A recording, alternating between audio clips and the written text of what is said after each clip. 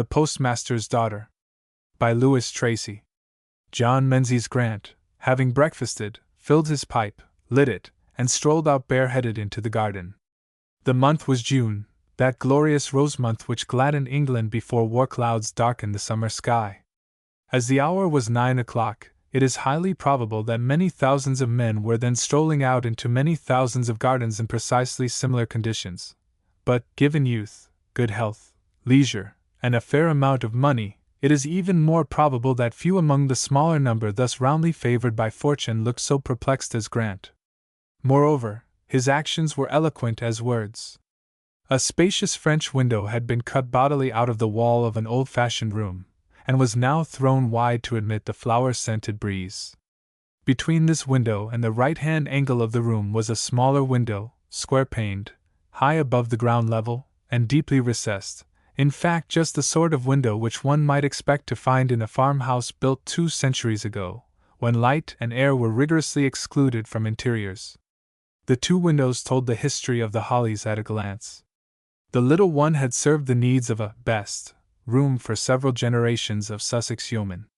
Then had come some iconoclast who hewed a big rectangle through the solid stonework, converted the oak-paneled apartment into a most comfortable dining room, built a new wing with a gable, changed a farmyard into a flower-bordered lawn, and generally played havoc with Georgian utility while carrying out a determined scheme of landscape gardening. Happily, the wrecker was content to let well enough alone after enlarging the house, laying turf, and planting shrubs and flowers. He found the Hollies a ramshackle place, and left it even more so, but with a new note of artistry and several unexpectedly charming vistas. Thus, the big double window opened straight into an irregular garden which merged insensibly into a sloping lawn bounded by a river pool. The bank on the other side of the stream rose sharply and was well wooded. Above the crest showed the thatched roofs or red tiles of Steinholm, which was a village in the time of William the Conqueror, and has remained a village ever since. Framed this picture in flowering shrubs, evergreens, a few choice firs, a copper beech, and some sturdy oaks shadowing the lawn, and the prospect on a June morning might well have let out into the open any young man with a pipe. But John Menzies Grant seemed to have no eye for a scene that would have delighted a painter. He turned to the light, scrutinized so closely a strip of turf which ran close to the wall that he might have been searching for a lost diamond, and then peered through the lowermost left-hand pane of the small window into the room he had just quitted. The result of this peeping was remarkable in more ways than one.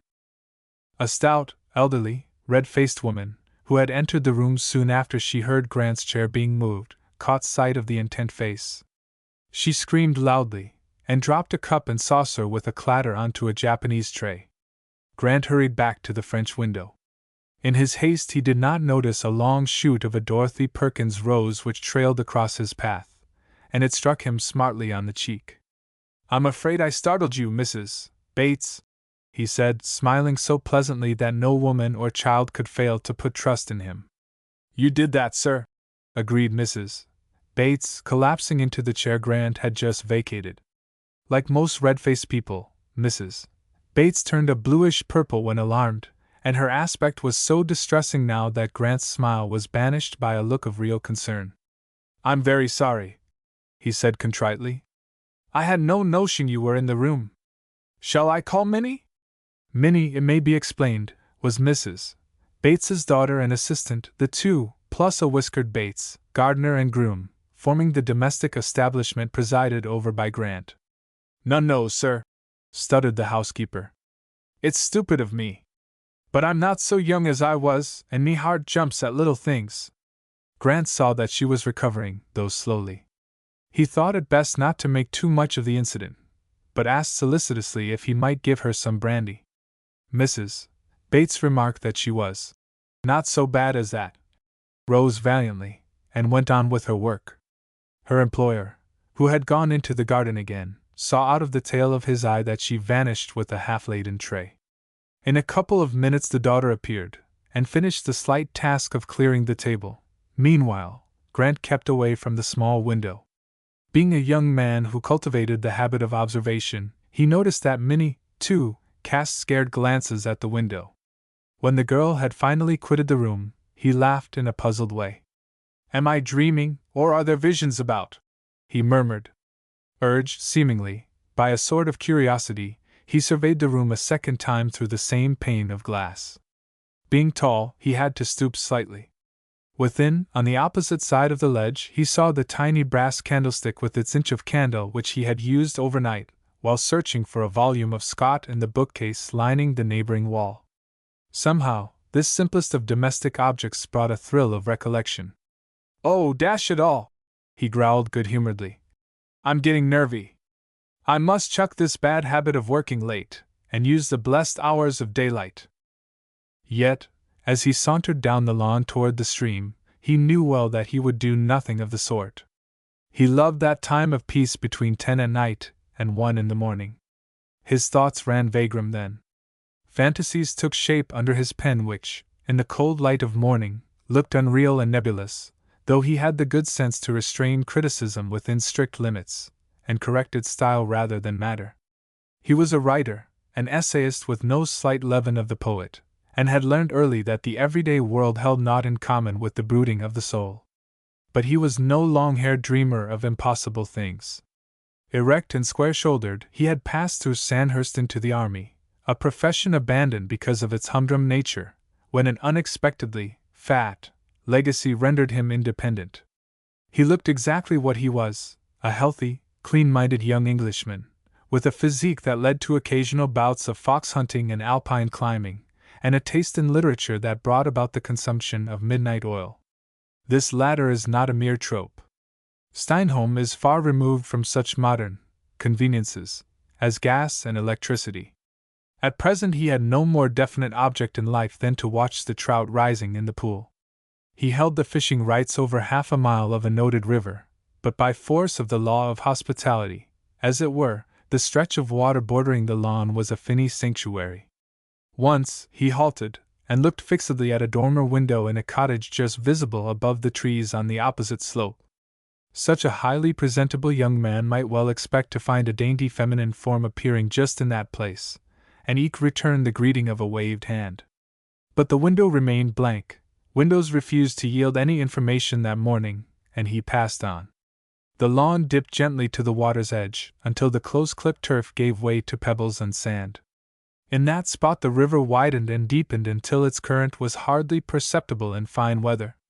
When the sun was in the west, the trees and roofs of Steinholm were so clearly reflected in the mirror of the pool that a photograph of the scene needed close scrutiny ere one could determine whether or not it was being held upside down. But the sun shone directly on the water now, so the shelving bottom was visible, and Grant's quick eye was drawn to a rope trailing into the depths, and fastened to an iron staple driven firmly into the shingle. He was so surprised that he spoke aloud. "What in the world is that?" he almost gasped.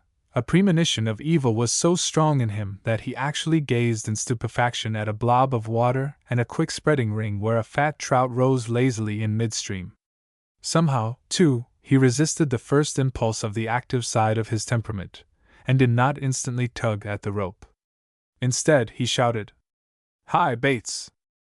An answering hail came from behind a screen of laurels on the right of the house. There lay the stables, and Bates would surely be grooming the cob which supplied a connecting link between the Hollies and the railway for the neighboring market town. Bates came, a sturdy block of a man who might have been hewn out of a Sussex oak. His face, hands, and arms were the color of oak, and he moved with a stiffness that suggested wooden joints.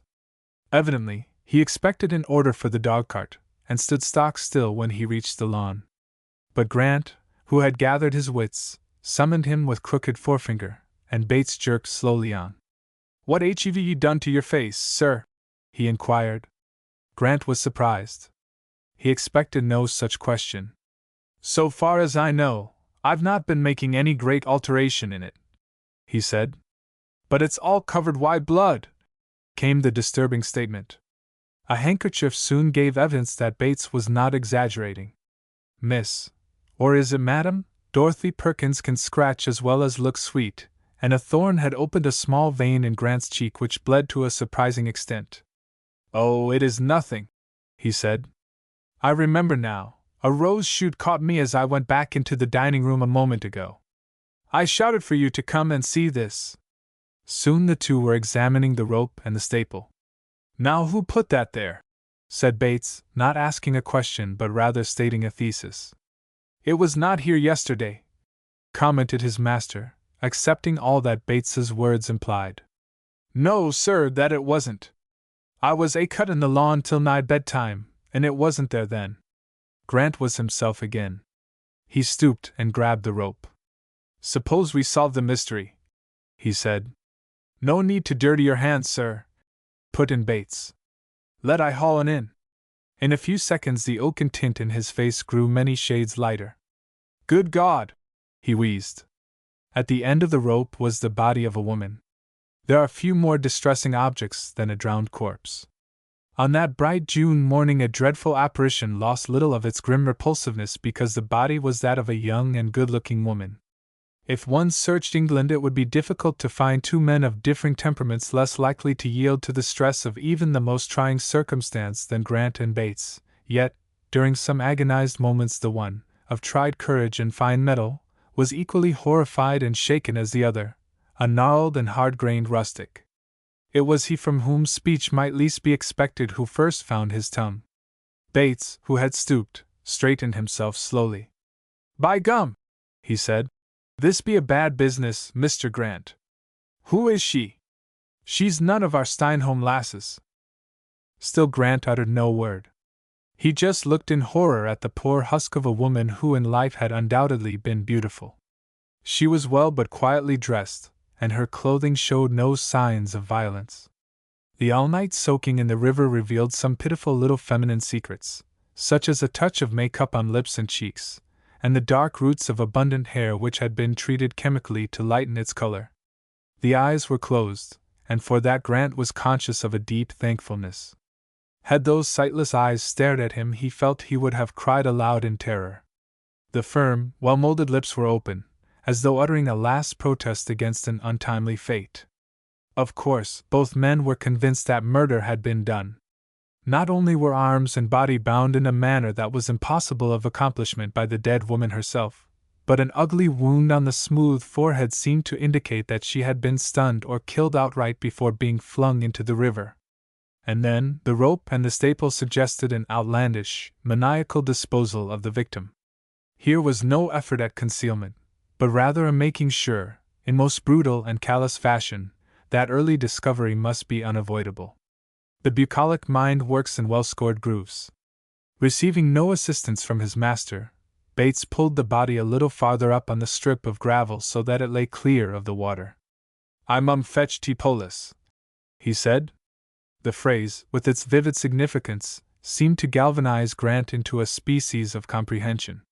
"Yes," he agreed, speaking slowly, as though striving to measure the effect of each word. "Yes, go for the police, Bates. This foul crime must be inquired into, no matter who suffers. Go now. But first bring a rug from the stable. You understand? Your wife, or Minnie, must not be told till later. They must not see. Mrs. Bates is not so well today." "Not so well!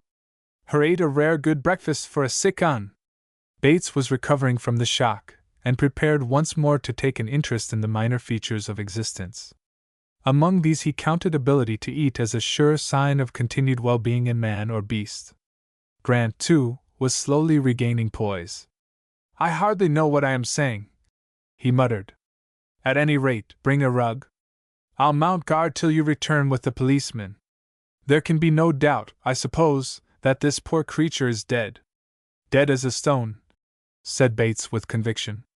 "Why, her's been in there hours," and he nodded toward the water. "Besides, if I knows anythink of a crack on T head, her were outed before she went into T river.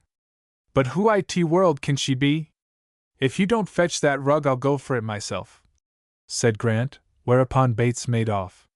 He was soon back again with a carriage rug, which Grant helped him to spread over the dripping body. Then he hastened to the village, taking a path that avoided the house.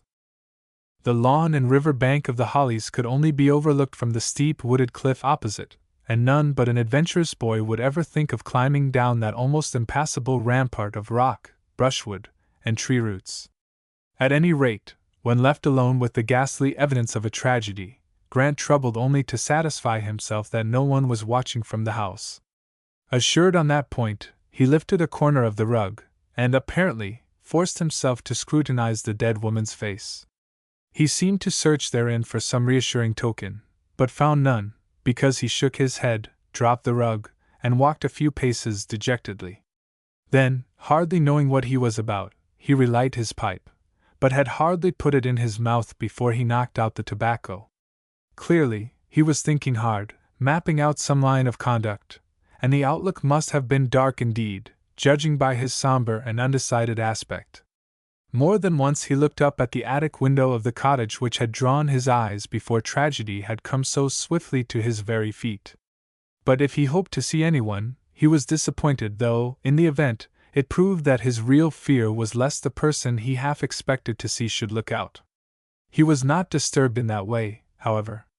Fish rose in the river, birds sang in the trees, a water wagtail skipped nimbly from rock to rock in the shallows, honey-laden bees hummed past to the many hives in the postmaster's garden. These were the normal sights and sounds of a June morning. That which was abnormal and almost grotesque in its horror lay hidden beneath the carriage rug. To and fro he walked in that trying vigil, carrying the empty pipe in one hand while, with the other, he dabbed the handkerchief at the cut on his face. He was aware of some singular change in the quality of the sunlight pouring down on lawn and river and trees. 5 minutes earlier it had spread over the landscape a golden bloom of the tint of champagne. Now it was sharp and cold, a clear, penetrating radiance in which colors were vivid and shadows black. He was in no mood to analyze emotions, or he might have understood that the fierce throbbing of his heart had literally thinned the blood in his veins and thus affected even his sight. He only knew that in this crystal atmosphere the major issues of life presented themselves with a new and crude force. At any rate, he made up his mind that the course suggested by truth and honor was the only one to follow, and that, in itself, was something gained. By the time Bates returned, accompanied by the village policeman, and 2 other men carrying a stretcher, Grant was calmer, more self-contained, than he had been since that hapless body was dragged from the depths. He was not irresponsive, therefore, to the aura of official importance which enveloped the policeman. He sensed a certain uneasiness in Bates.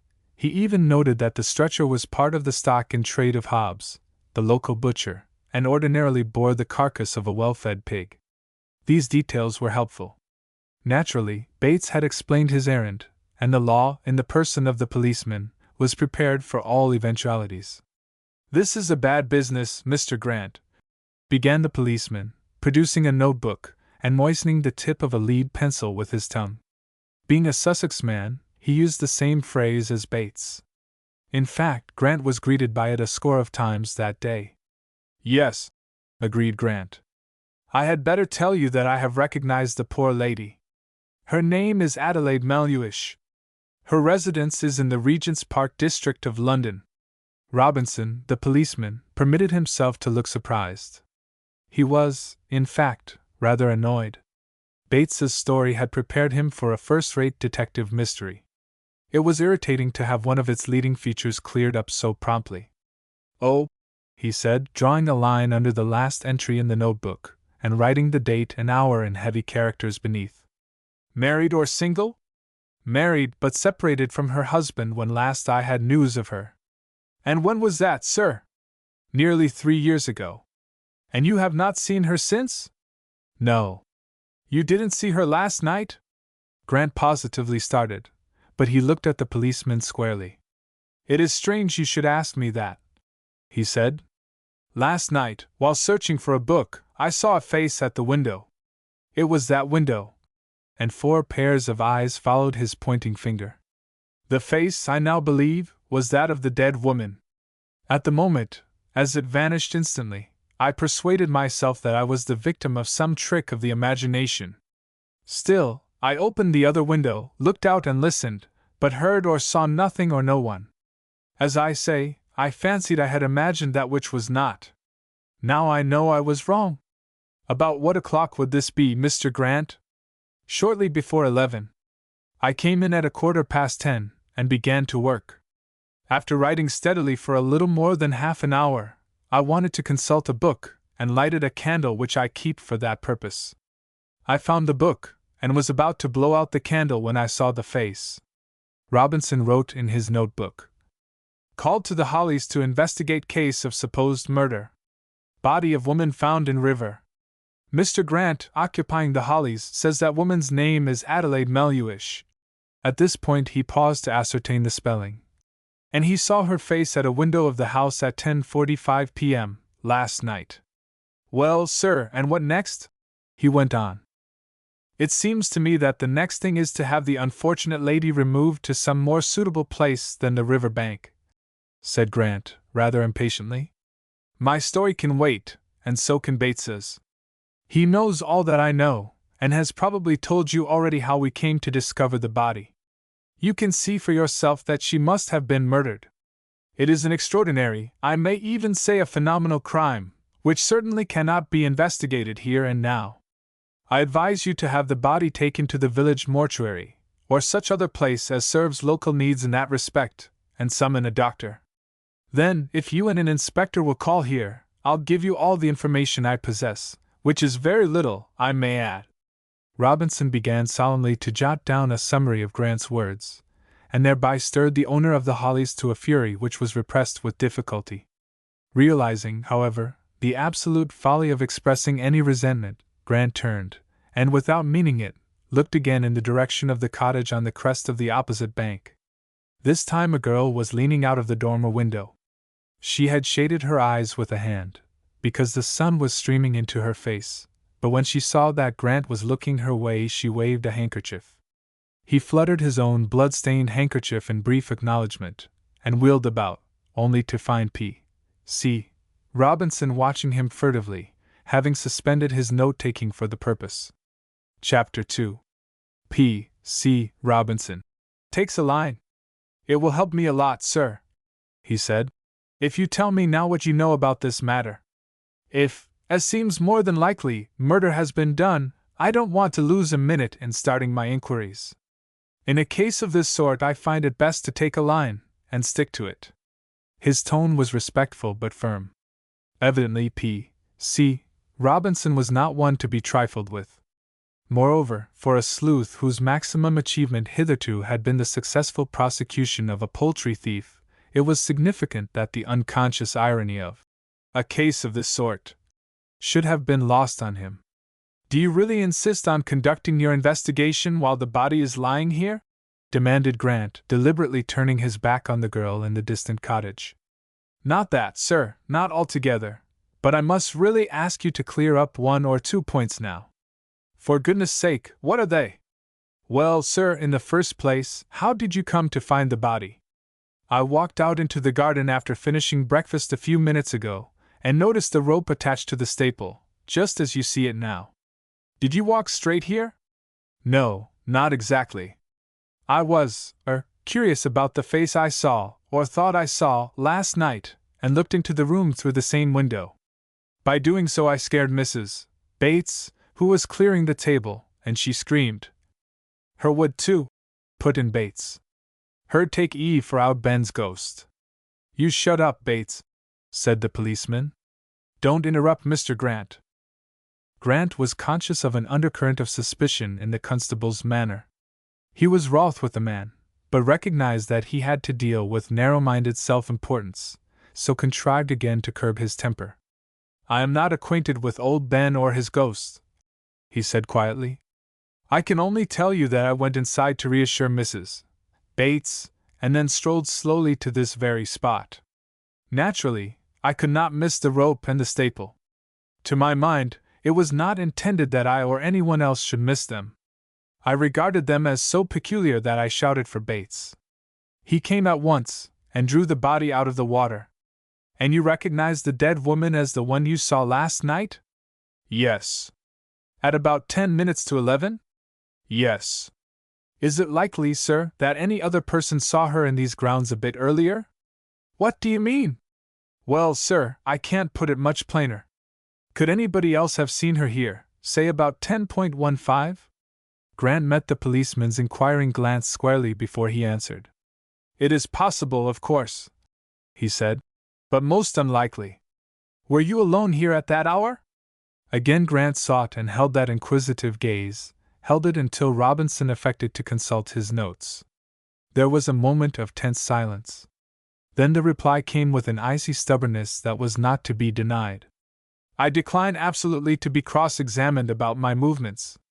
If you are unable or unwilling to order the removal of the body, I'll telegraph to the chief of police at Knowlesworth, and ask him to act. Further, I shall request Dr. Foxton to examine the poor lady's injuries.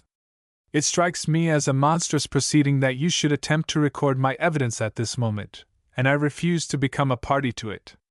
Now then, Robinson, stop your Sherlock Holmes work, and help me to lift this poor woman on to the stretcher, said Bates gruffly. The policeman's red face grew a shade deeper with annoyance, but he had the sense to avoid a scene. He was not popular in the village, and was well aware that the two rustics pressed into service as stretcher-bearers would joyfully retail the fact that he had been set down a peg or two by Mr. Grant. I'll do all that's necessary in that way, sir, he said stiffly. I suppose you have no objection to my skin if you noticed any strange footprints on the ground hereabouts? That was the first thing I looked for, both here and outside the window, the latter, of course, for another reason. I found none. These stones would show no signs. The ground is so dry that even the 5 men now present leave no traces, but I remember seeing in the bed of the stream certain marks which, unfortunately, were obliterated when Bates hauled the body ashore. They were valueless, however, shapeless indentations in the mud and sand. Were they wide apart or close together, sir? Quite irregular. No one could judge by the length of the stride whether they were made by the feet of a man or a woman, if that is what you have in mind, but really.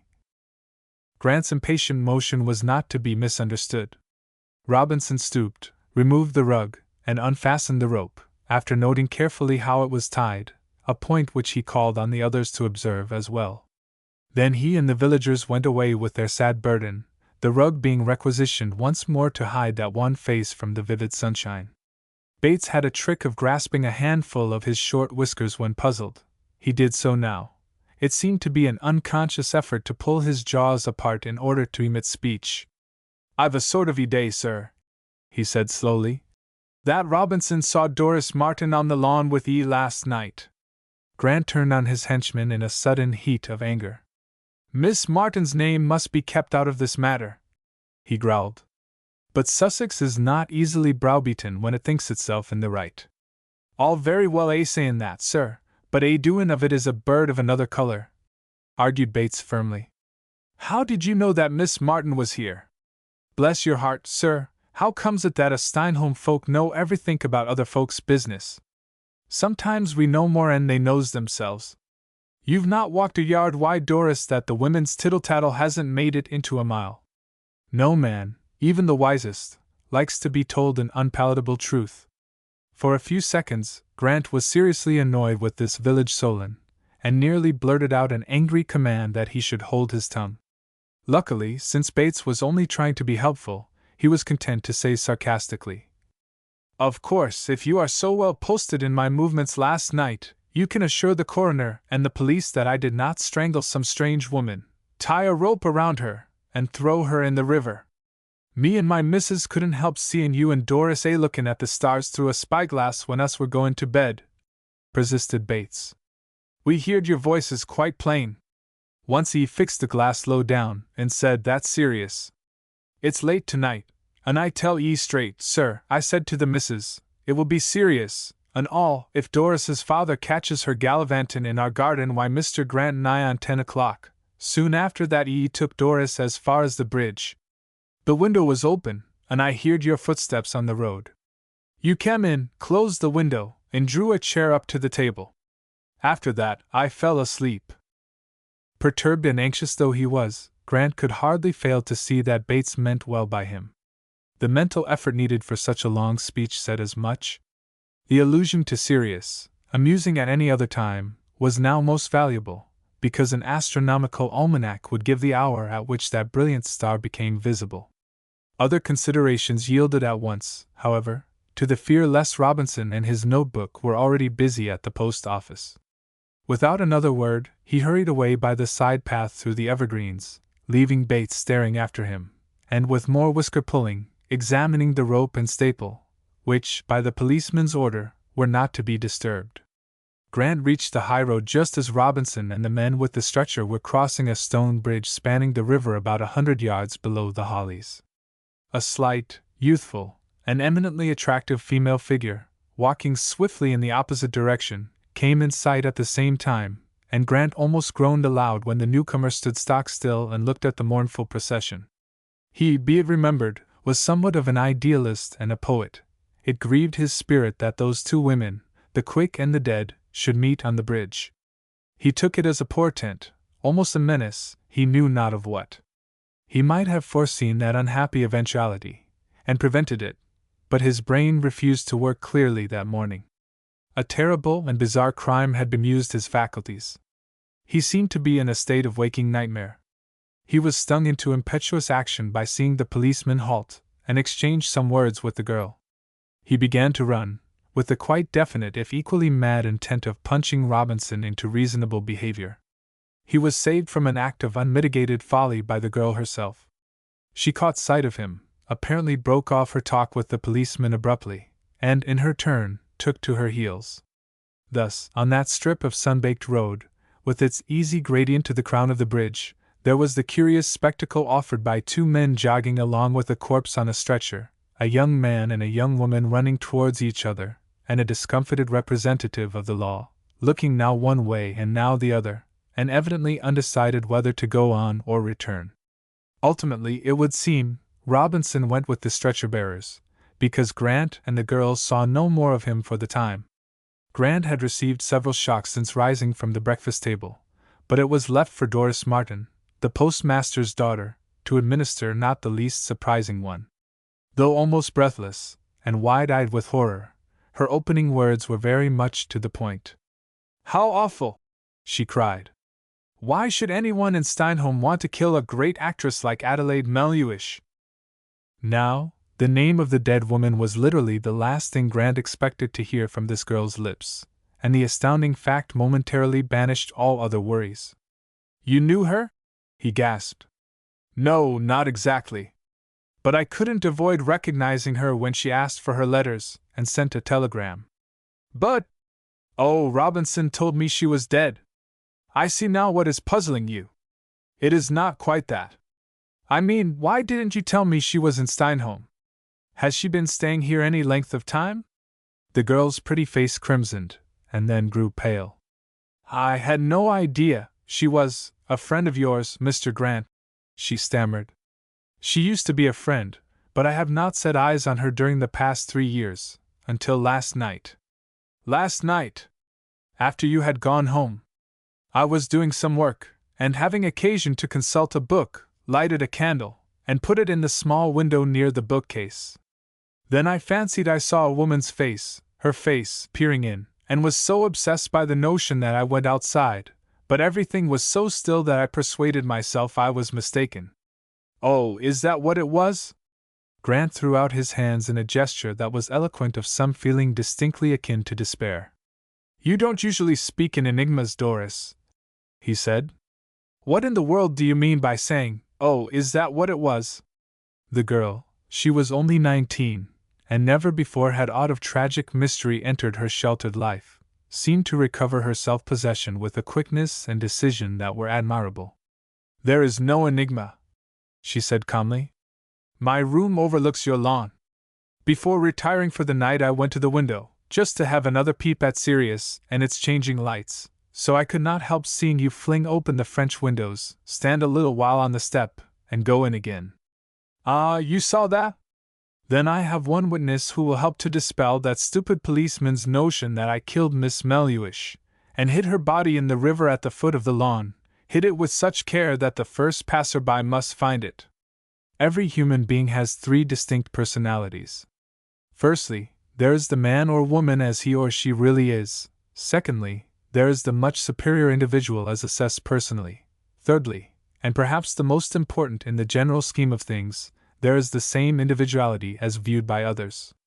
For an instant, the somewhat idealized figure which John Menzies Grant offered to a pretty and intelligent but inexperienced girl was in danger of losing its impressiveness, but since Grant was not only a good fellow but a gentleman, his next thought restored him to the pedestal from which, all unknowing, he had nearly been dethroned. "That is a nice thing to say," he cried, with a short laugh of sheer vexation. "Here am I regarding you as a first-rate witness in my behalf, whereas my chief worry is to keep you out of this ugly business altogether. Forgive me, Doris! Never before have I been so bothered. Honestly, I imagined I hadn't an enemy in the world, yet someone has tried deliberately to saddle me with suspicion in this affair. Not that I would give real heed to that consideration if it were not for the unhappy probability that, strive as I may, your name will crop up in connection with it. What sort of fellow is this police constable? Do you think he would keep his mouth shut if I paid him well?" Grant was certainly far from being in his normal state of mind, or he would have caught the tender gleam which lighted the girl's eyes when she understood that his concern was for her, not for himself. As it was, several things had escaped him during that brief talk on the sunlit road. On her part, Doris Martin was now in full control of her emotions, and she undoubtedly took a saner view of a difficult situation. "Robinson is a vain man," she said thoughtfully. "He will not let go the chance of notoriety given him by the murder of a well-known actress." "Was she really murdered?" "Robinson said so when I met him on the bridge." "I'm afraid he is justified in that belief, at any rate." "Well, Mr. Grant, what have we to conceal? I was in your garden at a rather late hour, I admit, but one cannot watch the stars by day, and a big telescope with its tripod is not easily carried about. Of course, Father will be vexed, because, as it happens, I did not tell him I was coming out. But that cannot be helped. As it happens, I can fix the time you opened your window almost to a minute, because the church clock had chimed the quarter just before you appeared." Grant, however, was not to be soothed by this matter-of-fact reasoning. "I am vexed at the mere notion of your name, and possibly your portrait, appearing in the newspapers," he protested. "Miss Melhuish was a celebrated actress. The press will make a rare commotion about her death. Look at the obvious questions that will be raised. What was she doing here? Why was she found in the river bordering the grounds of my house? Don't you see? I had to decide pretty quickly whether or not I would admit any previous knowledge of her. I suppose I acted rightly? Why hide anything, Mr. Grant? Surely it is always best to tell the truth." He looked into those candid blue eyes and drew from their limpid depths an element of strength and fortitude. "By Jove, Doris, small wonder if a jaded man of the world, such as I was when I came to Steinholm, found new faith and inspiration in friendship with you," he said gratefully. "But I am wool gathering all the time this morning, it would seem. Won't you come into the house? If we have to discuss a tragedy, we may as well sit down to it." "No," she said, with the promptitude of one who had anticipated the invitation. "I must hurry home. There are accounts to be made up. And Robinson and others will be telegraphing to Norworth and London. I must attend to all that, because Dad gets flustered if several messages are handed in at the same time. Come and have tea, then, about 4 o'clock. The ravens will have fled by then." "The ravens?" "The police, you dear child, and the reporters, and the photographers, the flock of weird fowl which gathers from all points of the compass when the press gets hold of what is called a first-rate story. By midday I shall be in the thick of it. But thank goodness, they will know nothing to draw them your way until the inquest takes place, and not even then if I can manage it. Don't mind me, Mr. Grant. You must not keep anything back on my account. I'll try and come at 4. But I may be very busy in the office. By the way, you ought to know. Miss Melhuish came here on Sunday evening. She arrived by the train from London. I happened to notice her as she passed in the Hare and Hounds bus. She took a room there, at the inn, I mean, and came to the post office twice yesterday. When I heard her name I recognized her at once from her photographs. And one more thing, I guess there was something wrong when I saw you, and Robinson, and Bates, and the other men standing near a body lying close to the river. That is why I came out. Now I really must go. Goodbye." She hastened away. Grant stood in the road and looked after her. Apparently she was conscious that he had not stirred, because, When she reached the bridge, she turned and waved a hand to him. She was exceedingly graceful in all her movements. She wore a simple white linen blouse and short white skirt that morning, with brown shoes and stockings which harmonized with the deeper tints of her Titian red hair. As she paused on the bridge for a second or two, silhouetted against the sky, she suggested to Grant's troubled mind the spirit of summer. Returning to the house by way of the main gate, which gave on to the highway, he bethought him of Mrs.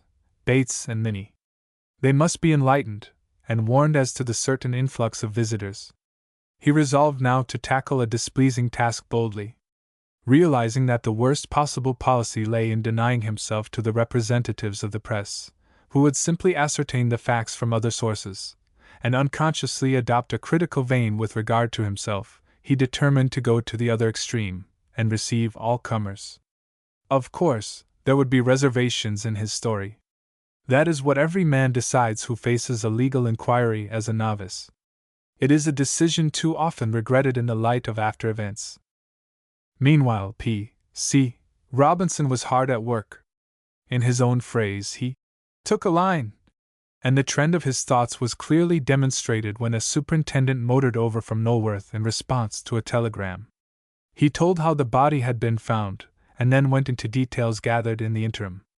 Miss Melhuish hadn't been in the village 5 minutes, he said, before she asked Mr. Tomlin, landlord of the Hare and Hounds, where the Hollies was, and how long Mr. Grant had lived in the village.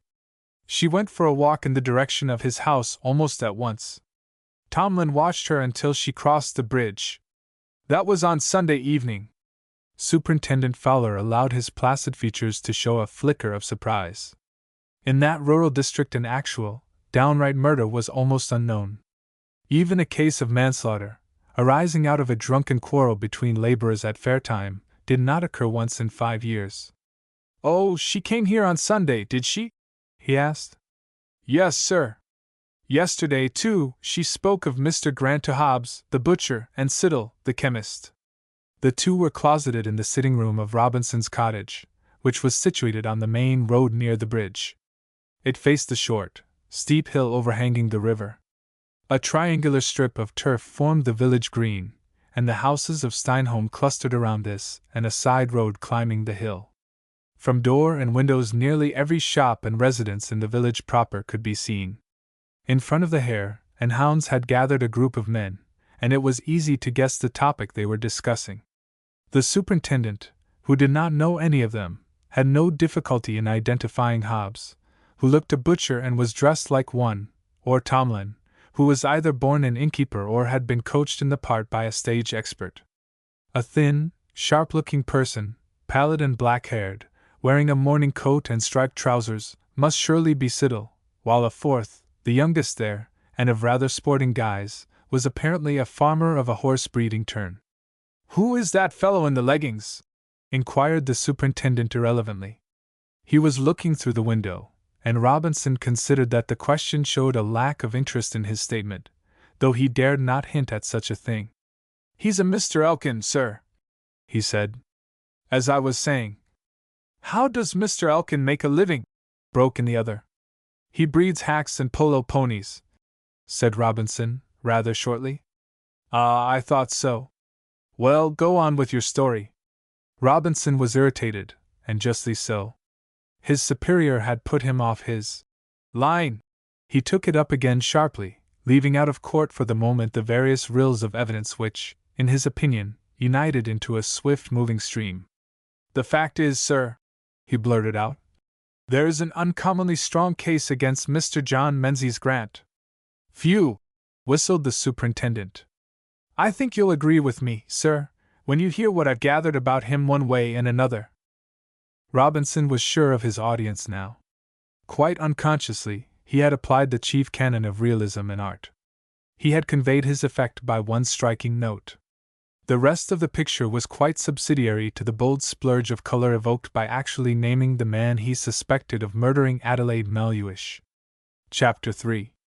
The Gathering Clouds. Thus it befell that Grant was not worried by officialdom until long after his housekeeper and her daughter had recovered from the shock of learning that they were, in a sense, connected at first hand with a ghastly and sensational crime. Like Bates and their employer, either Mrs. Bates nor Minnie had heard or seen anything overnight which suggested that a woman was being foully done to death in the grounds attached to the house. As it happened, Minnie's bedroom, as well as that occupied by her parents, overlooked the lawn and river. Grant's room lay in a gable which commanded the entrance. He had chosen it purposely because it faced the rising sun. The other members of the household, therefore, though in bed, had quite as good an opportunity as he, working in the dining room beneath, of having their attention drawn to sounds disturbing the peace of the night in a quiet and secluded spot. Moreover, none of them was asleep. Minnie Bates, in particular, said that the grandfather's clock in the hall struck 12 before she could close an eye. At last, just as Grant was rising from an almost untasted luncheon, Mrs. Bates, with a voice of scare, announced, "The police," and P.C. Robinson introduced Superintendent Fowler. This time Grant did not resent questions. He expected them, and had made up his mind to give full and detailed answers. Of course, the finding of the body was again described minutely. The superintendent, a man of experience, one whose manner was not fox-like and irritating like his subordinates, paid close attention to the face at the window. "There seems to be little room for doubt that Miss Maluish did enter your grounds about 11:15 last night," he said thoughtfully. "You recognized her at once, you say?" "I imagined so. Until this horrible thing became known, I had persuaded myself that the vision was a piece of sheer hallucination. Let us assume that the lady actually came here, and looked in. Evidently, her face was sufficiently familiar that you should know instantly who this unusual visitor was. I understand, though, that you had not the least notion she was staying in Steinholm?" "Not the least." "How long ago is it since you last saw her?" "Nearly 3 years." "You were very well acquainted with her then, or you could not have glanced up from your table, seen someone staring at you through a window, and said to yourself, as one may express it, 'That is Adelaide Maluish.' We were so well acquainted that I asked the lady to be my wife." "Ah," said the superintendent. His placid, unemotional features, however, gave no clue to his opinions. Not so P.C. Robinson, who tried to look like a judge, whereas he really resembled a bull terrier who has literally, not figuratively, smelt a rat. Despite his earlier good resolutions, Grant was horribly impatient of this inquisition. He admitted that the superintendent was carrying through an unpleasant duty as inoffensively as possible, but the attitude of the village policeman was irritating in the extreme. Nothing would have tended so effectively to relieve his surcharged feelings as to supply P.C. Robinson then and there with ample material for establishing a charge of assault and battery. "That is not a remarkable fact, if regarded apart from today's tragedy," he said, and there was more than a hint of soul-weariness in his voice. "Miss Maluish was a very talented and attractive woman. I first met her as the outcome of a suggestion that one of my books should be dramatized, a character in the novel being deemed eminently suitable for her special role on the stage. The idea came to nothing. She was appearing in a successful play at the time, and was rehearsing its successor. Meanwhile, I fell in love with her, I suppose, and she certainly encouraged me in the belief that she might accept me. I did eventually propose marriage. Then she told me she was married already. It was a painful disillusionment, at the time. I only saw her, to speak to, once again." "Did she reveal her husband's name?" "Yes, a Mr. Ingerman." The superintendent looked grave. That was a professional trick of his. He had never before in his life heard of Mr. Ingerman, but encouraged the notion that this gentleman was thoroughly, and not quite favorably, known to him. Sometimes it happened that a witness, interpreting this sapient look by the light of his or her personal and intimate knowledge, would blurt out certain facts, good or bad as the case might be, concerning the person under discussion. But Grant remained obstinately silent as to the qualities of this doubtful Ingerman, so Mr. Fowler scribbled the name in a notebook, and was particular as to whether it ended in one N or two. Still, he carried other shots in his locker. In fact, Mr. Fowler, had he taken in youth to nicer legal subtleties than handcuffs and summonses, would have become a shrewd lawyer. "We'll leave Mr. Ingerman for the moment," he said, implying, of course, that on returning to him there might be revelations. I gather that you and Miss Melhuish did not agree, shall I put it, as to the precise bearing of the marriage tie on your love affair? I'm afraid I don't quite follow your meaning. And Grant's tone stiffened ominously, but his questioner was by no means abashed. I have no great acquaintance with the stage or its ways, but I have always understood that divorce proceedings among theatrical folk were, shall we say, more popular than in the ordinary walks of life, said Mr. Fowler. Grant's resentment vanished. The superintendent's calm method, his interpolated apologies, as it were, for applying the probe, were beginning to interest him. Your second effort is more successful, Superintendent, he said dryly. Miss Melhuish did urge me to obtain her freedom. It was, she thought, only a matter of money with Mr. Ingerman, and she would be given material for a divorce. Ah, murmured Fowler again, as though the discreditable implication fitted in exactly with the life history of a noted scoundrel in a written dossier then lying in his office. You objected, may I suggest, to that somewhat doubtful means of settling a difficulty?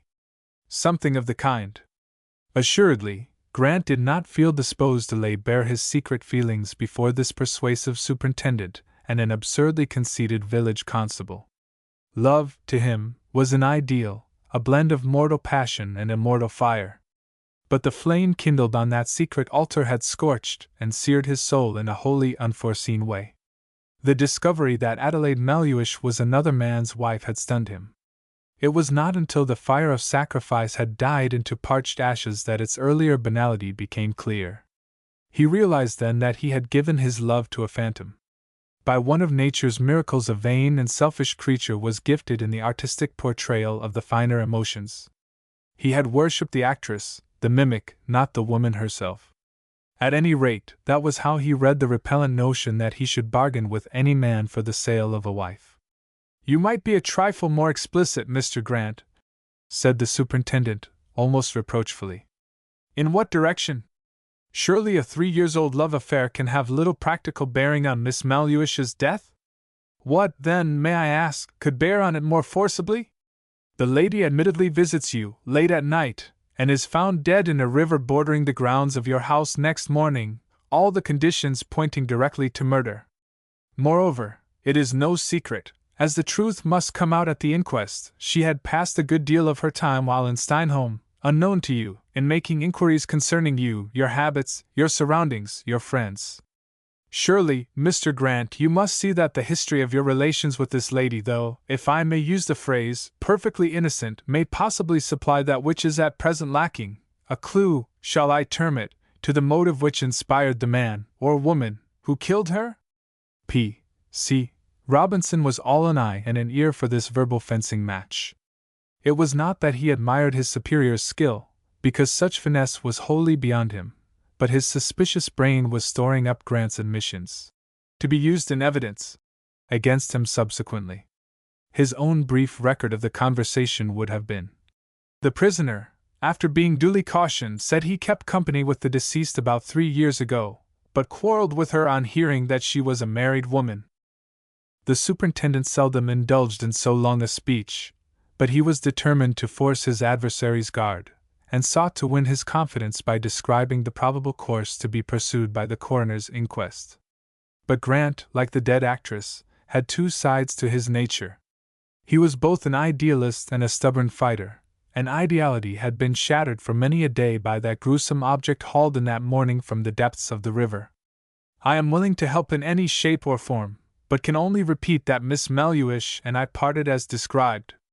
I should add that I have never, to my knowledge, met her husband. He may be dead. Possibly. You may know more about him than I.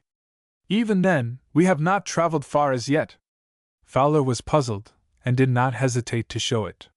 He believed, not without reasonable cause, that this young man was concealing some element in the situation which might prove helpful in the quest for the murderer. He resolved to strike off along a new track.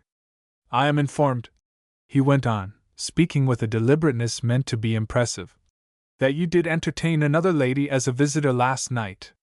Grant allowed his glance to dwell on Robinson for an instant. Hitherto he had ignored the man. Now he surveyed him as if he were a viper.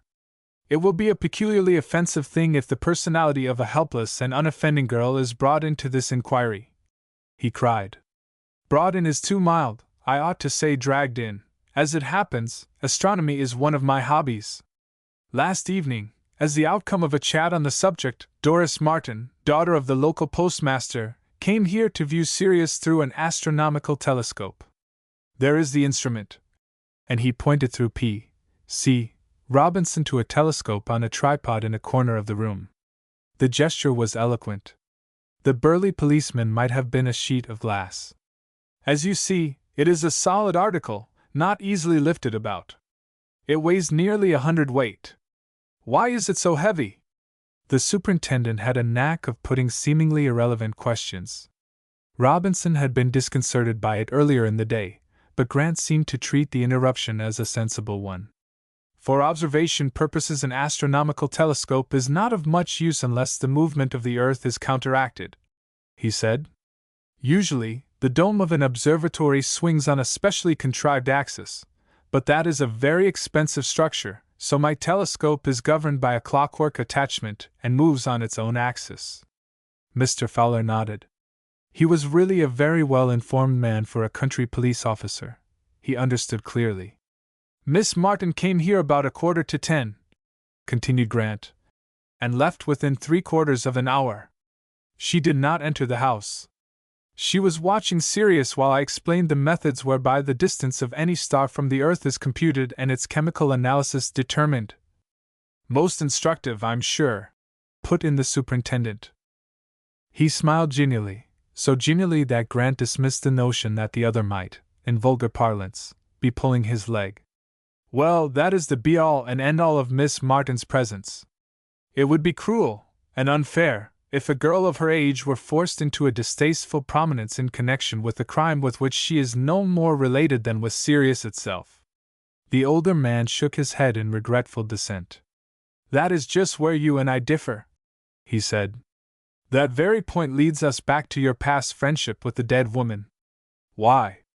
Surely you see, Mr. Grant, that Miss Melhuish might be, probably was, watching your stargazing, especially as your pupil chanced to be, shall I say, a remarkably attractive young lady. No. For Grant's anger was unmistakable. It does no good to blaze out in protest. An unhappy combination of circumstances must be faced candidly. Here are you and a pretty girl together in a garden at a rather late hour, and a woman whom you once wanted to marry spying on you, in all likelihood. I've met a few coroner's juries in my time, and not one of them but would deem the coincidence strange, to put it mildly. What in heaven's name are you driving at? You must not impute motives, sir. I am seeking them, not supplying them. But what am I to say? Perhaps you will now tell me just how Miss Melhuish and you parted. The fencers were coming to close quarters. Even P.C. Robinson had to admit that his boss had cornered the suspect rather cleverly. Grant realized that there was no room for squeamishness in this affair. If he did not speak out now, his motives might be woefully misunderstood. We parted in wrath and tears, he said sadly. Miss Melhuish could not, or did not, appreciate my scruples. She professed to be in love with me. She even went so far as to threaten suicide. I hardly believed in her sincerity, but thought it advisable to temporize, and asked for a few days' delay before we came to a final decision. We met again, as I have said, and discussed matters in calmer mood. Ultimately, she professed agreement with my point of view, and we parted, ostensibly to remain good friends, but really to separate forever. Thank you. That's better. What was your point of view, Mr. Grant? Surely I have made it clear. I could not regard my wife as purchasable. The proposed compact was, I believe, illegal. But that consideration did not sway me. I had been dreaming, and thought I was roaming in an enchanted garden. I awoke, and found myself in a morass. The superintendent nodded again. Singularly enough, Grant's somewhat high-flown simile appeared to satisfy his craving for light. Do you mind telling me, is there another woman? He demanded, with one of those rapid transitions of topic in which he excelled. No, said Grant. You see what I am aiming at. Let us suppose that Miss Maluish never, in her own mind, abandoned the hope that some day the tangle would straighten itself. Women are constituted that way.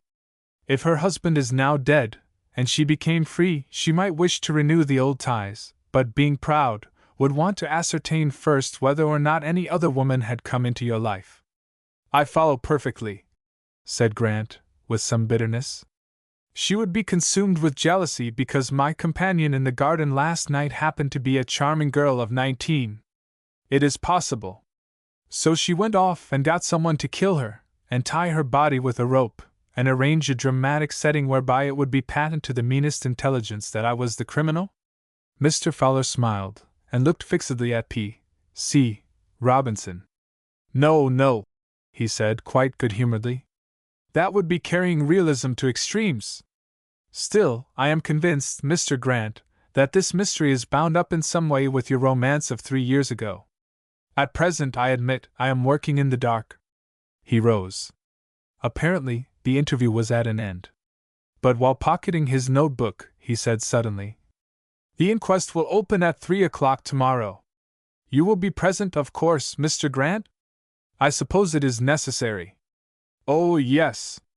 You found the body, you know. Besides, you may be the only person who can give evidence of identity. In fact, you and the doctor will be the only witnesses called. Dr. Foxton? Yes. Has he made a post-mortem? He is doing so now. You see, there is clear indication that this unfortunate lady was struck a heavy blow, perhaps killed, before she was put in the river. Good heavens! Somehow, I was so stunned that I never thought of looking for signs of any injury of that sort. Grant's horror-stricken air was so spontaneous that it probably justified the severe test of that unexpected disclosure. He was so unnerved by it that the 2 policemen had gone before he could frame another question. Once they were in the open road, and well away from the Hollies, Robinson ventured to open his mouth. He's a clever one, is Mr. Grant, he said meaningly. You handled him a bit of all right, sir, but he didn't tell you everything he knew, not by long chalks. The superintendent walked a few yards in silence. Even when he spoke, his gaze was introspective, and seemed to ignore his companion. I'm inclined to agree with you, Robinson, he said, speaking very slowly. We have a big case in our hands, a very big case. We must tread warily. You, in particular, mixing with the village folk, should listen to all but say nothing. Don't depend on your memory. Write down what you hear and see. People's actual words, and the exact time of an occurrence, often have an extraordinarily illuminating effect when weighed subsequently. But don't let Mr. Grant think you suspect him. There is no occasion for that, yet. Mr. Fowler could be either blunt or cryptic in speech at will. In one mood he was the straightforward, outspoken official, in another the potential lawyer. P.C. Robinson, though unable to describe his chief's erratic qualities, was unpleasantly aware of them. He was not quite sure, for instance, whether the superintendent was encouraging or warning him, but being a dogged person, resolved to take his own line and stick to it. Grant passed a distressful day. Work was not to be thought of, and reading was frankly impossible. His mind dwelt constantly on the tragedy which had come so swiftly and completely into his ordered life. He could not wholly discard the nebulous theory suggested by Superintendent Fowler, but the more he surveyed it the less reasonable it seemed. The one outstanding fact in a chaos of doubt was that someone had deliberately done Adelaide Maluish to death. The murderer had been actuated by a motive. What was that motive? Surely, in a place like Steinholm no man could come and go without being seen, and the murderer must be a stranger to the district, because it was ridiculous to imagine that he was one of the residents. Yet that was exactly what a Dunderhead policeman believed. P.C.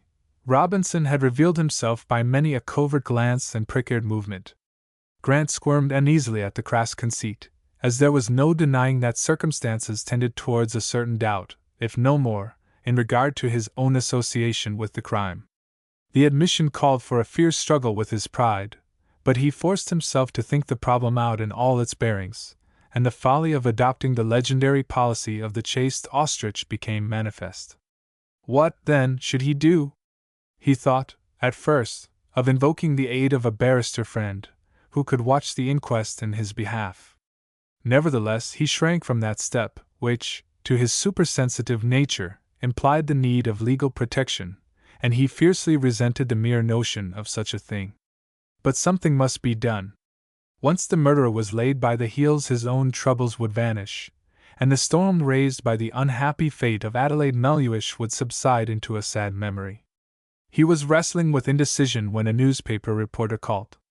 Grant received the journalist promptly, and told him all the salient facts, suppressing only the one-time prospect of a marriage between himself and the famous actress. The reporter went with him to the river, and scrutinized the marks, now rapidly becoming obliterated, of the body having been drawn ashore. The rope and iron staple, I understand, were taken from the premises of a man who lets boats for hire on the dam 1/4 away, he said casually. Grant was astounded at his own failure to make any inquiry whatsoever concerning this vital matter. He laughed grimly. You can imagine the state of my mind, he said, when I assure you that, until this moment, it never occurred to me even to ask where these articles came from or what had become of them. I can sympathize with you, said the journalist. A brutal murder seems horribly out of place in this environment. It is a mysterious business altogether. I wonder if Scotland Yard will take it up. Grant surprised him by clapping him on the back. By Jove, my friend, the very thing! Of course, such an investigation requires bigger brains than our local police are endowed with. Scotland Yard must take it up. I'll wire there at once. If necessary, I'll pay all expenses. The newspaper man had his doubts. The Yard, he said, acted in the provinces only if appealed to by the authorities directly concerned. But Grant was not to be stayed by a trifle like that. He hurried to the post office, hoping that Doris Martin might walk back with him. The girl and her father were busy behind the counter when he entered. He noticed that Doris was rather pale. She was about to attend to him, but Mr. Martin intervened. It struck Grant that the postmaster was purposely preventing his daughter from speaking to him. For some inexplicable reason, he felt miserably tongue-tied, and was content to write a message to the Chief Commissioner of Police, London, asking that a skilled detective should be sent forthwith to Steinholm. Mr. Martin read it gravely, stated the cost, and procured the requisite stamps. In the event, Grant quitted the place without exchanging a word with Doris, while her father, usually a chatty man, said not a syllable beyond what was barely needed. As he passed down the hill and by the side of the green, he was aware of being covertly watched by many eyes. He saw P.C. Robinson peering from behind a curtained window. Siddle, the chemist, came to the shop door and looked after him. Hobbs, the butcher, ceased sharpening a knife and gazed out. Tomlin, landlord of the Hare and Hounds Inn, surveyed him from the snug. These things were not gracious. Indeed, they were positively maddening. He went home, gave an emphatic order that no one, except Miss Martin, if she called, was to be admitted, and savagely buried himself in a treatise on earth tides. But that day of events had not finished for him yet. He had, perforce, eaten a good meal, and was thinking of going to the post office in order to clear up an undoubted misapprehension in Mr. Martin's mind, when Minnie Bates came with a card.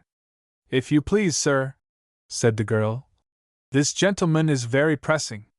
He says he's sure you'll give him an interview when you see his name." So Grant looked and read. Mr. Isidore G. Ingerman, Prince's Chambers, London, W. Chapter 4.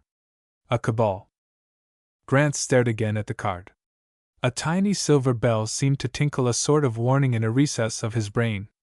The name was not engraved in copperplate, but printed in heavy type. Somehow, it looked ominous. His first impression was to bid Minnie send the man away.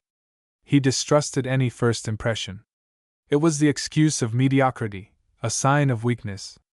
Moreover, why shouldn't he meet Isidore G. Ingerman? "Show him in," he said, almost gruffly, thus silencing shy intuition, as it were. He threw the card on the table. Mr. Ingerman entered. He did not offer any conventional greeting, but nodded or bowed. Grant could not be sure which form of salutation was intended, because the visitor promptly sat down, uninvited. Minnie hesitated at the door. Her master's callers were usually cheerful bohemians, who chatted at sight. Then she caught Grant's eye, and went out, banging the door in sheer nervousness. Still Mr. Ingerman did not speak. If this was a pose on his part, he erred. Grant had passed through a trying day, but he owned the muscles and nerves of an alpine climber, and had often stared calmly down a wall of rock and ice which he had just conquered, when the least slip would have meant being dashed to pieces 2,000 feet below. There was some advantage, too, in this species of stage wait. It enabled him to take the measure of Adelaide Melhuish's husband, if, indeed, the visitor was really the man he professed to be. At first sight, Isidore G. Ingerman was not a prepossessing person. Indeed, it would be safe to assume that if, by some trick of fortune, he and not Grant were the tenant of the Hollies, P.C. Robinson would have haled him to the village lockup that very morning. It was not that he was villainous-looking, but rather that he looked capable of villainy. He was a tall, slender, rather stooping man, with a decidedly well-molded, if hawk-like, face.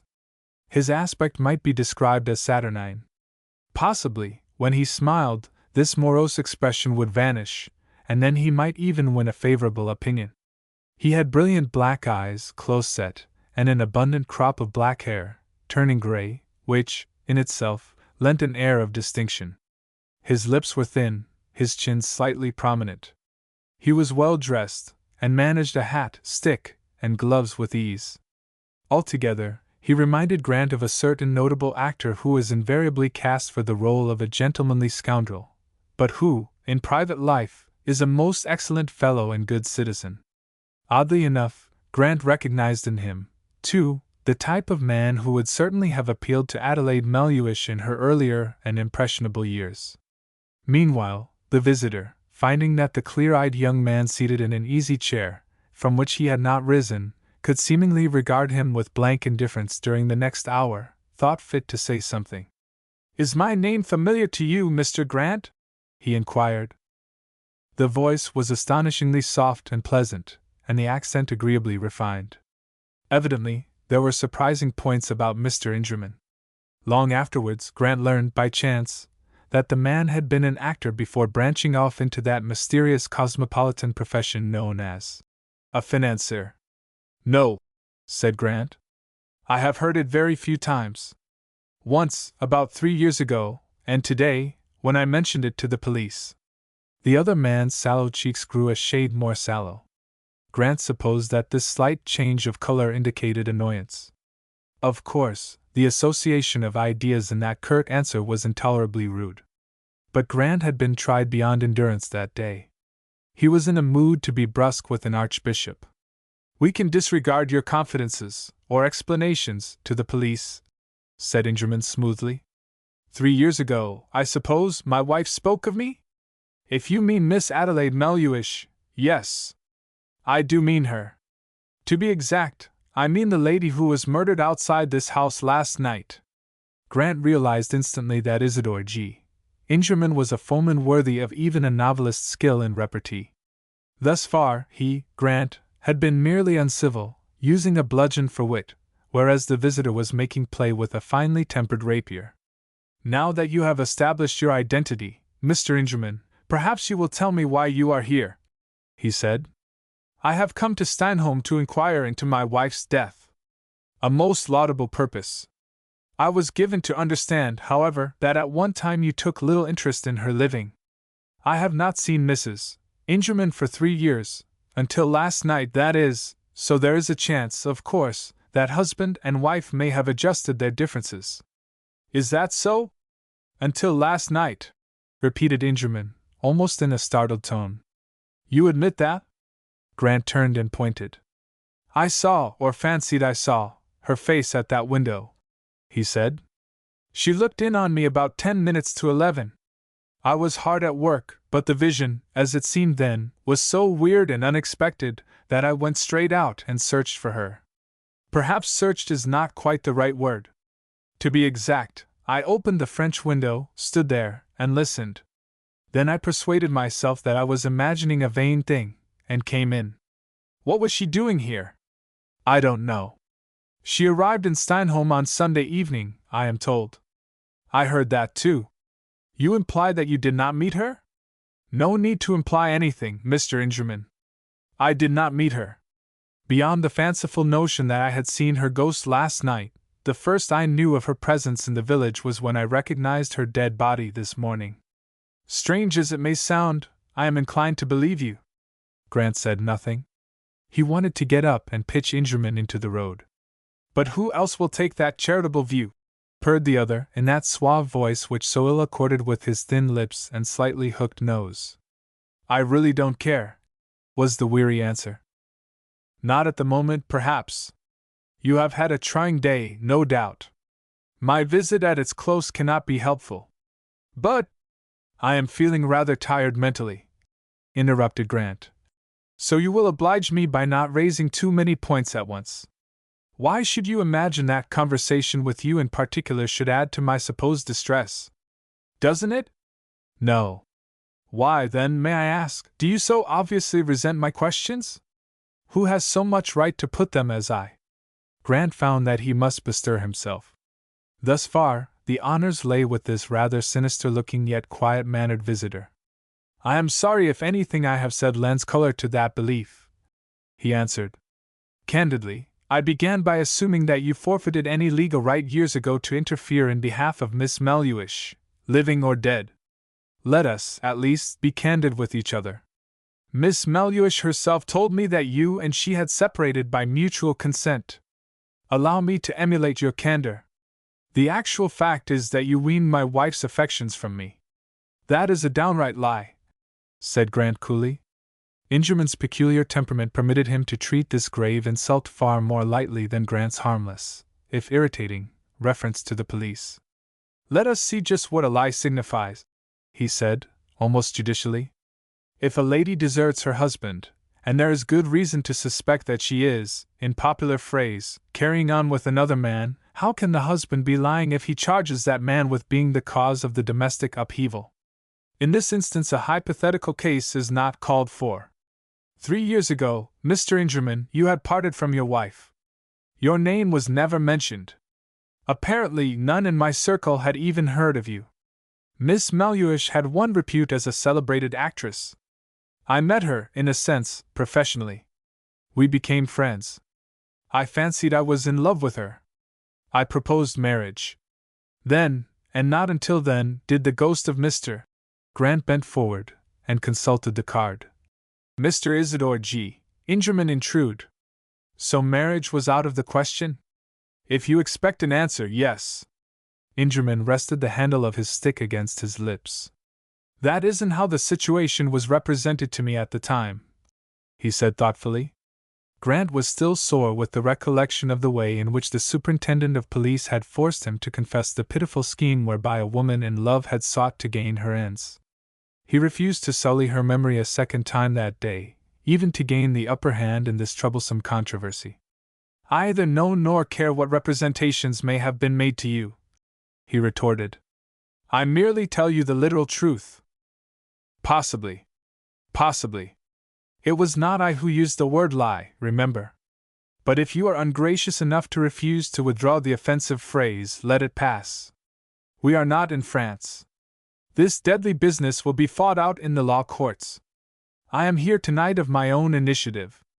I thought it only fair and reasonable that you and I should meet before we are brought face to face at a coroner's inquest, and it may be, in an assize court. No, no, Mr. Grant.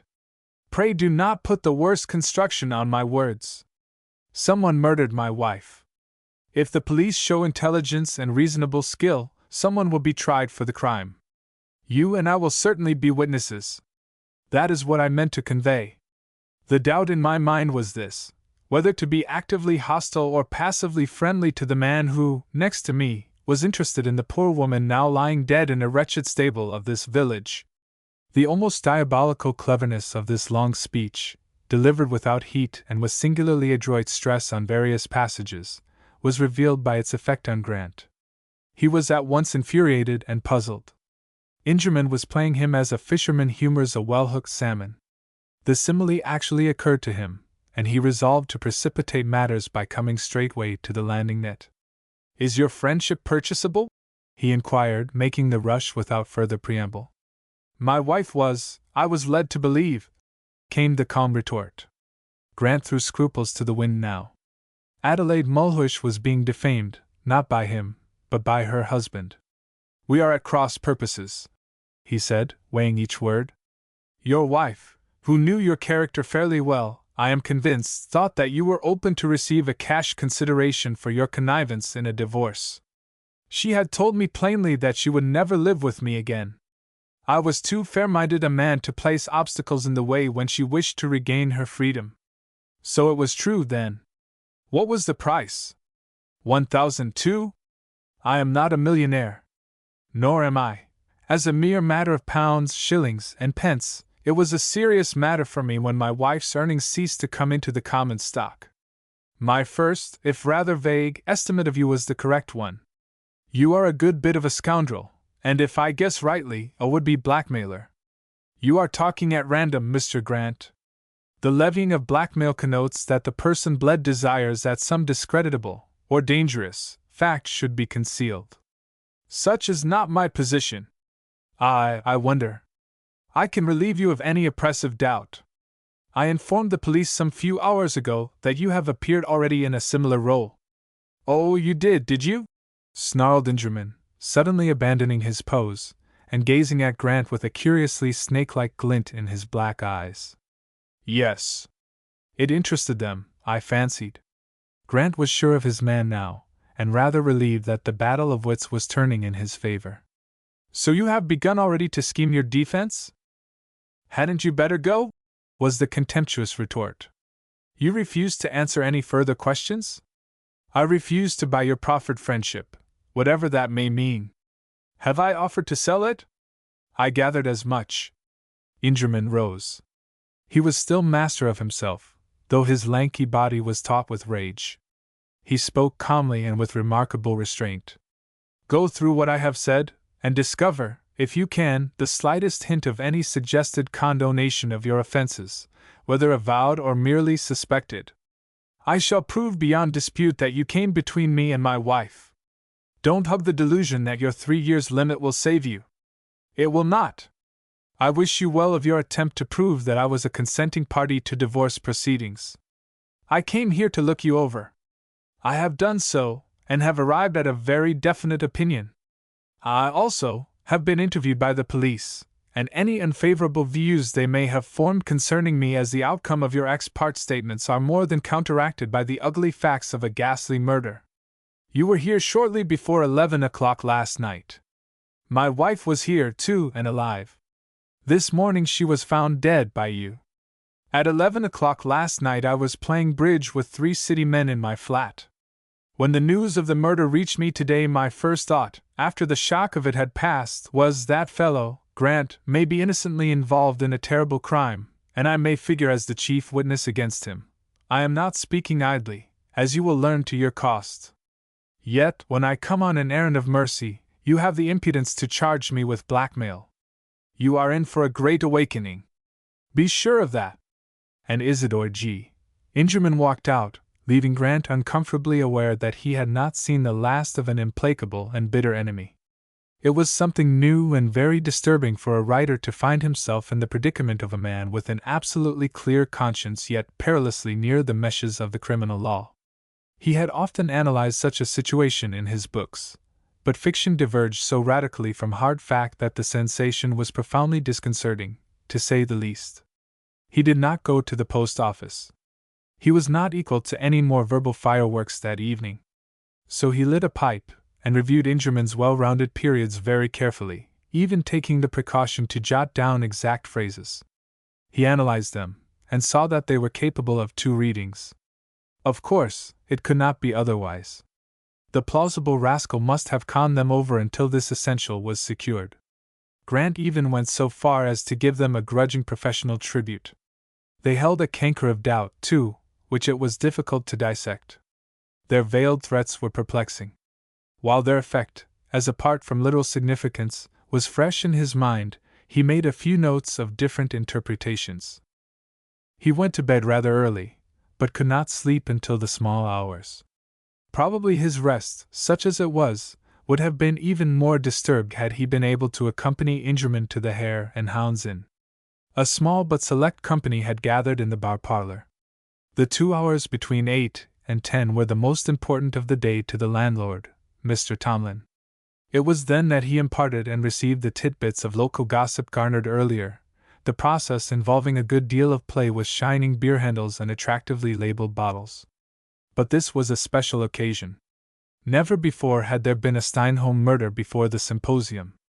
Hitherto, such a gruesome topic was supplied, for the most part, by faraway London. Tonight the eeriness and dramatic intensity of a notable crime lay at the very doors of the village. So Tomlin was more portentous than usual. Hobbs, the butcher, more assertive, Elkin, the sporty breeder of polo ponies, more inclined to lay odds on any conceivable subject, and Siddle, the chemist, a reserved man at the best, even less disposed to voice a definite opinion. Elkin was about 25 years of age, Siddle looked younger than his probable 35 years, while the others were on the stout and prosperous line of 50. They were discussing the murder, of course, when Ingerman entered, and ordered a whiskey and soda. Instantly there was dead silence. Looks and furtive winks were exchanged. There had been talk of a detective being employed. Perhaps this was he. Mr. Tomlin knew the stranger's name, as he had taken a room, but that was the extent of the available information. "A fine evening, sir," said Tomlin, drawing a cork noisily. "Looks as though we were in for a spell o' settled weather." "Yes," agreed Ingerman, summing up the conclave at a glance. "Somehow, such a lovely night ill accords with the cause of my visit to Steinholm." "Indeed, sir? Well, you and these other gentlemen may judge for yourselves. It will be no secret tomorrow. I am the husband of the lady who was found in the river outside Mr. Grant's residence this morning. Sensation, as the descriptive reporters put it. Mr. Tomlin was dumbly but unanimously elected chairman of the meeting, and was vaguely aware of his responsibilities. He drew himself a fresh glass of bitter. "You don't tell me, sir!" he gasped. "Well, the day. The poor lady's letters were addressed to Miss Adelaide Melhuish. Perhaps you don't know, sir, that she stayed here?" "Oh, yes. I was told that by the local police constable. Have I, by any chance, been given her room?" "No, sir. Not likely. It's locked, and the police have the key till the inquest is done with. As for the name," explained Ingerman in his suave voice, "that was a mere stage pseudonym, an adopted name. My wife was a famous actress, and there is a sort of tacit agreement that a lady in the theatrical profession shall be known to the public as Miss rather than Mrs." "Well, there!" wheezed Tomlin. "Who'd ever ha' thought it?" The landlord was not quite rising to the occasion. He was, in fact, stunned by these repeated shocks. So Hobbs took charge. "It's a sad errand you're on, sir," he said. "Death comes to all of us, man and beast alike, but it's a terrible thing when a lady like Mrs. Ingerman is my name, but my wife will certainly be alluded to by the press as Miss Melhuish.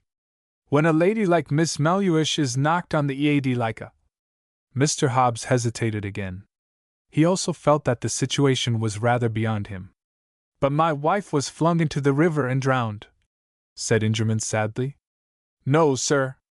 She was killed first. It was a brutal business, so I'm told." "Do you mean that she was struck, her skull battered?" came the demand, in an odd and soul-thrilling whisper. "Yes, sir. And the worst thing is, none of us can guess who could ha' done it. Lay your 5 quid to one, Hobbs, that the police cop the scoundrel afore this day fortnight," cried Elkin noisily. Then Mr. Siddle put in a mild word.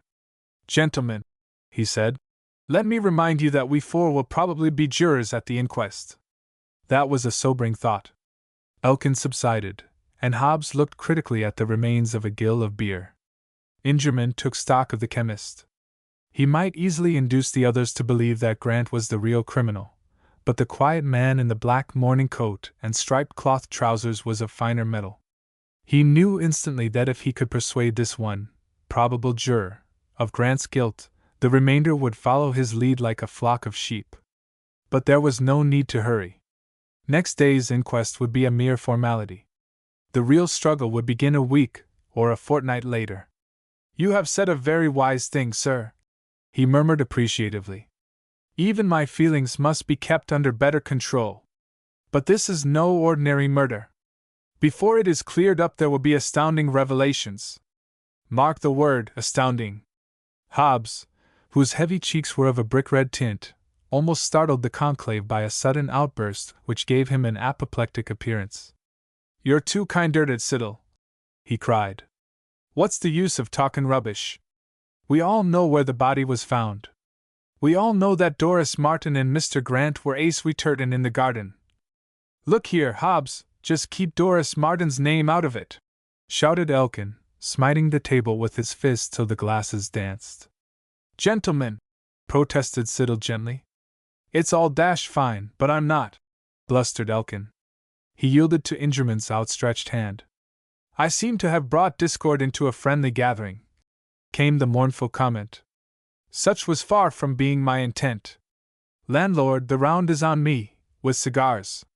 Now let us talk of anything but this horror. If I forget myself again, pull me up short, and find me another round." Siddle half rose, but thought better of it. Evidently, he meant to use his influence to stop foolish chatter. Chapter 5. The Seeds of Mischief. Ingerman was a shrewder judge of human nature than the village chemist. As well try to stem the flowing tide as stop tongues from wagging when such a theme offered. Tomlin created a momentary diversion by clattering in the bar. After this professional interlude, Ingerman ignored his own compact. "I'm sure you local residents will be interested, at least, in hearing something of my wife's career," he said. "There never was a more lovable and gracious woman, and no couple could be more united than she and I till some 3 years ago. Then came a break. She was independent of me, of course. She was a celebrity, I a mere nobody, best known, if at all, as Miss Maluish's husband. Nevertheless, we were devoted to each other until, to her and my lasting misfortune, a certain author wrote a book which, when dramatized, contained a part for which my wife's stage presence and talents seemed to be peculiarly suited." Siddle stirred uneasily, but the others were still as partridges in stubble. Ingerman did not intend to alarm the shy bird of the covey, however. "I name no names," he said solemnly. "Nor am I telling you anything that will not be thoroughly exposed before the coroner and elsewhere. From that unhappy period dated our estrangement. My wife fell under a fatal influence which lasted, practically unchecked, until the day, if not the very hour, of her death. Do I blame her? No, 1,000 times no. You see me, a plain man, considerably her senior. I had not the gift of writing impassioned love passages in which she could display her artistic genius. When I came home from the city, tired after the day's work, she was just beginning hers. You know what London fashionable life is: the theatre, a supper, a dance, some great lady's reception, and the rest of it. Ah me! The stage, and literature, and the arts generally are not for poor fellows moiling in a city office. You gentlemen, I take it, are all happily married." "I'm not," said Elkin, "but I'll lay you long odds I will be soon." For some reason, this remark produced a certain uneasiness among his friends. Tomlin stared at the ash of one of the cigars, stood, by this talkative Londoner. Hobbs, whose glass had reached a low level again, examined the dregs almost fiercely, and Siddle seemed to be about to say something, but, with his usual restraint, kept silent. Then Ingerman made a very shrewd guess, and wondered who Doris Martin was, and what Hobbs's cryptic allusion had meant. "Good luck to you, sir," he said. "But take no offense, don't marry an actress. There's an old adage, birds of a feather flock together. I would go farther, and interpolate the word should. If Adelaide Maluish had never met me, but had married the man who could write her plays, this tragedy in real life would never have been. D.N. him," muttered Elkin fiercely. "He's done for now, anyhow. He'll turn no more girls' heads for a bit. And 5 minutes since you yap at me like a vicious fox terrier for in tin much the same thing. chortled Hobbs. Siddle stood up. You ain't goin', Mr. Siddle? Went on the butcher. It's 'ardly 9:30. I have some accounts to get out. It's near the half year, you know. And Siddle vanished unobtrusively. Hobbs shook his head, and gazed at Elkin as though the latter was a refractory bullock. Siddle's a fair-minded chap, he said. He can't stand in any of us hangin' a man without a fair trial. Ingerman had marked the chemist for more subtle treatment when an opportunity arose, or could be made. At present, he was not sorry such a restraining influence was removed. The next half-hour should prove a golden one if well utilized. He was right. Before the inn was cleared, what between Elkin's savage comments and the other men's thinly veiled allusions, he knew all that Steinholm could tell with regard to Grant and Doris Martin. Grant's first thought next morning was of the girl who had been thrust so prominently into his life by the death of another woman. That was, perhaps, the strangest outcome of the tragedy. Doris was easily the prettiest and most intelligent girl in the village, a rare combination in itself, even among young ladies of much higher social position than a postmaster's daughter. But her father was a self-educated man, whose life had been given to books, whose only hobby was the culture and study of bees. He had often refused promotion, solely because his duties at Steinholm were light, and permitted of many free hours. In his only child he found a quick pupil and a sympathetic helper. Of her own accord she took to poetry and music. In effect, had Doris Martin attended the best of boarding schools and training colleges, she would have received a smattering of French and a fair knowledge of the piano or violin, whereas, after more humble tuition, it might fairly be said of her that few girls of her age had read so many books and assimilated their contents so thoroughly. From her mother she inherited her good looks and a small yearly income, just sufficient to maintain a better wardrobe than her father's salary would permit. Grant, newly settled in Steinholm, found the postmaster and his daughter intellectually on a par with himself, and this claim could certainly not be made on behalf of the local society element. The three became excellent friends. Naturally, the young people spent a good deal of time together. But there had been no love-making, not a hint or whisper of it. And now, by cruel chance, their names were linked by scandal in its most menacing form, since there was no gainsaying the fact that Doris's stargazing on that fatal Monday night was indissolubly bound up with the death of Adelaide Melhuish. For the first time, then, the notion peeped up in Grant's mind that the whirligig of existence might see Doris his wife. But the conceit resembled the Gorgon's teeth, which, when sown in the ground, sprang forth as armed men. The very accident which revealed a not unpleasing possibility had established a grave obstacle in the way of its ultimate realization. Already there was a cloud between him and the Martins, father and daughter. To what a tempest might not that cloud develop when the questionings and innuendos of the inquest established an aura of suspicion and intrigue around a perfectly innocent meeting in the Garden of the Hollies. Grant ate his breakfast in wrath.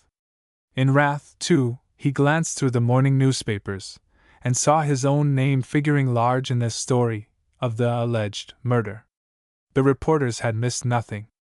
They had even got hold of the peculiar coincidence of his, Grant's, glimpse of a face at the window. His play was recalled, and Adelaide Melhuish's success in the title role. Then Mr. Isidore G. Ingerman was introduced. He was described as a man fairly well known in the city. That was all. The press could say nothing as yet of marital disagreements, nor was any hint concerning Doris Martin allowed to appear. But these journalistic fireworks were only held in reserve. Dramatic and sensational developments were promised, and police activity in an unexpected direction foreshadowed. All of which, of course, was mere journalistic paraphrasing of circumstances already known to the writers, and none the less galling to Grant on that account. And there was no answer from the Commissioner of Police at Scotland Yard. True, the overnight telegram might have reached the department after office hours. Grant, like most members of the general public, held the vague belief that government officials do very little work. Still, one might reasonably expect better things from the institution which was supposed to safeguard law-abiding citizens. Calm analysis of Ingerman's nebulous threats had revealed a hostile force not to be despised. Possibly, The man was already in league with that narrow-minded village constable, so every passing hour made more urgent the need of a trained intelligence being brought to bear on the mystery of Adelaide Maluish's killing. Grant racked his brains to discover who could possibly have a motive for committing the crime. Naturally, his thoughts flew to Ingerman.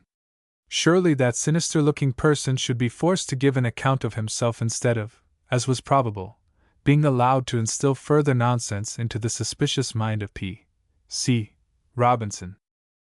There were 2 morning deliveries of London letters in Steinholm, one at 8 and another at 10:30. Grant waited until the postman had left a publisher's circular, the only letter for the Hollies by the second mail. Then, in a fever of impatience, he jammed on a hat and went out. He would wait no longer. He would telegraph Scotland Yard again, and incidentally, demand an audience at the post office. No sooner had he entered the highroad than he saw P.C. Robinson on guard. That important person was standing on the bridge, apparently taking the air. He was nibbling the chin-strap of his helmet. Both thumbs were locked in his belt. From that strategic position 3 roads came under observation. It was a fine morning, and Grant's sense of humor was not proof against this open espionage. He smiled, and determined to take a rise out of Sherlock, as Bates had christened the policeman. The bridge lay 100 yards to the left. The road was straight until it curved around the house and its shrubberies, so the view was blocked on that side. Grant filled and lighted a pipe with a deliberateness meant to be provoking, glancing several times doubtfully at P.C. Robinson, who, of course, was grandly unaware of his presence. Then he strolled off to the right, and, when hidden, took to his heels for 100-yard sprint. Turning into a winding bridle path tucked between hedges of thorn and hazels, he walked to a point where it crossed a patch of firs. At a little distance a hand-bridge spanned the river, and gave access to the eastern end of the village by a steep climb of the wooded cliff. The path, in fact, was a short cut to that part of Steinholm. He sat on a hump of rock and waited. It was a boyish trick, but very successful. Within 3 minutes, at the utmost, P.C. Robinson hurried past, using a stalking, stealthy stride which was distinctly ludicrous. The eyes of the 2 men met, but Grant alone was prepared. "Hello, Robinson!" he cried cheerfully. "What's the rush? Surely our rural peace has not been disturbed again?" Robinson knew he had been sold, but rose to the occasion. "Excuse me, Mr. Grant," he puffed. "Can't wait now. Have an appointment. I'll see you later." Honor demanded that he should not relax that swift pace. Unhappily, the path up the cliff was visible throughout from Grant's Rock, so, on reaching the summit, Robinson was a boil in more ways than one. Moreover, peeping through the first screen of trees that offered, he had the mortification of seeing the man who had befooled him go back the way he came. Purple-faced with heat and anger, the policeman forgot his surroundings, and glowered at Grant with real fury. So he heard no one approaching along the main road until he was hailed a second time with, "Hello, Robinson!" He turned sharply. This was Mr. Elkin. "Good morning," he said. "Have you seen the superintendent?" "What? Mr. Fowler?" "No, is he here so early? I must have missed him." "Well, you'll hardly find him on Bush Walk," which was the name of the path. "You never can tell," came the dark answer. At any rate, the policeman elected to abandon his self-imposed vigil, and the 2 walked together into the village. "My! You look as though you'd run a mile," commented Elkin. "This murder has kept me busy," growled the other, frankly mopping his forehead. "Aye, that's so. And it isn't done with yet by a long way. Pity you weren't in the Hare and Hounds last night. You'd have heard something. There's a chap staying there, name of Ingerman. I've met him. The dead woman's husband. Oh, perhaps you've got his yarn already? It all depends what he said to you. Well, he hinted things. Unless I'm greatly mistaken, you'll soon be making an arrest. I believe I could put my hand on the murderer this very minute," said Robinson vindicatively. Elkin laughed, somewhat half-heartedly. "Lay you 50 to 1 against the time," he said. "I'm the only one near enough for that limit, you know." The policeman realized that he had allowed annoyance to shake his wits. He looked at Elkin rather sharply, and noticed that the horse breeder seemed to be nervous and ill. "I didn't quite mean that I could grab my man this minute," he said. "But if I can guess him, it amounts to nearly the same thing. What have you been doing to yourself, Mr. Elkin? You look peaky today. Too much whiskey and tobacco. I'll call at Siddle's for a pick-me-up. Am I wanted for the jury?" "Yes. I left a notice at your place last evening." "I didn't get it. Been away?" "No. Fact is, I went home late, and didn't bother about letters this morning." "What time is the inquest?" 3 o'clock, in the club room of the Hare and Hounds. "Will that fellow, Grant, be there?" "Rather. Dr. Foxton warned him yesterday." "Good. What about Doris Martin? Will she be a witness?"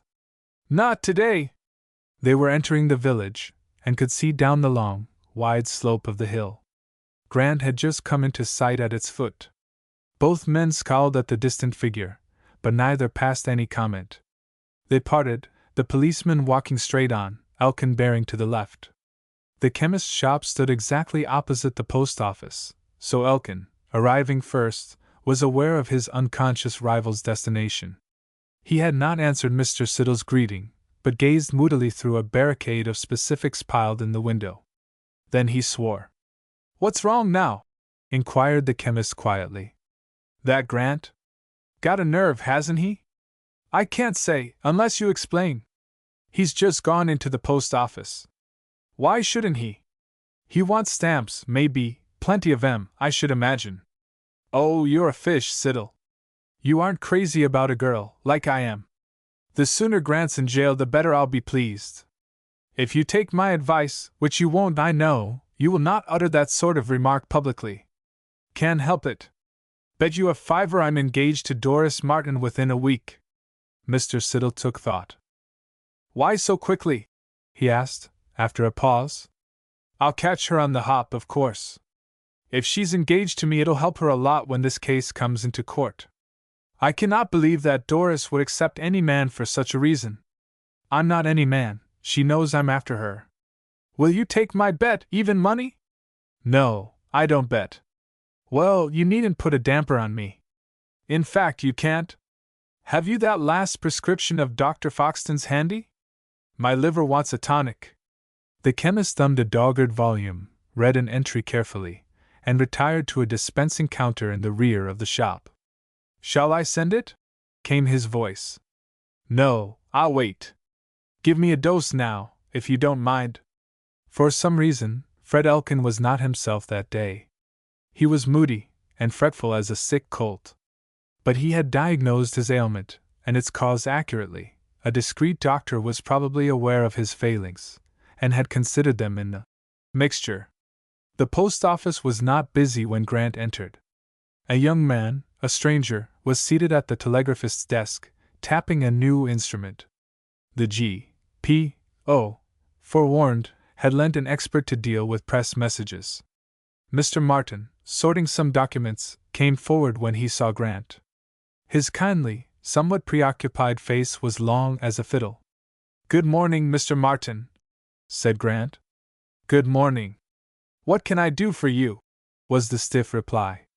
Grant was in no mind to be rebuffed, however. "I must have a word with you in private," he said. "I'm sorry, but my time is quite full." "I'm sorry too, but the matter is urgent."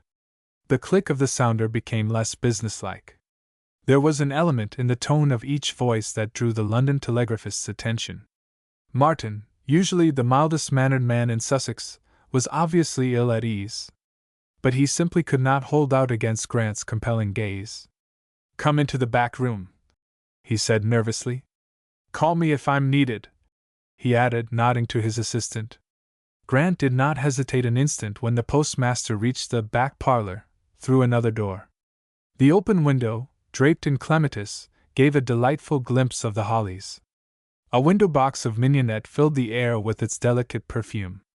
Grant hoped that Doris would be there, but the only signs of her recent presence were a hat and an open book on the table. "Now, Mr. Martin," he said gravely, "you and I should have a serious talk. It is idle to deny that gossip is spreading broadcast certain malicious and absurd rumors which closely concern Doris and myself. To me, these things are of slight consequence. To a girl of your daughter's age, they are poisonous. If you, her father, know the whole truth, you can regulate your actions so as to defeat the scandalmongers. That is why I am here today. That is why I came here yesterday, but your attitude took me aback, and I was idiot enough to go without a word of explanation. I was too shaken then to see my clear course, and follow it regardless of personal feelings. This morning I am master of myself, and I insist that you listen now while I tell you exactly what occurred on Monday night. Surely, these matters are for the authorities, stammered the older man. What? Your daughter's good name? Mr. Martin reddened. His agitation was pitiful. That is hardly in question, sir, he said brokenly. I am speaking of the tongue of slander. Heaven help and direct me! I would suffer death rather than see Doris subjected to the leers and innuendos of every lout in the village. Grant's earnestness could hardly fail to impress his friend. But Martin had either made up his mind or been warned not to discuss the murder, and adhered loyally to that line of conduct. He retreated toward the door leading to the post office proper. It is too late to interfere now, he said. What on earth do you mean? Demanded Grant, yielding to a gust of anger. The whole of the circumstances are being inquired into by the police, came the hesitating answer. Has that prying scoundrel, Robinson, dared to cross-examine Doris? He came here, of course, but Scotland Yard has taken up the inquiry. A detective here? Yes. He is with Doris in the garden at this moment. Grant knew the topography of the house. Without asking permission, he tore through yet a third door leading to a kitchen and scullery, nearly upsetting a tiny maid who had her ear or eye to the keyhole, and raced into the garden in which the postmaster kept his bees. Doris, standing with her hands behind her back, was looking at the hollies, and deep in conversation with an alert and natty little man who was evidently absorbed in what she was saying. Grant, in a whirl of fury, was only conscious that Doris's companion was slight, almost diminutive, of frame, very erect, and dressed in a well-fitting blue serge suit, neat brown boots and straw hat, when the two heard his footsteps. Doris was flustered. Her Romney face held a look of scare.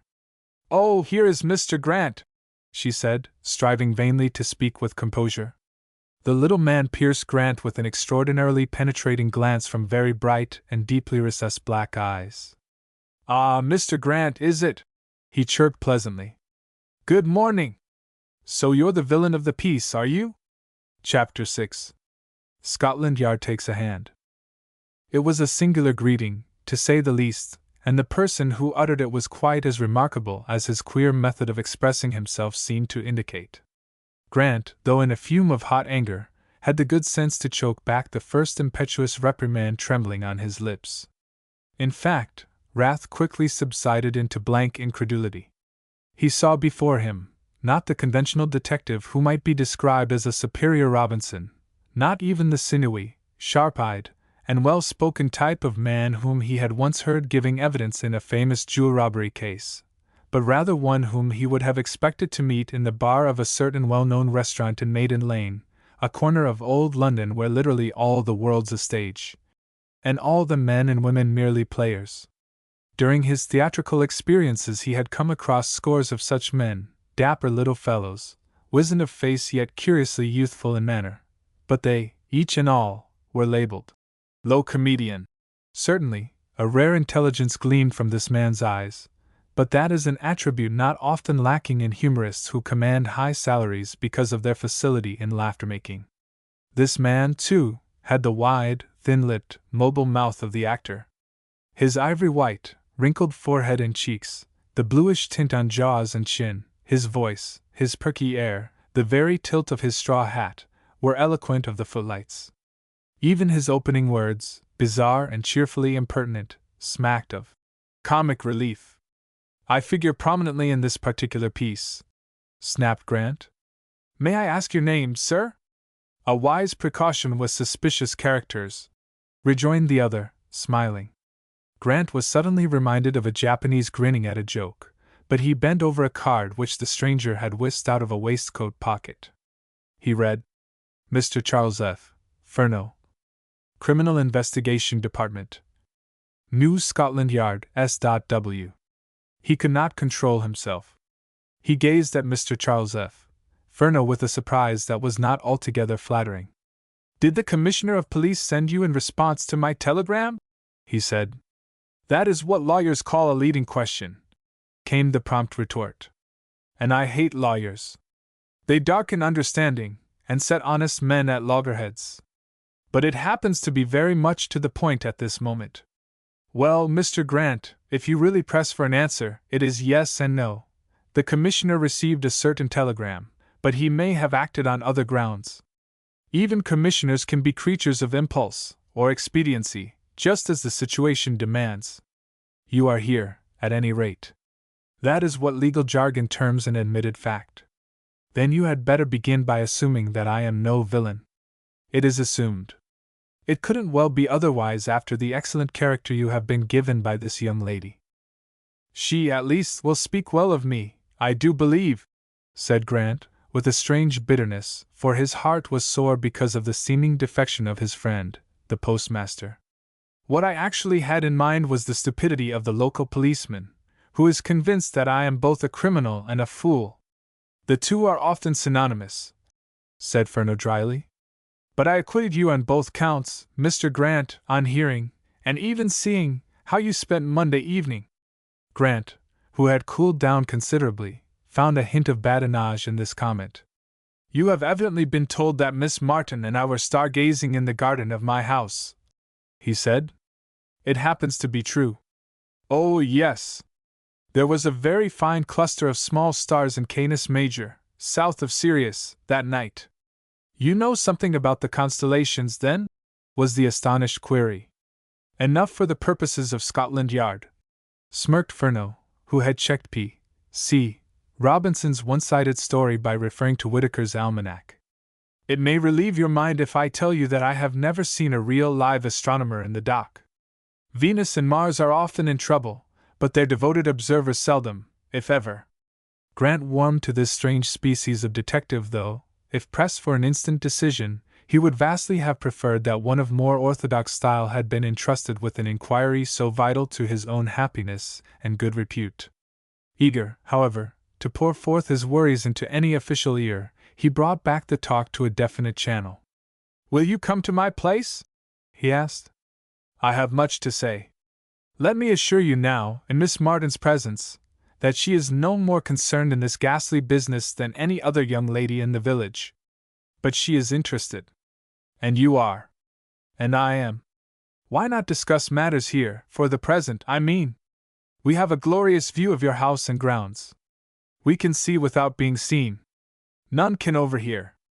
I advise both of you to go thoroughly into this matter here and now." Furneaux spoke emphatically. Even Doris put in a timid plea. "Perhaps that would be the best thing to do," she said. "Mr. Furneaux has been most sympathetic. I am sure he understands things already in a way that is quite wonderful to me." The very sound of her voice was comforting. Grant might have argued with the detective, but could not resist Doris. Without further demur he went through the whole story, giving precise details of events on the Monday night. Then the recital widened out into a history of his relations with Adelaide Melhuish. He omitted nothing. Doris gasped when she heard Superintendent Fowler's version of the view a coroner's jury might take of her presence in the Garden of the Hollies at a late hour. But Grant did not spare her. He reasoned that she ought to be prepared for an ordeal which could not be avoided. He was governed by the astute belief that his very outspokenness in this respect would weaken the inferences which the police might otherwise draw from it. Furneaux uttered never a word. He was a first-rate listener, though his behavior was most undetective-like, since he hardly looked at Grant or the girl, but seemed to devote his attention almost exclusively to the scenic panorama in front. However, when Grant came to the somewhat strenuous passage-at-arms of the previous night between Ingerman and himself, the little man broke in at once. "Isidore G. Ingerman?" he cried. "Is he a tall, lanky, cadaverous, rather crooked person, with black hair turning gray, and an absurdly melodious voice?" You have described him without an unnecessary word, said Grant. Furneaux clicked his tongue in a peculiar fashion. Go on, he said. It's a regular romance. Quite in your line, Mr. Grant, of course, but none the less enthralling because, as you so happily phrased Miss Martin's lesson in astronomy, it happens to be true. Grant was scrupulously fair to Ingerman. He admitted the financier's adroitness of speech, and made clear the fact that if the visit had the levying of blackmail for its object, such a possible outcome was only hinted at vaguely. Being a novelist, one whose temperament sought for sunshine rather than gloom in life, he wound up in lighter vein. The ruse which tricked P.C. Robinson into a breathless scamper of nearly a mile on a hot day in June was described with gusto. Doris, who knew the village constable well, laughed outright, while Furneaux cackled shrilly. None who might be watching the little group in that delightful garden, with its scent of old-world flowers and drone of bees, could have guessed that a gruesome tragedy formed their major theme.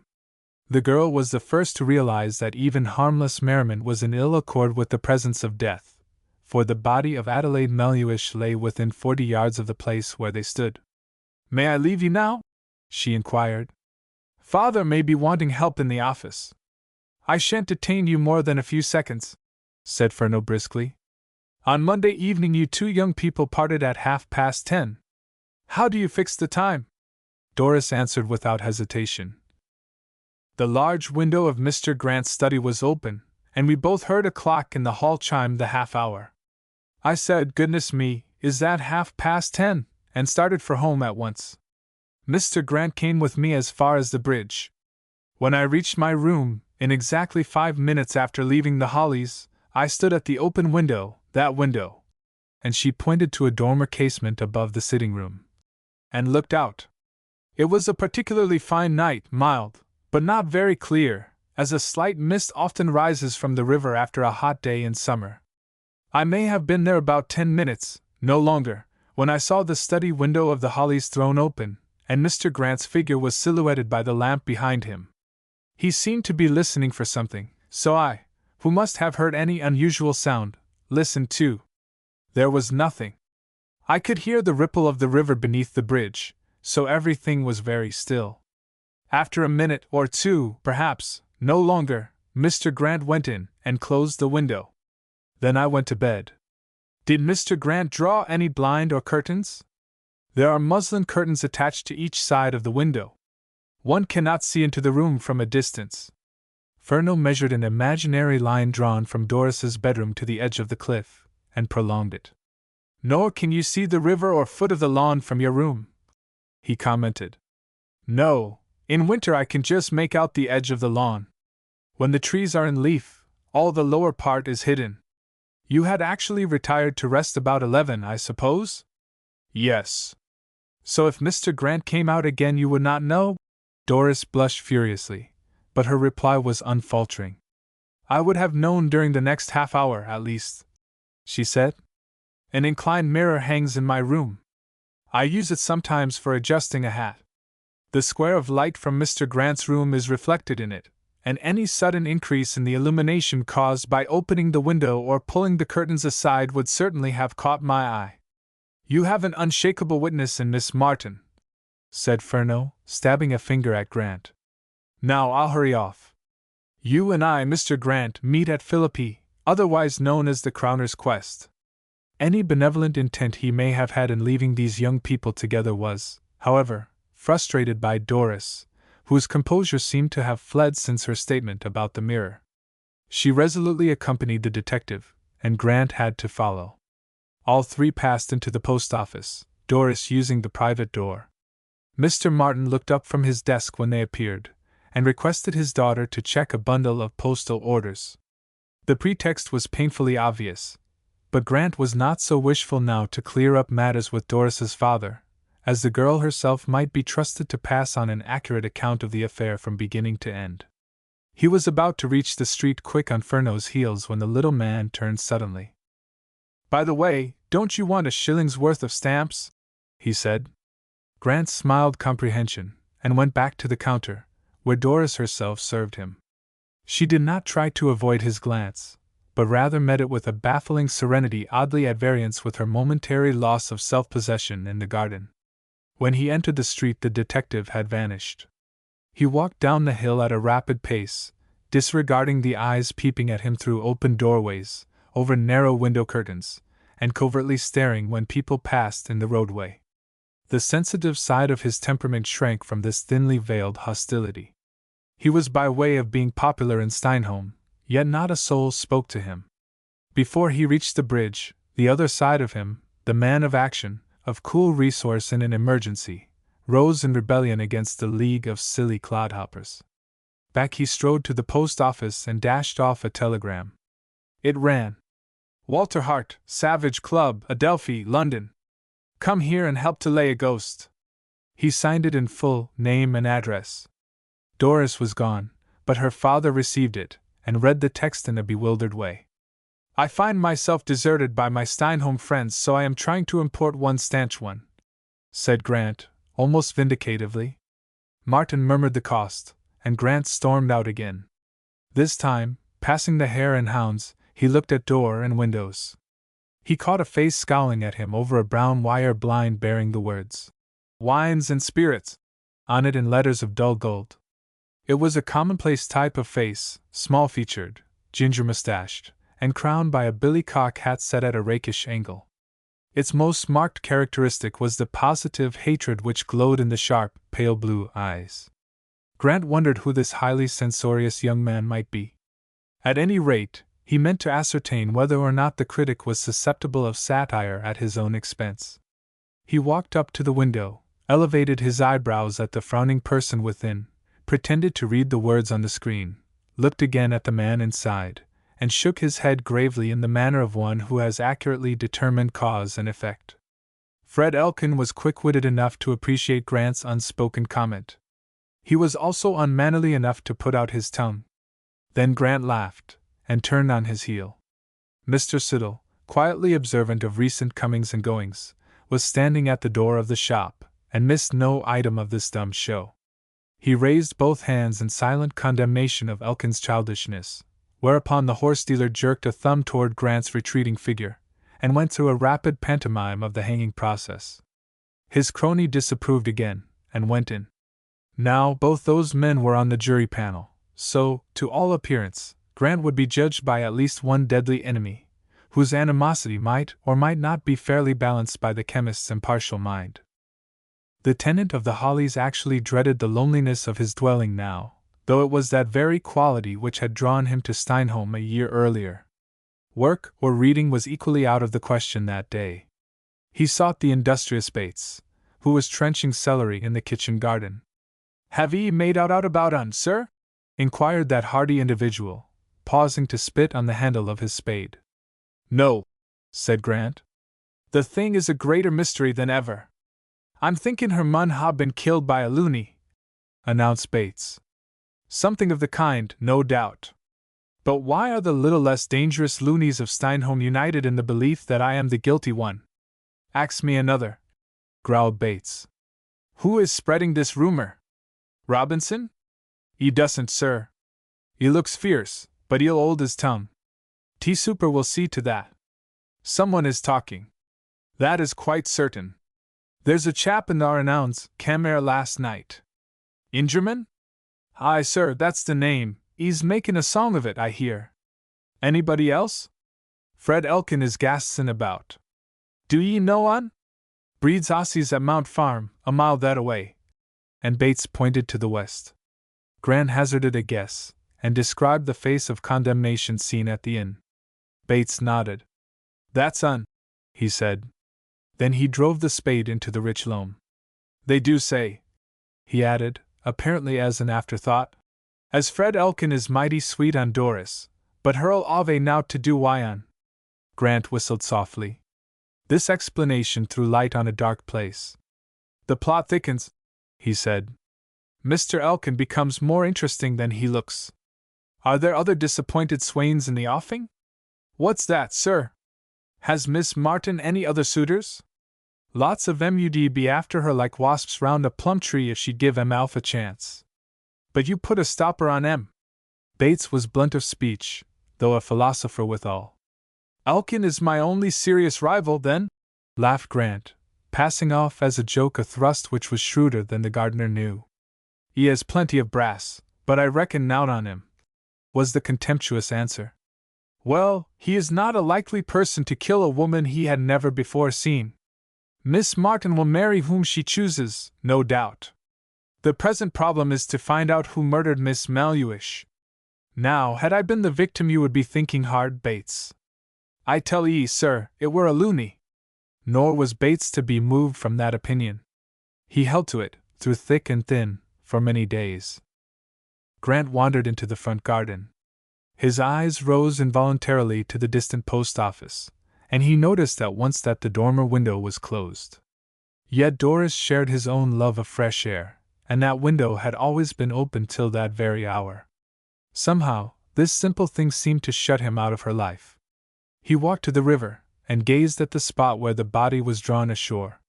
In the absence of rain the water ran clear as gin, and the marks made by the feet of Adelaide Maluish's murderer were still perceptible. If only those misshapen blotches could reveal their secret! If only some heaven-sent ray of intuition would enable him to put the police on the track of the criminal! Theoretically, a novelist and essayist should be a first-rate detective, yet, brought face to face with an actual felony, here was one who perforce remained blind and dumb. Yet he was not blameworthy for failing to solve a mystery which was rapidly establishing a record for bewildering elements. Wherein he did err most lamentably was in his reading of a woman's heart. No answering telegram came from his friend in London. The day wore slowly till it was time to attend the inquest. He found a crowd gathered in front of the Hare and Hounds. Superintendent Fowler was there, and quite a number of policemen, whose presence was explained when a buzz of excitement heralded Grant's arrival. He decided not to stand this sort of persecution a moment longer. Before the superintendent could interfere, he leaped onto a set of stone mounting steps which stood opposite the door. Instantly, seeing that he was about to speak, the angry murmuring of the mob was hushed. He looked into 100 stolid faces, and stretched out his right hand. "I cannot help feeling," he said in slow, incisive accents which carried far, "that a set of peculiar circumstances has led you Steinholm folk to suspect me of being responsible, in some way, for the death of the lady whose body was found in the river near my house. Now I want to tell you that I am not only an innocent but a much maligned man. The law of the land will establish both facts in due season. But I want to warn some of you, too, I shall not trouble to issue writs for libel. If any blackguard among you dares to insult me openly, I shall smash his face." He knew when to stop. Superintendent Fowler's nudge was not called for, as the orator simply met the scrutiny of all those eyes without another word. Curiously enough, the sense of justice is inherent in every haphazard gathering of the public. Grant's soldierly bearing, his calm defiance of hostile opinion, the outspoken threat which he so plainly meant, won instant favor. Someone shouted, "Hear, hear!" and the crowd applauded. From that moment he had little to complain of in the attitude of the community as a whole. There were subtle and dangerous enemies to be fought and conquered, but Steinholm looked on, keen to learn of any new sensation, of course, but placidly content that the final verdict should be left in the hands of the authorities. Chapter 7. Alarums and Excursions. The inquest was surprisingly tame after the stirring events which had led up to it. Indeed, save for 2 incidents, the proceedings were almost dull. The coroner, a Knowworth solicitor named Belcher, prided himself on conducting this cause célèbre with as little ostentation as he would have displayed over an ordinary inquiry. Messrs. Siddle, Elkin, Tomlin and Hobbs, with 8 other local tradesmen and farmers, formed the jurors, and the chemist was promptly elected foreman. No witnesses were ordered out of court. The formalities of swearing in, the jury, and viewing the body were carried through rapidly. Almost before Grant had time to assimilate these details, Superintendent Fowler, who marshaled the evidence, called his name. The coroner's officer tendered him a well-thumbed Bible, while the coroner himself administered the oath. Grant eyed the somewhat soiled volume, and opened it before putting it to his lips. The action probably did not please the jury. Elkin nudged Tomlin, and sniggered at the rest of his colleagues, as much as to say, "What did I tell you?" The cheek of him! Elkin, by the way, looked ill. When his interest flagged for an instant, his haggard aspect became more noticeable. Ingerman was there, of course. Furneaux sat beside Mr. Fowler. A stranger, whom Grant did not recognize, proved to be the county chief constable. There was a strong muster of police, and the representatives of the press completely monopolized the scanty accommodation for the public. To Grant's relief, Doris Martin was not in attendance. He told the simple facts of the finding of Adelaide Melhuish's corpse. A harmless question by the coroner evoked the first scene, which set the reporter's pencils busy. "Did you recognize the body?" inquired Mr. Belcher. "I did." "Then you can give the jury her name?" Before Grant could answer, Ingerman sprang up, his sallow face livid with passion. "I protest, sir, against this man being permitted to identify my wife," he said. He was either deeply moved, or proved himself an excellent actor. His flute-like voice vibrated with an intense emotion. Thus might Mark Antony have spoken when vowing that Brutus was an honorable man. "Who are you?" demanded the coroner sharply. "Isidore George Ingerman, husband of the deceased lady," came the clear-toned reply. "Well, sit down, sir, and do not interrupt the court again," said the coroner. "I demand, sir, that you note my protest." "Sit down!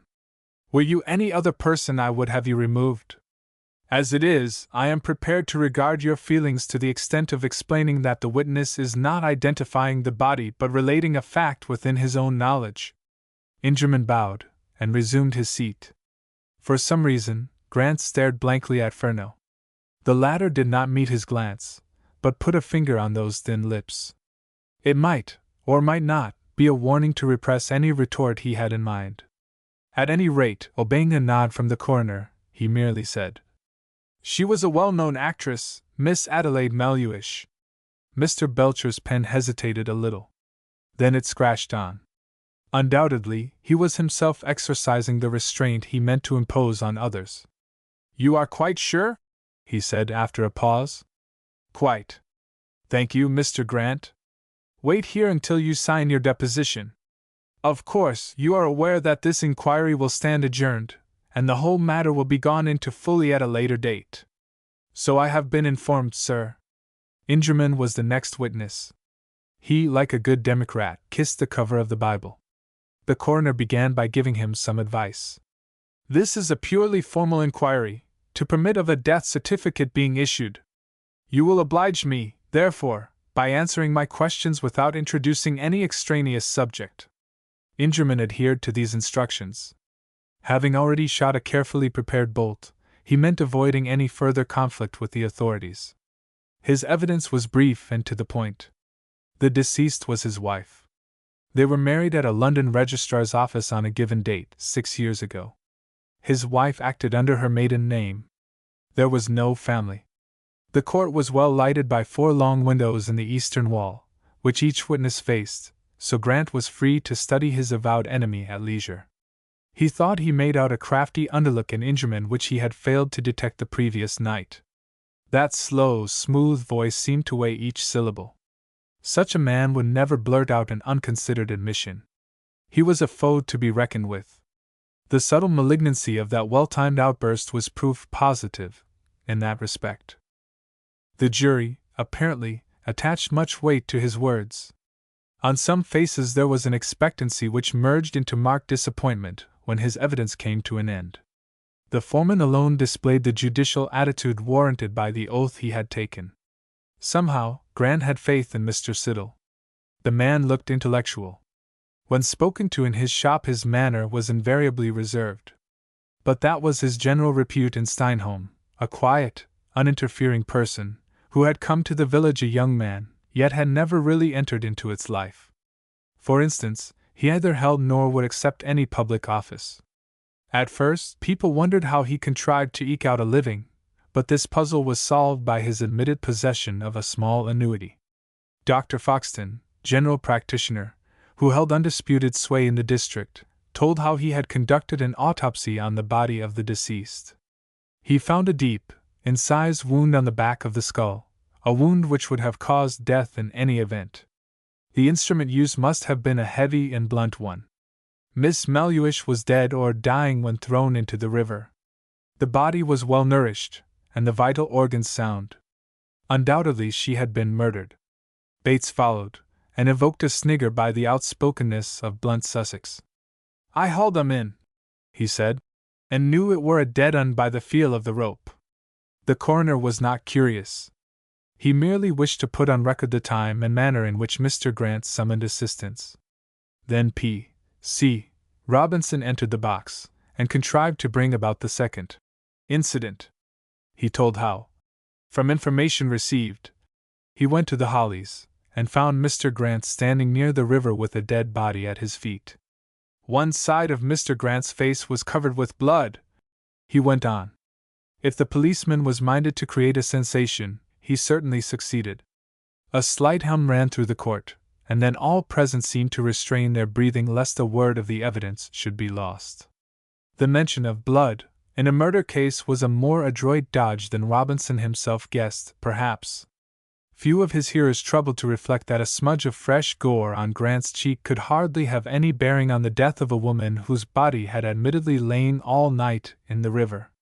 It sufficed that Robinson had introduced a touch of the right color into the inquiry. Even the coroner was worried. "Well," he said testily. "I took down his statement, sir," said the witness, well knowing that he had wiped off Grant's morning score in the matter of bushwalk. "Never mind his statement. That must await the adjourned hearing. What did you do with the body?" "Took it to the stable of the Hare and Hounds, sir." "Where it was viewed recently by the jury?" "Yes, sir." "It is the body identified by Mr. Ingerman as that of his wife?" "Yes, sir." "That will do. Superintendent Fowler, will this day week at 10 o'clock suit you?" "Yes, sir," said the superintendent. "Then the inquest stands adjourned until that day and hour. Gentlemen of the jury, you must be here punctually." "Can't we ask any questions?" cried Elkin in an injured tone. "No, you cannot," snapped the coroner emphatically. After a few formalities, which included the reading and signing of the depositions, the courthouse emptied. The whole thing was over in half an hour. Grant, determined to have a word with the representative of Scotland Yard, went openly to Furneaux, and asked him to come to the Hollies and join him in a cup of tea. "No," was the curt answer. "I'm busy. I'll see you later." It was difficult to reconcile the detective's present stand-off manner with his earlier camaraderie, to say nothing of the seemingly friendly hint conveyed by the signal to pass no comment on Ingerman's interruption. Rather sick at heart, Grant went out into the sunshine. He was snapshot a dozen times by press photographers. One man, backing impudently in front of him in order to secure a sharp focus, tripped over the raised edge of a cartway into a yard, and sat down violently. The onlookers laughed, but Grant helped the photographer to rise. "If you want a really good picture of the Steinholm murderer, come to my place, and I'll give you one," he said. The pressman was grateful, because Grant's action had tended to mitigate his discomfiture. "No one but a fool thinks of you as a murderer, Mr. Grant," he said. "What I really want is a portrait of the celebrated author in whose grounds the body was found. Come along, then, and I'll pose for you." The photographer was surprised, but joyfully accepted the gifts the gods gave. He could not guess that his host was pining for human companionship. He could not fathom Grant's disappointment, on reaching the Hollies, at finding no telegram from a trusted friend, Walter Hart. And he was equally unconscious of the immense service he rendered by compelling his host to talk and act naturally. He enlightened Grant, too, in the matter of inquests. "Next week there will be a gathering of lawyers," he said. "The police will be represented, probably by the Treasury, if the case is thought sufficiently important. That chap Ingerman, too, will employ a solicitor, I expect, judging from his attitude today. In fact, anyone whose interests are affected ought to secure legal assistance. One never knows how these inquiries twist and turn." "Thank you," said Grant, smiling at the journalist's tact. "I'll order tea to be got ready while you're taking your pictures. By the way, what sort of detective is Mr. Charles F. Furneaux?" "A pocket marvel," was the enthusiastic answer. "Haven't you heard of him before?" Well, you wouldn't, unless you followed famous cases professionally. He seldom appears in the courts, generally manages to wriggle out of giving direct evidence. But I've never known him to fail. He either hangs his man or drives him to suicide. If I committed a crime, and was told that Furneaux was after me, I'd own up and save trouble, because I wouldn't have the ghost of a chance of winning clear. He strikes one as too flippant for a detective. Yes. Lots of people have thought that, and they're either disappearing in quicklime beneath some corridor of a prison, or doing time at Portland. I wonder if Winter also is coming down on this job. Who is Winter? The chief inspector at the yard, a big, cheerful-looking fellow, from his appearance might be a gentleman farmer and J.P., with a taste for horses and greyhounds. He and Furneaux are called the Big Un and the Little Un, and each is most unlike the average detective. But heaven help any wrongdoer they set out to trail! They'll get him, as sure as God made little apples. Then the sooner Mr. Winter visits Steinholm the better I shall be pleased. This tragedy is becoming a perfect nightmare. You heard that fat-headed policeman speak of my face being covered with blood. He did it purposely. I made a fool of him this morning, so he paid me out, the literal truth being that a branch of that Dorothy Perkins rose there caught my cheek as I entered this room on Tuesday morning, before I discovered the body, and broke the skin. I suppose the cut is visible still? I saw it today while shaving. Yes, said the other, chortling over the copy his colleagues were missing. The mark is there right enough. Queer how inanimate objects like a rose tree can make mischief. I remember a case in which a chestnut in a man's pocket sent him to penal servitude. There was absolutely no evidence against him, except a possible motive, until that chestnut was found and proved to be one of a particular species, grown only in a certain locality. How fortunate that the Dorothy Perkins is popular, laughed Grant. Will your paper publish photographs of the principals in this affair? I expect so. I've a fine collection, the jury, all in a row, and you making that speech to the mob. Oh!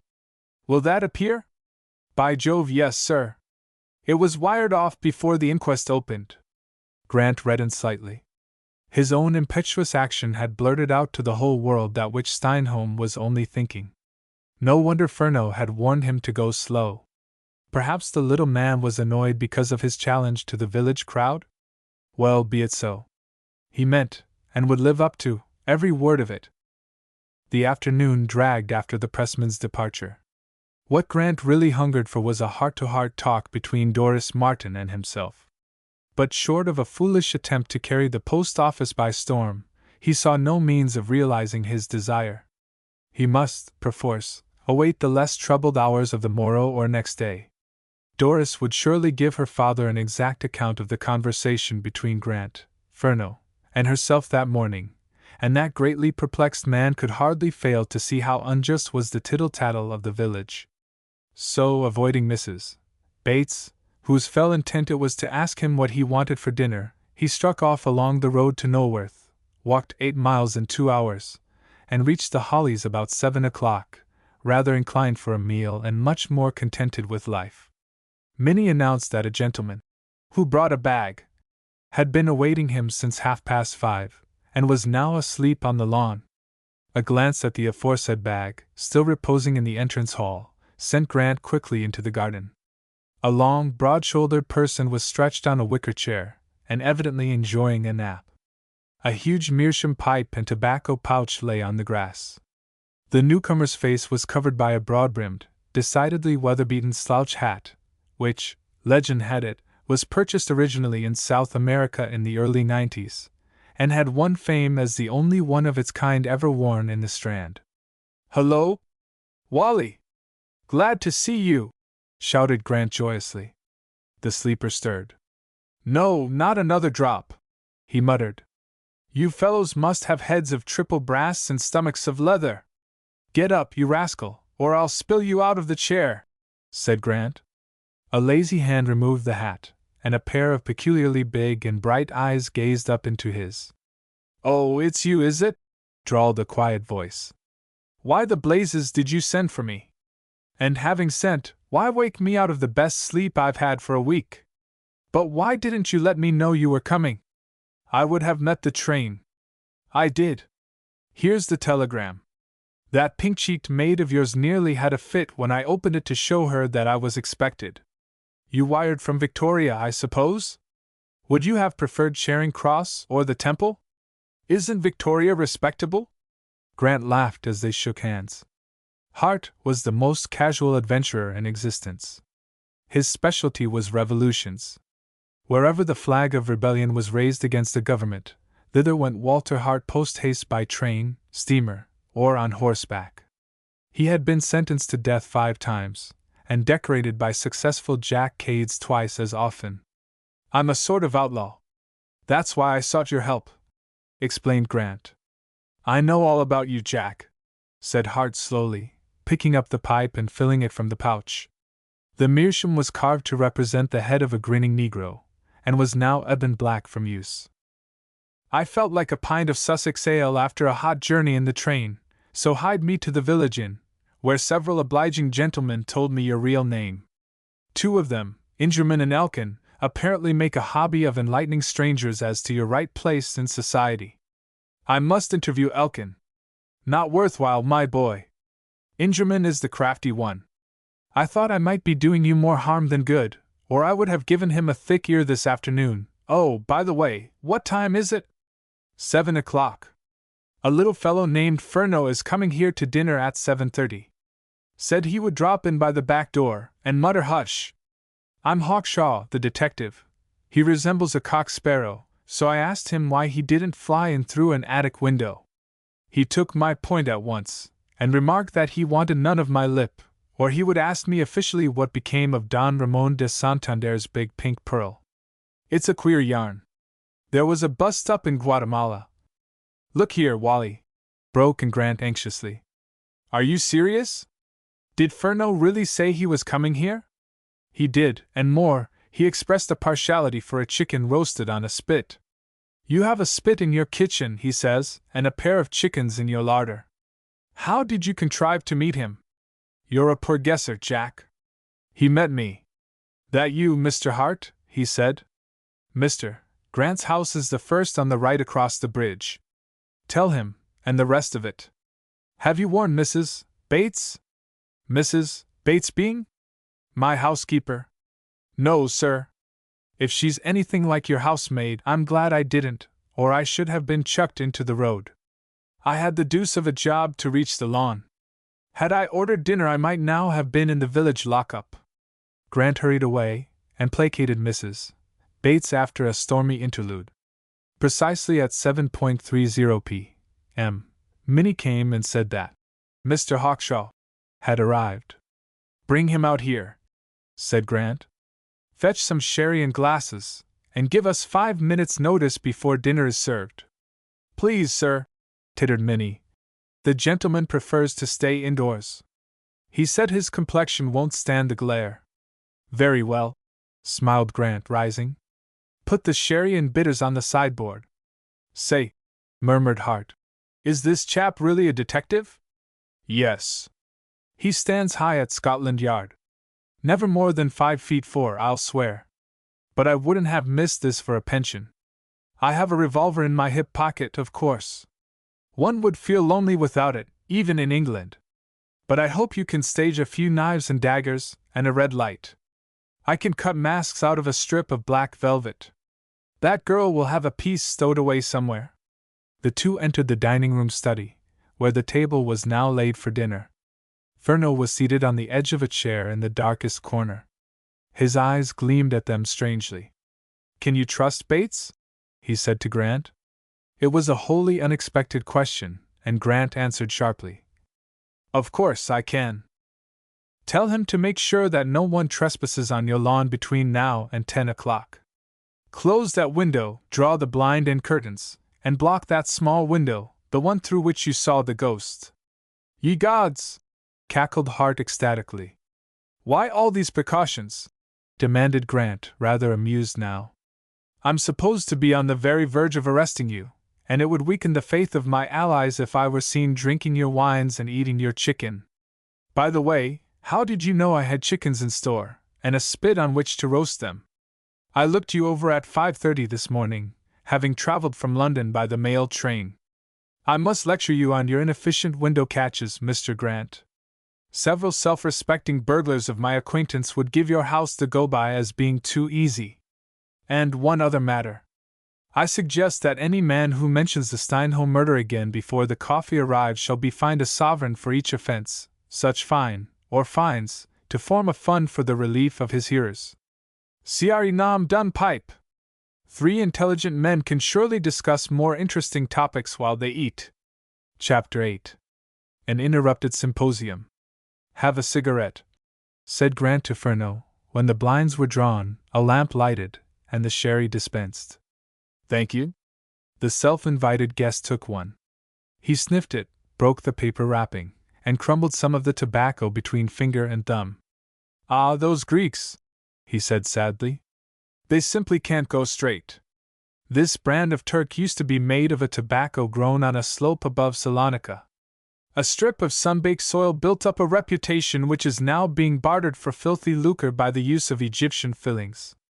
You're a connoisseur, Mr. Hawknose, try these, said Hart, proffering a case, from which the detective drew a cigarette, throwing the other one aside. Why Hawknose? He inquired. A blend. First syllable of Hawkshaw and second of Furneaux, the latter anglicized, of course. And vulgarized. You prefer first Shaw, perhaps? Either effort is feeble for a man who can write about South America, and be lucid. Do you smoke this stuff, may I ask? While talking, he had smelt and destroyed the second cigarette. If it's a fair question, what the devil do you smoke? Cried Hart. Nothing. I'm a non-smoker. My profession demands a clear intellect, not a brain atrophied by nicotine. Piffle! Carlyle and Bismarck were smokers. Who reads Carlyle nowadays? And what modern German pays heed to Bismarck's dogmas? Look at that pipe of yours. It was once a pure ivory white. Now it is black, soiled by tobacco juice. Your lungs are slowly emulating it, and your wits will cloud in time. Read Tolstoy, Mr. Hart. He will teach you how nicotine deadens the conscience. At last I know why I smoke like a Thames tug, laughed Hart. But I'm blessed if I can understand why you make such a study of the vile weed. Most criminals are addicted to the habit. I classify them by their brand of tobacco. For instance, a clever forger would never descend to thick twist, while a swell mob's man would turn with horror from a woodbine. Minnie entered and nodded, whereupon Grant led the others upstairs to wash. From the bathroom he looked out over a darkening landscape. Doris's dormer window was open. She was leaning on the sill, but he could not tell whether or not her eyes were turned his way. Her attitude was pensive, disconsolate, curiously forlorn for a girl normally high-spirited. He was on the point of signaling to her when he remembered Furneaux's presence. There was something impish, almost diabolically clever, in that little man's characteristics which induced wariness. The dinner was a marvel, considering the short notice given to the cook. Luckily, Mrs. Bates, a loyal soul, had resolved to tempt her employer's appetite that evening. Village gossip had it that the police were about to arrest him, and she was determined he should enjoy at least one good meal before being haled to prison. Hence, the materials were present. The rest was a matter of quantities, and Sussex seldom stints itself in that respect. The chatter round the table was light and amusing. The three were well matched conversationally. Furneaux evidently held the opinion once expressed by a notable walrus, that the time had come. He was in excellent form, and the others played up to him. Hart's slow drawl was ever trenchant and witty, and Grant forgot his woes in congenial company. As for the mercurial detective himself, it might be said of him as of the schoolmaster of Auburn. It was he who dropped them with a bounce from the realm of fancy to the unpleasing region of ugly fact.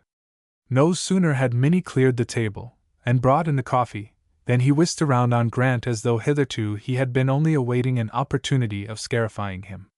"No," he said, propping an elbow on the table, and supporting his chin on a clenched fist. "The embargo is off the Steinholm affair. You didn't kill Adelaide Melhuish, Mr. Grant." "Who did?" "I wish I could tell you," was the emphatic answer. "Do you suspect anybody?" You needn't fear the libel law in confiding your secret thought to me, and I assume that Mr. Hart is trustworthy, where his friends are concerned? Why that unkind differentiating clause, my pocket Vidic? Put in Hart. Because 2 kings and a baker's dozen of presidents have, at various times, sent most unflattering reports to this country about you.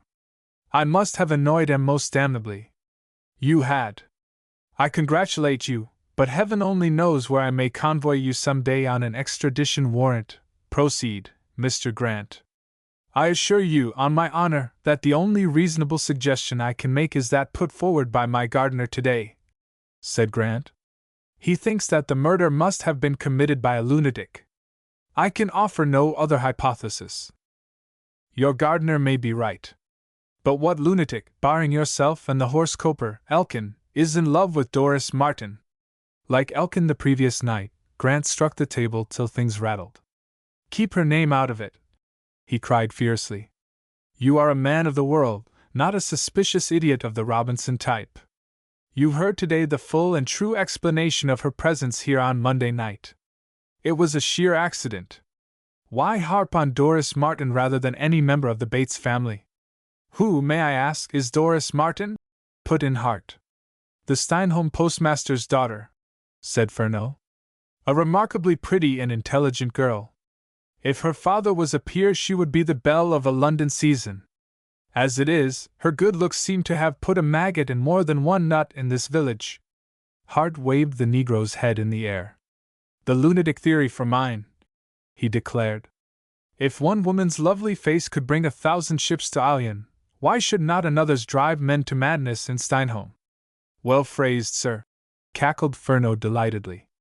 I'll wangle that in on a respected colleague of mine, who is a whale at deducing a proposition from given premises, but cannot induce a general fact from particular instances to save his life. Now, stifle your romantic frenzy, Mr. Grant, and listen to me.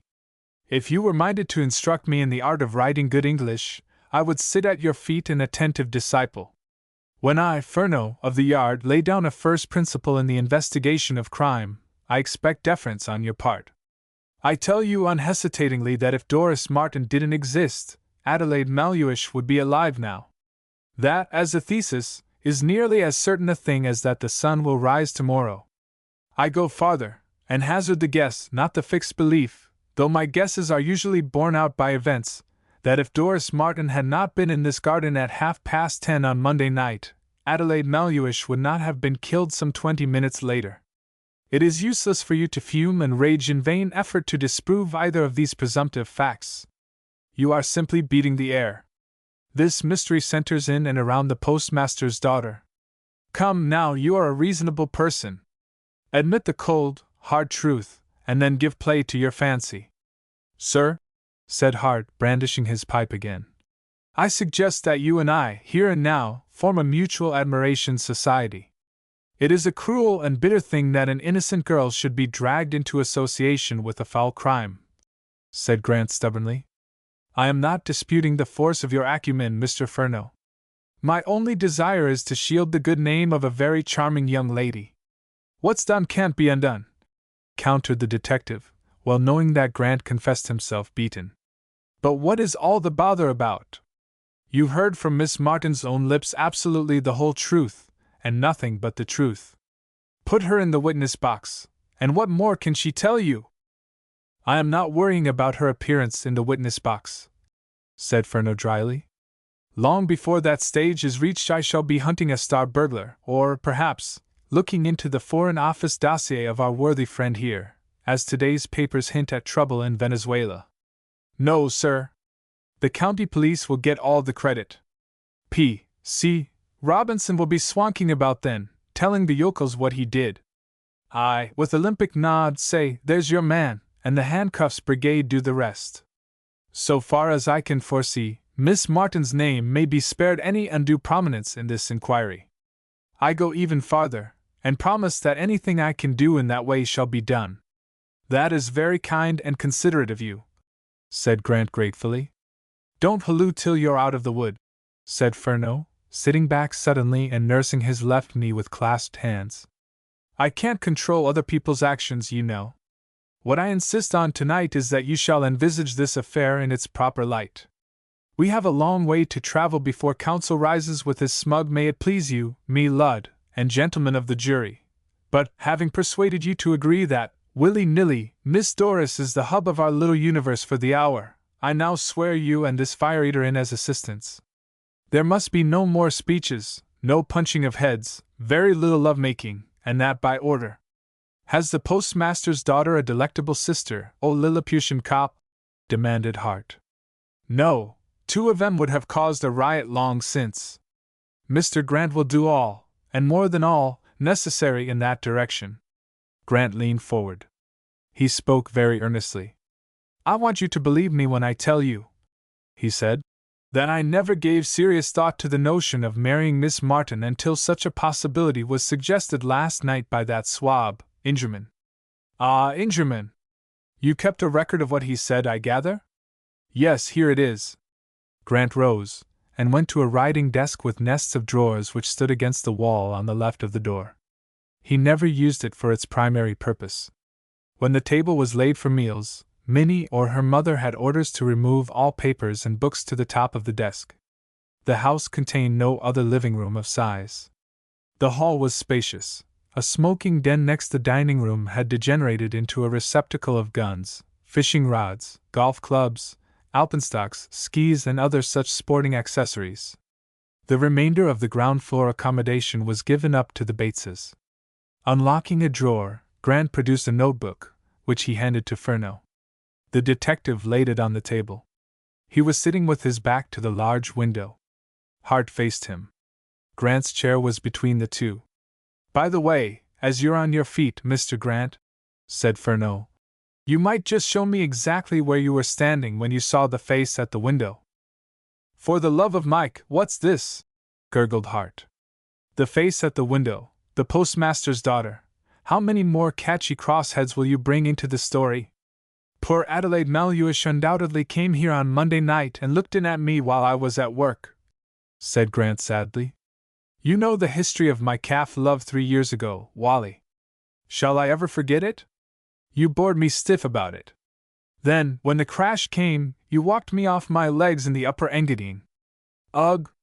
That night on the Forno Glacier. It gives me a chill to think of it now. Furneaux, pass the port. Your name is wrongly spelt. It should be Fourneau, not Furneaux. A little oven. Hot stuff. Got me? My dear Hart, you flatter me, retorted the detective instantly. How long am I to pose here? Snapped Grant. Sorry, said Furneaux. These interruptions are banal. Is that where you were? Yes. I had my hand outstretched for a book. It's dark in this corner. When I want to find a book, I light a candle, which is always placed on the ledge of the window for the purpose. The blind was not drawn that night. It seldom is. I had the book in my hand, and had found the required passage when I chanced to look at the window and saw her face. Do you mind reconstructing the scene? This lamp was on the table, I suppose? Yes. Well, pull up the blind, light your candle, and find the book. Act the whole incident, in fact. Grant obeyed. He held the candlestick until he had picked out the particular volume. Then he placed it in the recess of the window, and searched through the pages of the book. Furneaux bent forward so as to watch the rehearsal and catch the effect of the light externally. The hour was not so late as when Adelaide Maluish, or her ghost, gazed in through one of those narrow panes, but the night was dark enough to lend the necessary vraisemblance. Hart, deeply interested, looked on with rapt, eager eyes. For a full minute the tableau remained thus. Then, with a rapidity born of many a close escape in wild lands, Hart drew a revolver from a hip pocket, and fired at the window. He alone was in a position to see through all parts of it. Grant was still thumbing a small brown volume in the manner of one who knew that a certain passage would be found therein but was ignorant of its exact place in the text.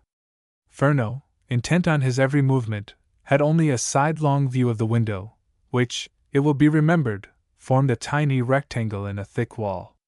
The revolver was a heavy-caliber weapon, and the explosion blew out the lamp.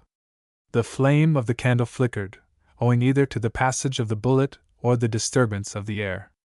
but it burned steadily again within the 5th part of a second, and they all saw a starred hole in the center pane of glass of the second tier from the bottom. "What fool's game are you playing?" shrilled Furneaux, nevertheless active as a wildcat in his spring to the French window, there to snatch at the blind and turn the knob which controlled the lever bolt. "Laying another ghost, one with whiskers," said Hart coolly. "I got him, too, I think." "You must be mad, mad!" shrieked the detective, tearing open the window and vanishing. "For heaven's sake, Wally, no more shooting!" cried Grant, running after Furneaux. Minnie and her mother appeared at the dining-room door. Finding the place in semi-obscurity, and reeking with gunpowder, they screamed loudly. "You Steinholm folk are all on the jump," said Hart. "Cheer up, fair dames. Thunder relieves the atmosphere, you know, and one live cartridge is often more effective than an ocean of talk." But who's shot, sir?" gasped Minnie. "A ghost, a most scoundrelly apparition, with fearsome eyes, offensive whiskers, and a hat which is a base copy of mine." "Owd Ben!" sighed Mrs. Bates, collapsing straightway in a faint. Luckily, Minnie caught her mother and broke her fall, because the housekeeper was large and solid, and might have been seriously injured otherwise. Hart was distressed by this development, but, being eminently a ready person in an emergency, he rose to the occasion by extracting the empty case from the revolver, and holding it to the poor woman's nostrils, while supporting her with an arm and a knee. "This is far more effective than burnt brown paper, Minnie," he said. "Now, don't get excited, but mix some brandy and water, and we'll have your mother telling us who Owd Ben is, or was, before Hawkeye comes back to disturb us. Judging by the noises I hear, he's busy outside." "That's father!" shrieked Minnie hysterically. "Good Lord! Has your father—" For an instant, Hart was nearly alarmed, but Grant's voice came authoritatively. "It's all right, Bates. Let go, I tell you!" "Phew!" said Hart. "I was on the point of confusing your respected dad with Owd Ben, that's it, Ma! Sniff hard. As a cook you're worth your weight in gold, which is some cook." Meanwhile, Furneaux, seeing that no dead body was stretched on the strip of grass beneath the window, dashed into the shrubbery to the right, and was clutched in a mighty embrace by an older but much more powerful man in Bates, who had hurried from the front of the house on hearing the pistol shot. Most fortunately, the gardener, deeming his vigil a needless one, had not armed himself with a stick, or the consequences might have been grave. As it was, no one except Hart had been vouchsafed sight or sound of the latest spectre, which, however, had left a very convincing souvenir of its visit in the shape of a soft felt hat with 2 bullet holes through the crown. Furneaux, quivering with silent wrath, soon abandoned the search when this piece de conviction was found at the root of the Dorothy Perkins rose tree. Seeing the lamp relight, he peremptorily bade Grant and Bates come in with him. He closed the window, adjusted the blind again, and poured generous measures of port wine into 2 glasses. Handing one to Bates, he took the other himself. "Friend," he said, "some men have fame thrust upon them, but you have achieved it. Tonight you pierced the heel of Achilles. Here's to you." "I dunno what ye's saying, mister, but good health," said Bates, swigging the wine with gusto. "Now, for your master's sake, not a word to a soul about this hubbub." "Right you are, sir! But that there Pryan Robinson were on T-Bridge 5 minutes since. And, by gum, here he is!" A determined knock and ring came at the front door. Minnie, helped by Hart, had just escorted Mrs. Bates to the kitchen. "Let me go!" said Furneaux, darting out into the hall. He opened the door, and thrust his face into the police constable's, startling the latter considerably. Before Robinson could utter a syllable, the detective hissed a question. "Did anyone cross the bridge after that shot was fired?" "None, no, sir," stuttered the other. "You saw no one running along the road?" "Saw nothing, sir." "Very well. Glad to find you're on the job. Don't let on you met me here. Good night." Mighty is Scotland Yard with the provincial police. Robinson was back on his self-imposed beat before he well realized that he knew neither why nor by whom nor by what sort of weapon the commotion had been created. but he was quite sure the noise came from the garden front of Mr. Grant's house. "That little hop o' me thumb thinks he's smart, damn smart," he communed angrily. "But I've taken a line of me own, and I'll stick to it, though the yard sends down 20 men." He heard footsteps coming down a paved footpath which ran like a white ribbon through the cobble-beaded width of the high street, and withdrew swiftly to the shelter of a disused tannery adjoining the village end of the bridge. A cloaked female figure sped past. Though the night was rather dark for June, he had no difficulty in recognizing Doris Martin's graceful movements. No other girl in Steinholm walked like her. She was slim enough to dispense with tight corsets, and tall enough to wear low-heeled shoes, nor did she need to pinch her toes in order to gain the semblance of small feet.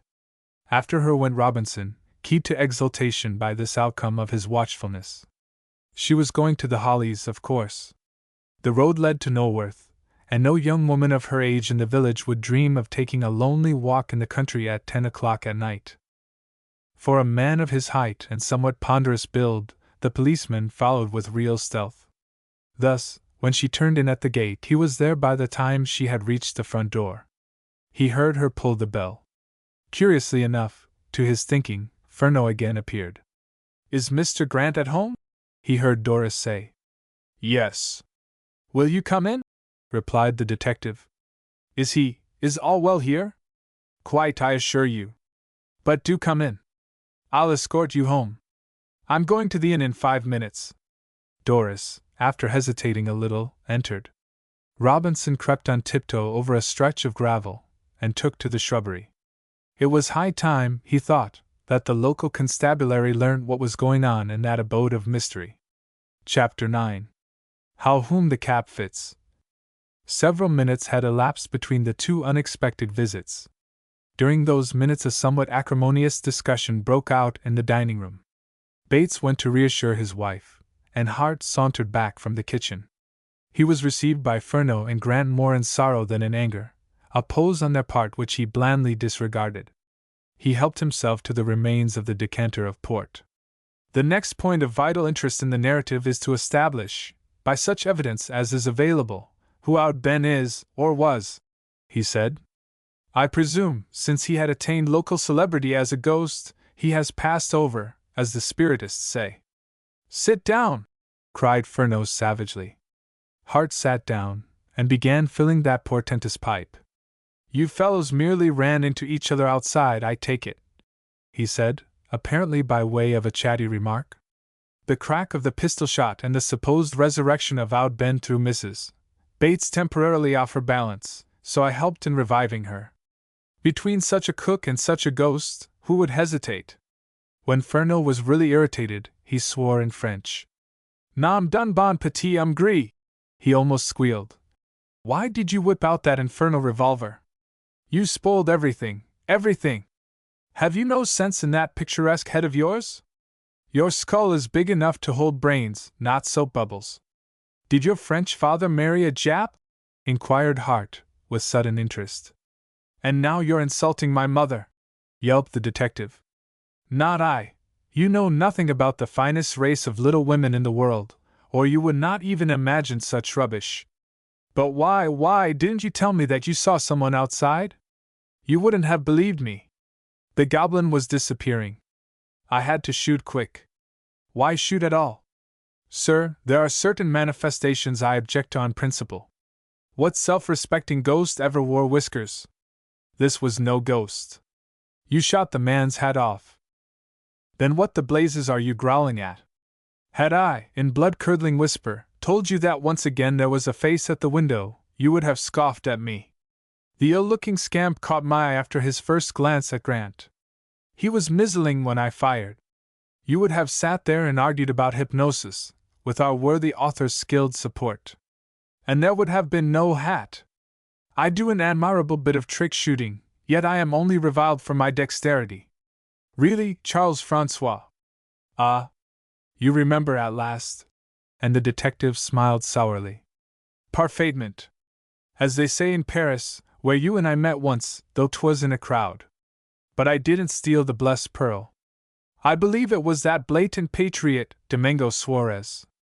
You've got some brains, then. Why not use them? Don't you see what a fix we three would have found ourselves in had you shot the man? But consider, Carlo mio! A spook with whiskers! What court would find me guilty? Let me produce the authentic record of Oud Ben, and I have no doubt but that the Lord Chief Justice himself would have potted his representative. He'd be bound to confess it. Furneaux was cooling down. You've shaken my confidence, he said.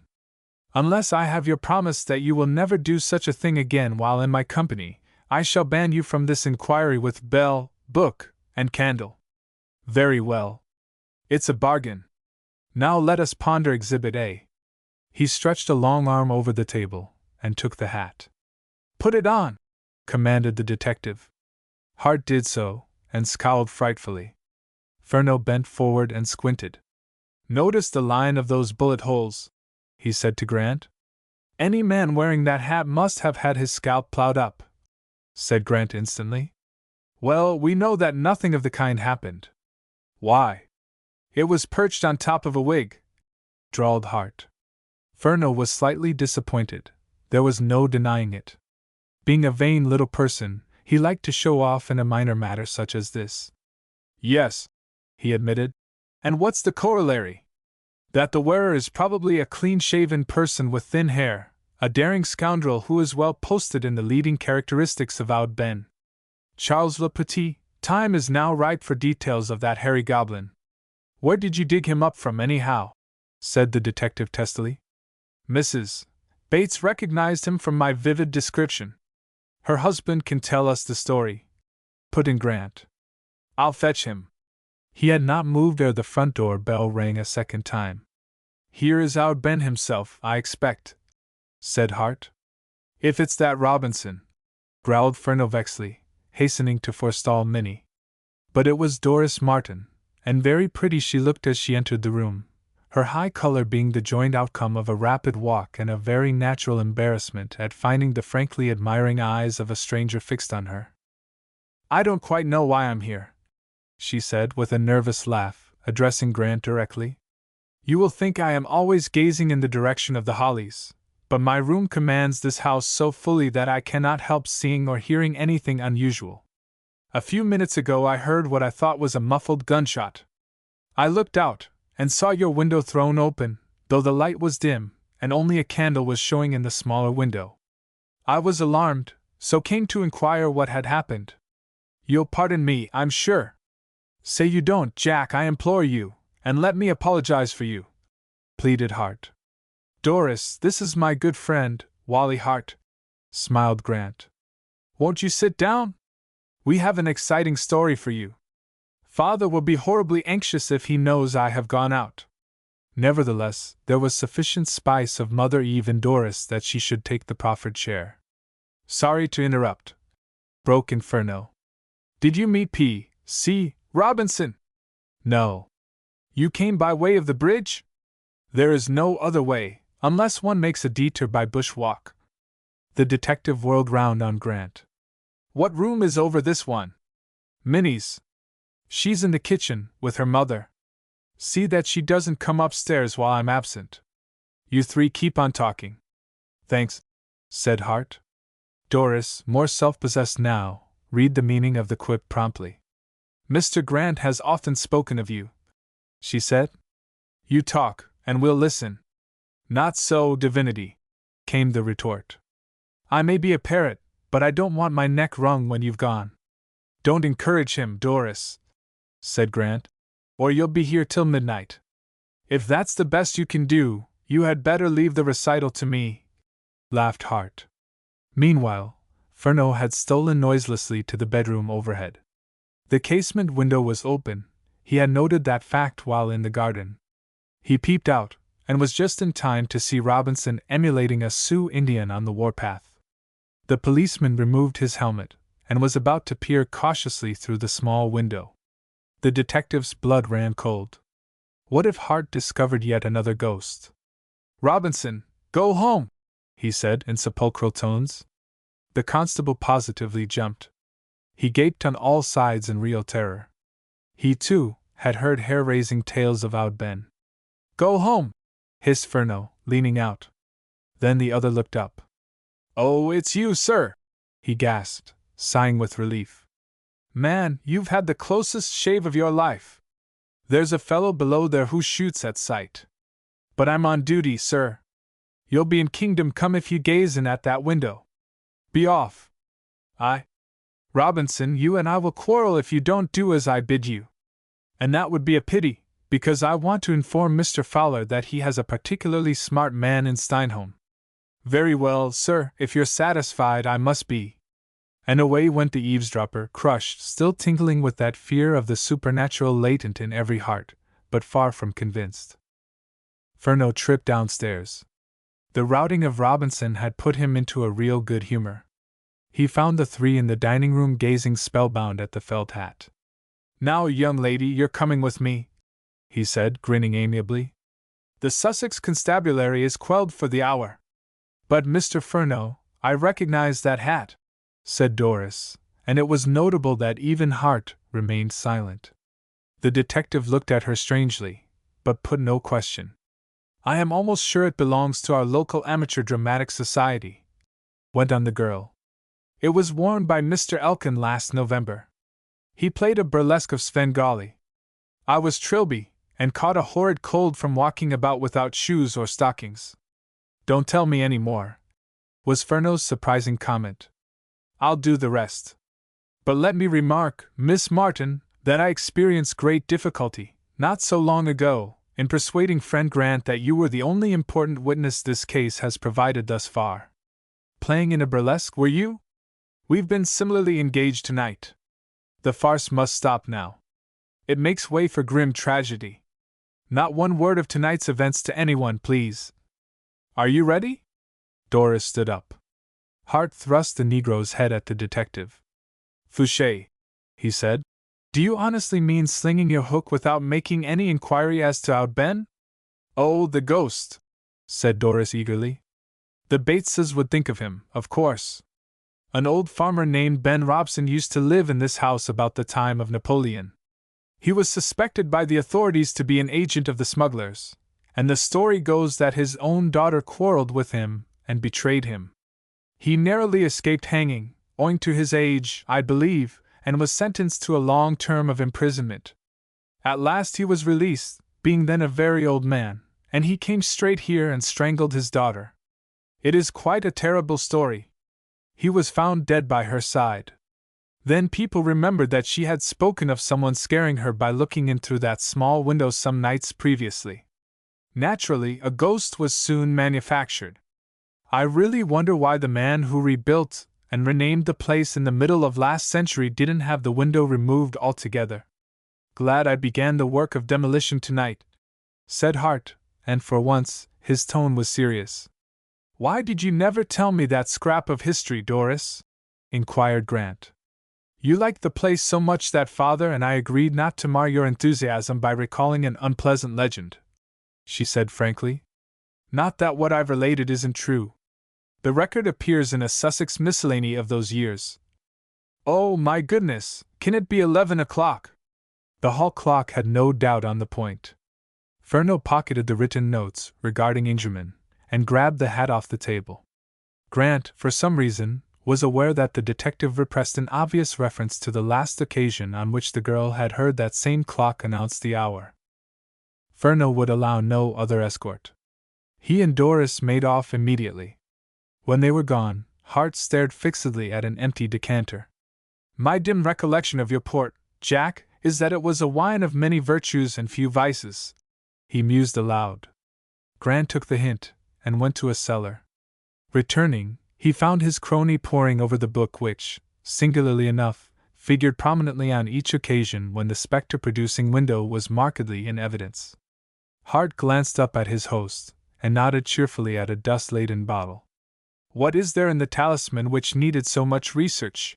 He asked. Some lines by Sir David Lindsay, quoted by Scott, was the answer. Are these they? And Hart read. Yes, said Grant. Love isn't mentioned. The fair Doris will be true. You're in luck, my boy. But somebody is out for your blood, and here is clear warning. Gee whiz! If I remain in Steinholm a week I shall become an occultist. What is a limehound? Lime, or leam, is the old-time word for leash. Good, said Hart. That will appeal to Furneaux. Have him in to dinner every day, Jack. He's a tonic. Furneaux, for some reason known only to himself, did not accompany Doris to the post office. Once they were across the bridge, and the broad village street, more green than roadway, was seen to be empty, he tapped her on the shoulder and said pleasantly, "Run away home now, little girl. Sleep well and don't worry. The tangle will right itself in time. Poor Mr. Grant is suffering," she ventured to murmur. "And a good thing, too. It will steady him. Hurry, please. I'll wait here till you are behind a locked door. No one in Steinholm will hurt me," she said. "You never can tell. I'm not taking any chances tonight, however." So Doris sped swiftly up the hill. Arrived at her house, she waved a hand to the detective, who flourished his straw hat in response. A fine June night in England is never really dark, so the two could not only see each other but, when Doris disappeared, Furneaux, turning sharply on his heel, was able to make out the sudden straightening of a pucker in the blind of a ground-floor room in P.C. Robinson's abode. The detective walked straight there, and tapped lightly on the window. Robinson, after an affected delay, came to the door. "Who's there?" he demanded. "As if you didn't know," laughed Furneaux. Robinson turned a key, and looked out. "Oh, it's you, sir?" he cried. "You'll get tired of saying that before I quit Steinholm," said the detective. "May I come in?" "No, don't show a light here. Let's chat in the back kitchen." "I was just going to have a bite of supper, sir," began Robinson apologetically.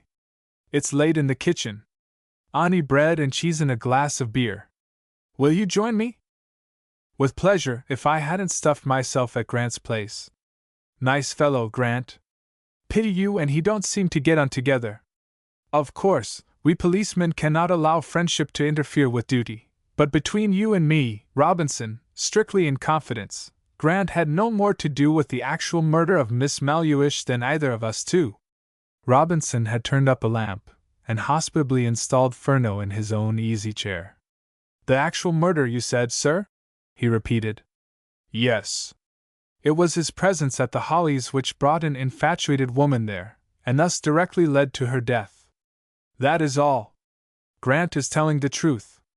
I assure you, Robinson, I never allow myself to break bread with a man whom I may have to convict. So I'll change my mind, and take a snack of your bread and cheese." The village constable, by no means a fool, grinned at the implied tribute. What he did not appreciate so readily was the fact that his somewhat massive form was being twiddled round the detective's little finger. "Right you are, sir," he cried cheerily. "But if Mr. Grant didn't kill Miss Maluish, who did?" "In all probability the man who wore that hat," chirped Furneaux, taking a nondescript bundle from a coat pocket, and throwing it on the table. Robinson started. This June night was full of weird surprises. He set down a jug of beer with a bang, his intent being to fill 2 glasses already in position, from which circumstance even the least observant visitor might deduce a Mrs. Robinson, and negligee, hastily flown upstairs. He examined the hat as though it were a new form of bomb. "By gum!" he muttered. "Are these bullet holes?" "They are." "And is this what someone fired at?" "Yes." "But how in thunder—" He checked himself in time. He did not want to admit that he had been watching the only recognized road to Grant's house all the evening. "Quite so," chortled Furneaux, with admirable misunderstanding. "You're quick on the trigger, Robinson, almost as quick as that friend of Grant's who arrived by the 5.30 from London. You perceive at once that no ordinary head could have worn that hat without having its hair combed by the same bullet. It was stuck onto a thick wig. Now tell me the man, or woman, in Steinholm, who wears a wig and a hat like that, and you and I will guess who killed Miss Maluish." Robinson suspected that, as he himself would have put it, his leg was being pulled rather violently. Furneaux read his face like a printed page. Chewing, much against his will, a mouthful of bread and cheese, he mumbled in solemn, broken tones. "Think, Robinson. Don't answer offhand. Has anybody ever worn such things in a play? Then the policeman was convinced, galvanized by memory, as it were. By gum! He cried again. Fred Elkin, in a charity performance last winter. Furneaux choked with excitement. A horsey-looking chap on today's jury. He gurgled. That's him. The scoundrel! No wonder he looked ill. No wonder, indeed. How oft the sight of means to do ill deeds makes ill deeds done! But, sir. Robinson was flabbergasted. He could only murmur, Fred Elkin, in a dazed way. Have a drink, said Furneaux sympathetically.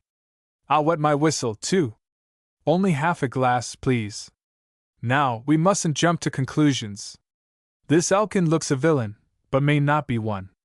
That is to say, his villainy may be confined to dealings in nags. But you see, Robinson, what a queer turn this affair is taking. We must get rid of preconceived notions. Superintendent Fowler and you and I will go into this matter thoroughly tomorrow. Meanwhile, breathe not a syllable to a living soul.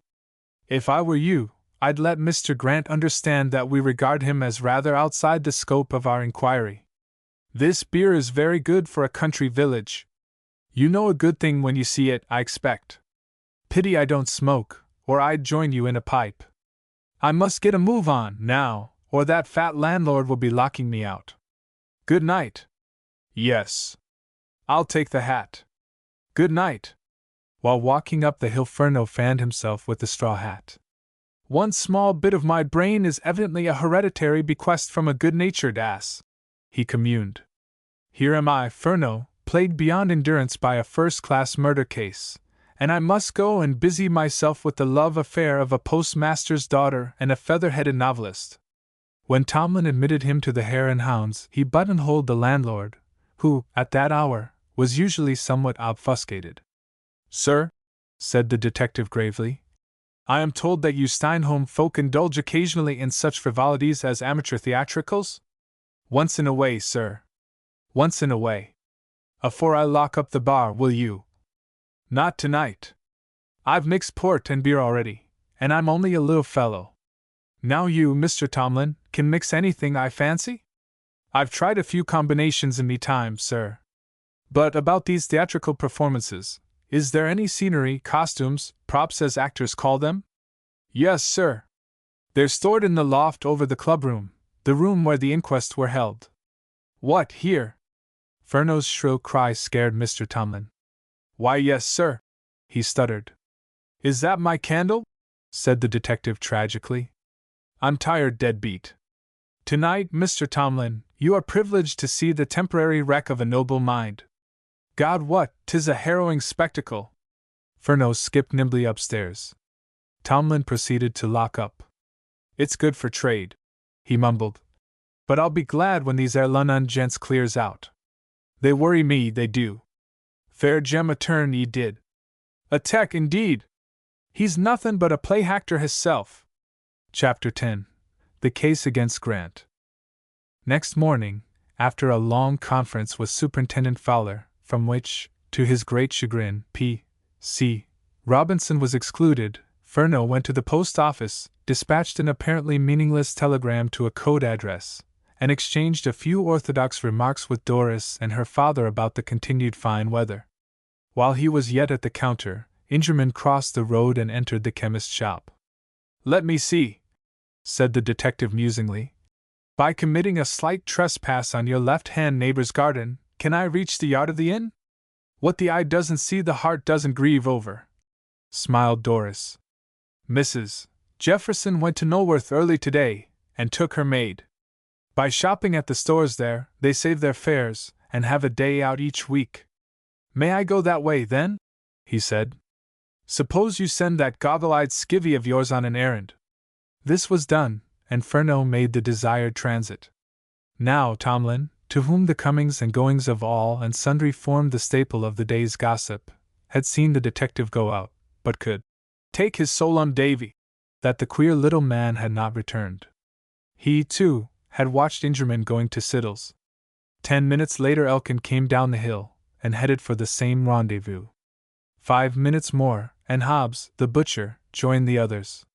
Tomlin was seething with curiosity, but there were some casual customers in the snug, so he could not abandon his post.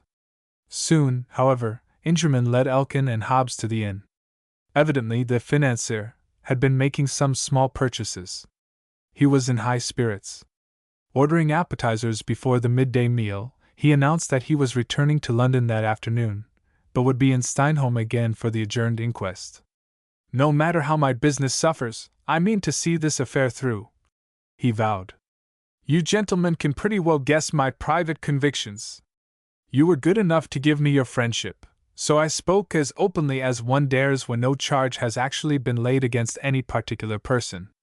"I," said Elkin, with whom Sunshine seemed to disagree, because he looked miserably ill.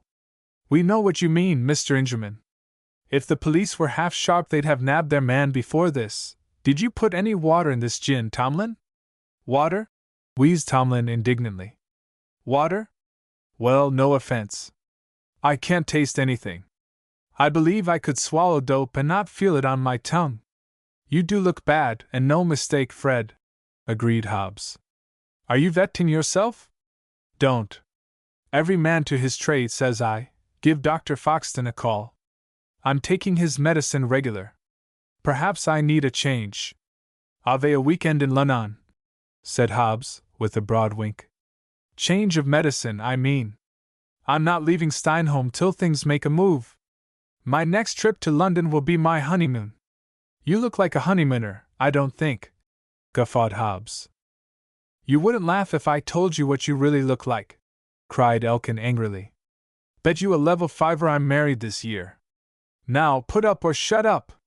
Furneaux peeped in, through a door, always open, which led to the stairs. "Can I have my account, Mr. Tomlin?" he said. "I'm going to town by the next train."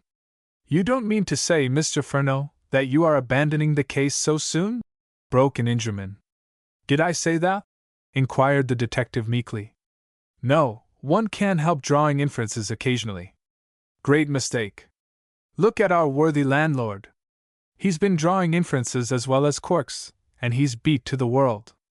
Tomlin was, indeed, gazing at his smaller guest open-mouthed. "'Help me," he gurgled.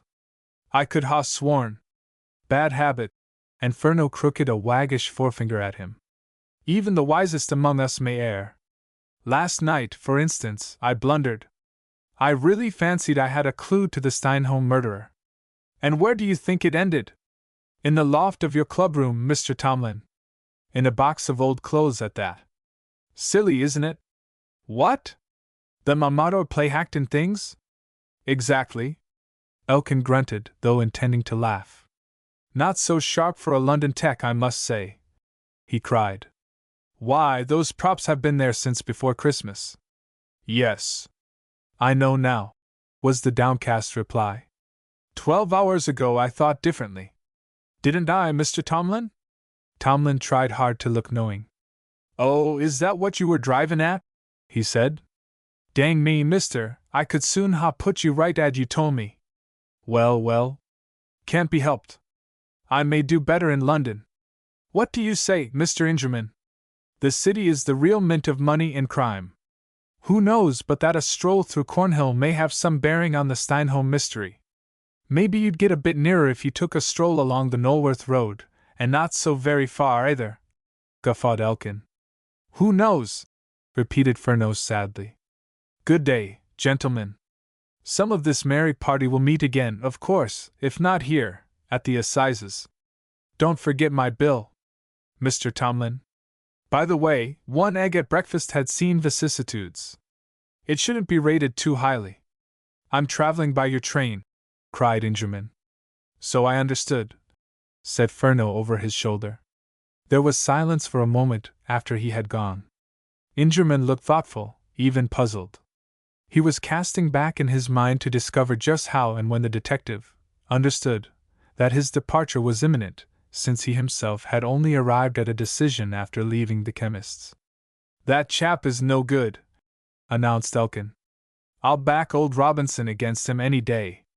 SHSSH. He may ear you," muttered the landlord. "Don't care if he does. Cornhill! What the blazes has Cornhill to do with the murder at the Hollies? Ingerman appreciated the value of that concluding phrase. Elkin had used it once before in Siddle's shop, and was quietly reproved by the chemist for his outspokenness. Ingerman, however, did not inform the company that his office lay in an alley off Cornhill. He elected to rub in Elkin's words. Mr. Siddle seemed to object to the Hollies being mentioned as the scene of the crime, he said. I wonder why. Because he's an old mollycoddle, snapped the horse dealer.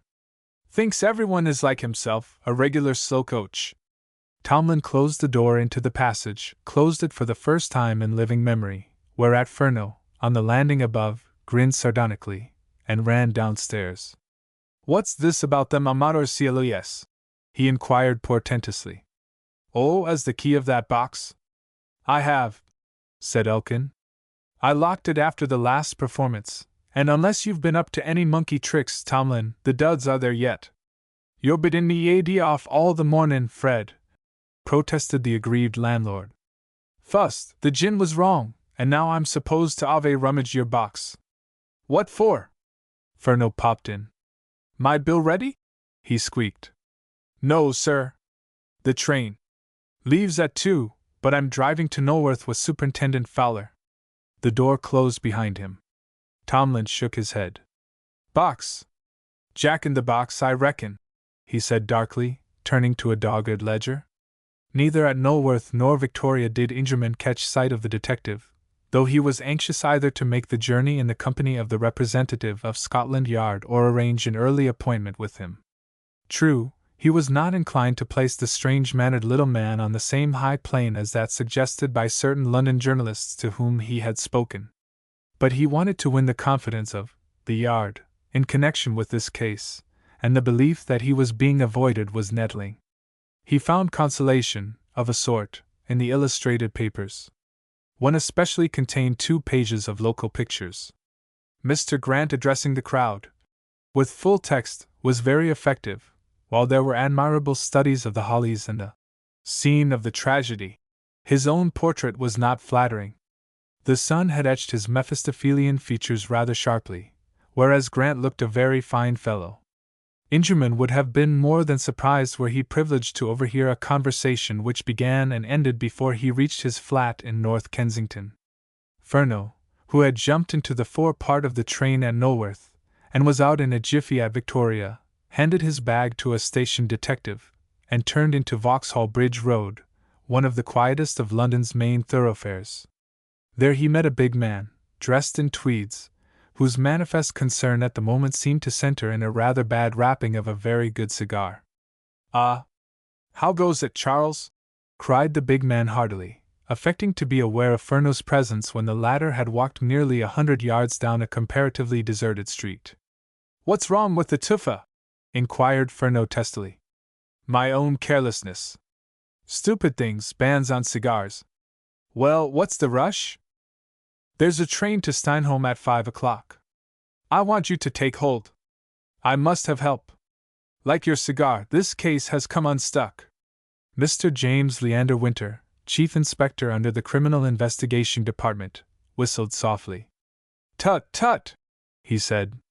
One can never trust the newspapers. Reading this morning's particulars, it looked dead easy. Tell me how it struck you. Sometimes the uninformed brain is vouchsafed a gleam of unconscious genius. Winter appeared to be devoting his mind to circumventing the vagaries of a fragile tobacco leaf. He was a man of powerful build, over 40, heavy but active, deep-chested, round-headed, with bulging blue eyes which radiated kindliness and strength of character. The press photographer described him accurately to Grant. The average Londoner would have taken him for a county gentleman on a visit to the agricultural show at Islington, with a morning at Tattersall's as a variant. Yet Sam Weller's extensive and peculiar knowledge of London compared with his as a freshman's with the dons of a university. It would be hard to assess, in coin of the realm, the value of the political and social secrets stowed away in that big head. First, I must put a question or two, he said, smiling at a baby which cooed at him from the shaded depths of a passing perambulator. Is there another woman? Yes, the postmaster's daughter, Doris Martin. Shy, pretty little bird, of course? Everything that is good and beautiful. Is Grant a Lothario? Excellent chap. Quarter of an hour before the murder he was giving Doris a lesson in astronomy in the Garden of the Hollies. Never heard it called that before. This time the statement happens to be strictly accurate. Honest Injun? I'm sure of it. If anything, the death of Adelaide Melhuish cleared the scales off their eyes. Those two have never kissed or squeezed, yet. They'll be starting quite soon now. How old is Doris? 19. But a really good-looking girl of 19 must have had admirers before Grant went to the village. She had and has. Having educated herself out of the rut, however, she left many runners at the post. One is persistent, a youngish horse-coper named Elkin. Adelaide Melhuish probably saw her with Grant. Neither Doris nor Grant knew that Adelaide Melhuish, as such, was in Steinholm. That is to say, the girl had seen Miss Melhuish in the post office, and recognized her as a famous actress, but that is all. And now I shan't tell you any more, or you'll know all that I know, which is too much. The cigar was behaving itself at last, having burnt down to the fracture, so Winter's thoughts could be given exclusively to the less important matter of the Steinholm affair. To begin with, he said instantly, Ingerman can establish a cast-iron alibi. So I imagined. But he's a bad lot. I throw in that item gratuitously. The oddly assorted pair walked in silence until Vauxhall Bridge was in sight. Winter pulled out a watch. What time did you say my train left Victoria? He inquired. Plenty of time yet to make your guess and listen to further details, scoffed Furneaux. Frankly, I give it up. But if I must share in the hunt, I tell you now that, metaphorically speaking, I shall cling to the postmaster's daughter till torn away by sheer force of evidence. Furneaux dug his colleague in the ribs. That's the effect of constant association with me, James. He cackled gleefully. 10 years ago you would have pounced on Elkin. You've hit it. I'm a prud'homme the day. The pupil is equaling the master. You little rat, I had hanged my first murderer before you knew the meaning of habeas corpus.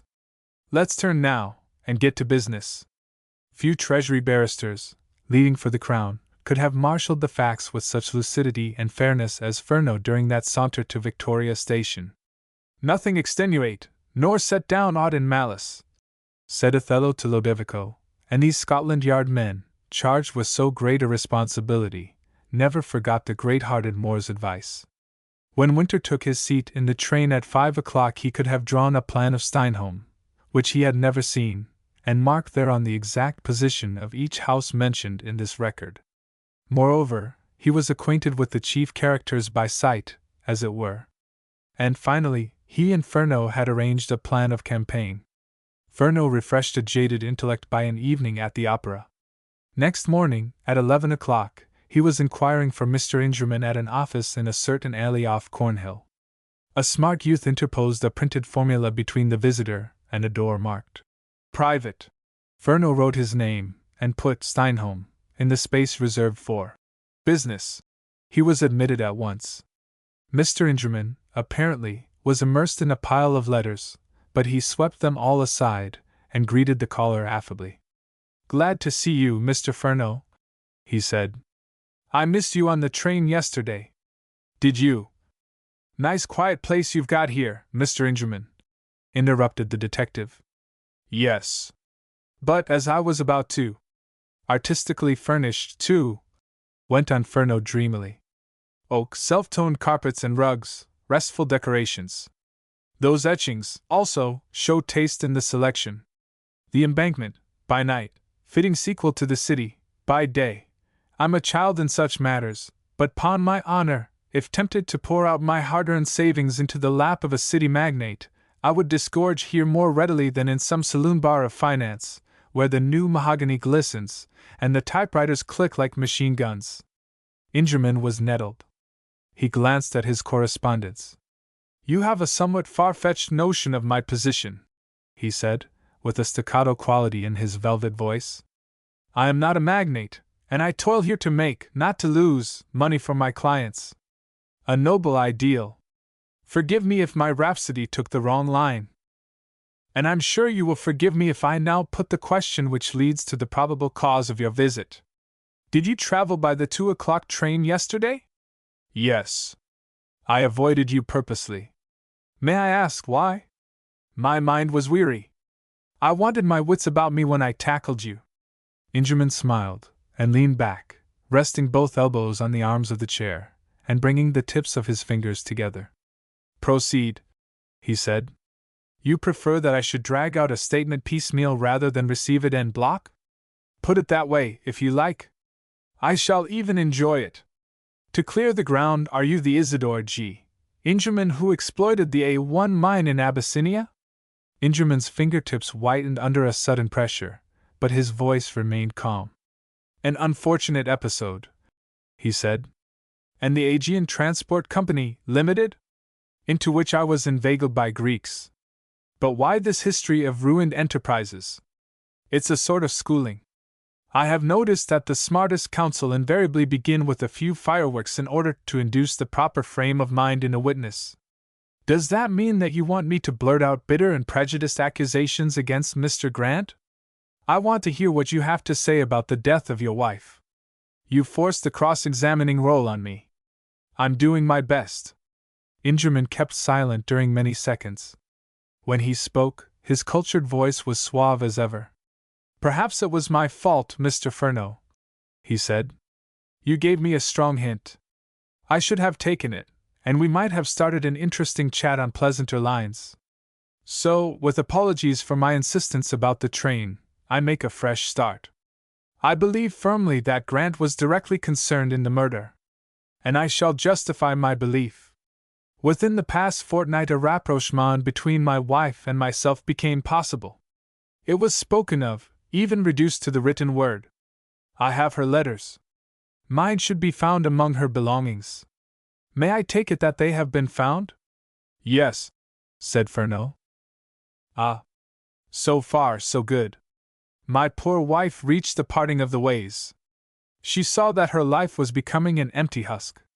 I think the theater was palling on her. But I see now that she still cherished the dream of winning the man she loved, not me, her husband, but that handsome dilettante, Grant. I take it, therefore, that she went to Steinholm to determine whether or not the glamour of the past was really dead. Unfortunately, she witnessed certain idyllic passages between her one-time lover and a charming village girl. Imagine the effect of this discovery on one of the artistic temperament. Hell hath no fury like a woman scorned, and my unhappy wife would lash herself into an emotional frenzy. She would tear a passion to rags. Her very training on the stage would come to her aid in scathing words, perhaps threats. If Grant remained cold to her appeal, the village beauty should be made to suffer. Then he would flame into storm. And so the Upas tree of tragedy spread its poisonous shade until reason fled, and some demon whispered, "Kill!" I find no flaw in my theory. It explains the inexplicable. Now, how does it strike you, Mr. Furneaux? As piffle. Is that so? I have the advantage, of course, in knowing my wife's peculiarities. And I have made some study of Grant. He admits already that he is under suspicion. Why, if he is innocent? Mind you, I pay little heed to the crude disposal of the body. Horace, I think, has a truism that art lies in concealing art. My wife's presence in Steinholm was no secret. She would have been missed from the inn. Search would be made. The murder must be revealed sooner or later, and the murderer himself was aware that by no twisting or turning could his name escape association with that of his victim. Why not face the music at once? He would argue. The very simplicity of the means adopted to fasten a kind of responsibility on him might prove his best safeguard. Even now I doubt whether any jury will find him guilty on the evidence as it stands, but my duty to my unhappy wife demands that I shall strengthen the arm of justice by every legitimate means in my power. Is that your case, Mr. Ingerman? At present, yes. It assumes that the police adopt your view. Not necessarily. The police must do their work without fear or favor. But Grant can be committed for trial on a coroner's warrant. Grant is certainly in an awkward place. Only a little while ago you dismissed my theory of the crime as airy persiflage. That was before you quoted Horace. I have a great respect for Horace. His Ode to the New Year is a gem. Would you care to see my wife's recent letters? If you please. They are at my flat, I'll send you copies. The originals are always at your disposal for comparison, of course. Now may I, without offense, ask a question? Yes. Is it wise that the emissary of Scotland Yard should leave Steinholm? But didn't I tell you that I might obtain light in the neighborhood of Cornhill? True. I could have given you the facts in Steinholm. I'm a greater believer in what the theater people call atmosphere. Some of your facts, Mr. Ingerman, remind me of an expert's report in a mining prospectus. When tested by cyanide of potassium, the gold in the ore often changes into iron pyrites. But don't hug the delusion that I shall neglect Steinholm. The murderer is there, not in London, and unless my intellect is failing, he will be tried for his life at the next Louis Assizes. Meanwhile, may I give you a bit of advice? By all means. Employ a sound lawyer, one who will avoid needless mudslinging. Good day. Send those letters to the Yard by tonight's post if practicable. It shall be done. When the door closed on Furneaux, Ingerman smiled. I've given that little Frenchman furiously to think, he murmured. But the little Frenchman was smiling, too. He had elaborated the scheme already discussed with Winter.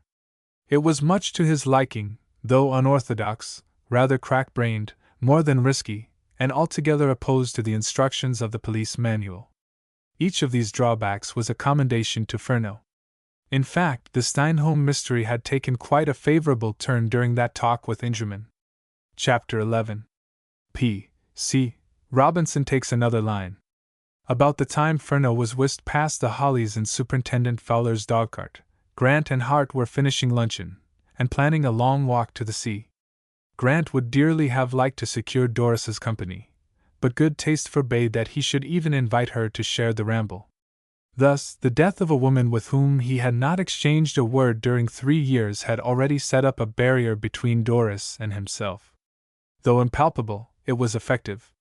It could neither be climbed nor avoided. Quiet little Steinholm had suddenly become a rigid censor of morals and etiquette. Until this evil thing was annihilated by slow process of law, Doris and he might meet only by chance and never remain long together. When the two were ready to start, Hart elected to dispense with his South American sombrero. I am sensitive to ridicule, he professed. The village urchins will christen me out Ben, and the old gentleman's character was such that I would feel hurt. So, for today, I'll join the no-hat brigade. I wonder if we'll meet Furneaux, said Grant, selecting a walking stick. It's odd that we should have seen nothing of him this morning. It would be still more odd if we had, remembering the precautions he took not to be observed coming here last night. Well, that's so. I forgot to ask the reason. There was one, I suppose? Of the best. That little man is a live wire of intelligence. He's wasted on Scotland Yard. He ought to be a dramatist or an ambassador. Quaint alternatives, those. Not at all. Each profession demands brains, and is at its best in coining cute phrases. I've met scores of both tribes, and they're like as peas in a pod. A bell rang. That's the front door, said Grant. It's Furneaux himself, I hope. But the visitor was P.C. Robinson, who actually smiled and saluted. Glad I've caught you before you went out, sir, he said. Mr. Furneaux asked me to tell you he had to hurry back to London. I was also to mention that he had got the whiskers. What whiskers? Whose whiskers? That's all he said, sir, he'd got the whiskers. Why, out Ben's whiskers, of course. How dense you are, Jack, put in Hart. Now, this was the first Robinson had heard of whiskers in connection with the crime. He remembered Elkin's make-up as Svengali, of course, and could have kicked himself for not associating earlier a set of sable whiskers with the black wig and the bullet-torn hat. But Owd Ben! What figure did that redoubtable ghost cut in the mystery? There are certain lacunae in your otherwise vigorous and thrilling story, Constable, went on Hart. Very likely, sir, agreed Robinson, much to the surprise of his hearers. He had not the slightest notion what a lacuna, or its plural, signified. He was only adopting Furneaux's advice, and trying to be civil. "Ah, you see that, do you?" said Hart. "Well, fill him in. When, where, and how did the midget sleuth obtain the spectre's hairy adornments?" The policeman, whose wits were thoroughly on the alert, realized that he had scored a point, though he knew not how. "He did not tell me, sir," he answered. "It's a rum business, that's what it is, no matter what way you look at it." Grant, agreeably aware of the village constable's change of front, accepted the olive branch readily. "We're just going for a walk," he said. "If you have 10 minutes to spare, Mrs. Bates will find you some luncheon, I have no doubt." "Well, sir, meals are a trifle irregular during a busy time like this," admitted Robinson, feeling that his luck was in, because tongues would surely be loosened in the kitchen to an official guest introduced by the master of the establishment. He was right. No member of the Bates family dreamed of reticence, now that the household was restored to favor with the force. Before Robinson departed, he was full of information and good food. What more natural, then, an hour later, than that he should contrive to meet Elkin as the horse dealer was taking home a lively 2-year-old pony he had been lunging on a strip of common opposite his house. Each was eager to question the other, but Elkin opened fire. "Anything fresh?" he cried. "You have a fair course now, Robinson. That little London tech has bunked home." "Has he?" In the language of the ring, Robinson thought fit to spar for an opening. "Oh, none of your kiddin'," said Elkin, stroking the nervous colt's neck. "You know he has. You don't miss much that's going on. Bet you half a thick and you'd have put someone in clink before this if the murder at the Hollies had been left in your hands." "That's as may be, Mr. Elkin. But this affair seems to have gripped you for fair. You look thoroughly run down. Sleepin' badly?" "Rotten. Hardly got a wink last night. You shouldn't be out so late. Why, only a week ago you were in bed regular at 10.15. That inquest broke up the day yesterday, so I was delayed at Knowlworth. What time did you reach home?" "Dashed if I know. After 12 before I was in bed. By the way, what's this about things missing from a box owned by the Amateur Dramatic Society? That silly josser of a detective, what's his name?" "Furneaux," said Robinson, who was clever enough not to appear too secretive, and was thanking his stars that Elkin had introduced the very topic he wanted to discuss. "Aye, Furneaux. I remember now. He worried old Tomlin last night about that box, which is kept in the loft over the club room. So Tomlin and I, and Hobbs, just to satisfy ourselves, went up there as soon as Furneaux left today. And what do you think? The box was unlocked, though I locked it myself, and have the key, and a hat and wig and whiskers I wore when we played a skit on Trilby were missing. If that isn't a clue, what is?" "A clue?" repeated the bewildered Robinson. "Yes. I'm telling you, though I kept dark before the other fellows. Didn't you say Grant's cheek was bleeding on Tuesday morning?" "I did." "Well, the whiskers were held on by wires that slip over the ears. One wire was sharp as a needle. I know, because it stuck into a finger more than once. Why shouldn't it scratch a man's cheek, and the cut open again next morning?" "By jing, you've got your knife into Mr. Grant, and no mistake," commented Robinson. "You yourself gave him a nasty jab at the inquest," sneered Elkin. "I was just tellin' the facts." "So am I. I think you ought to know about that hat and the other things. I would recognize them anywhere. Furneaux had something up his sleeve, too, or he wouldn't have pumped Tomlin. W.O.A. boy. So long, Robinson. I must put this youngster into his stall." "I'll wait, Mr. Elkin," said Robinson solemnly. "I want to have a word with you." The policeman was glad of the respite. He needed time to collect his thoughts.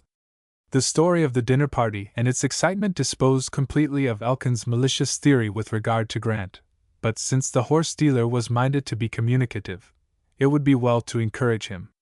"Come in and have a drink," said Elkin, when the colt had been stabled. "No, thanks, not when I'm on duty." Elkin raised his eyebrows sarcastically. He could not possibly guess that Robinson was adopting Furneaux's pose of never accepting hospitality from a man whom he might have to arrest. "Well, blaze away. I'm ready." The younger man leaned against the gate. He looked ill and physically worn. "Your business has kept you out late of a night recently, you say, Mr. Elkin," began the other, speaking as casually as he could contrive.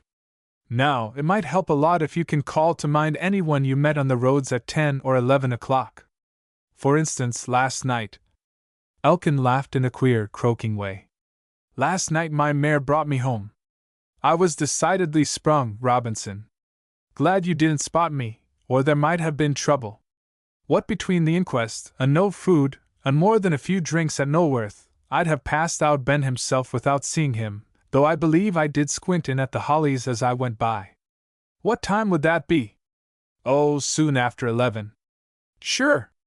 I can't be certain to 10 minutes or so. The pubs hadn't closed when I left Norworth." "What the devil does it matter, anyhow?" It mattered a great deal. Robinson could testify that Elkin did not cross Steinholm Bridge. "Soon after 11? Nothing much," was the answer.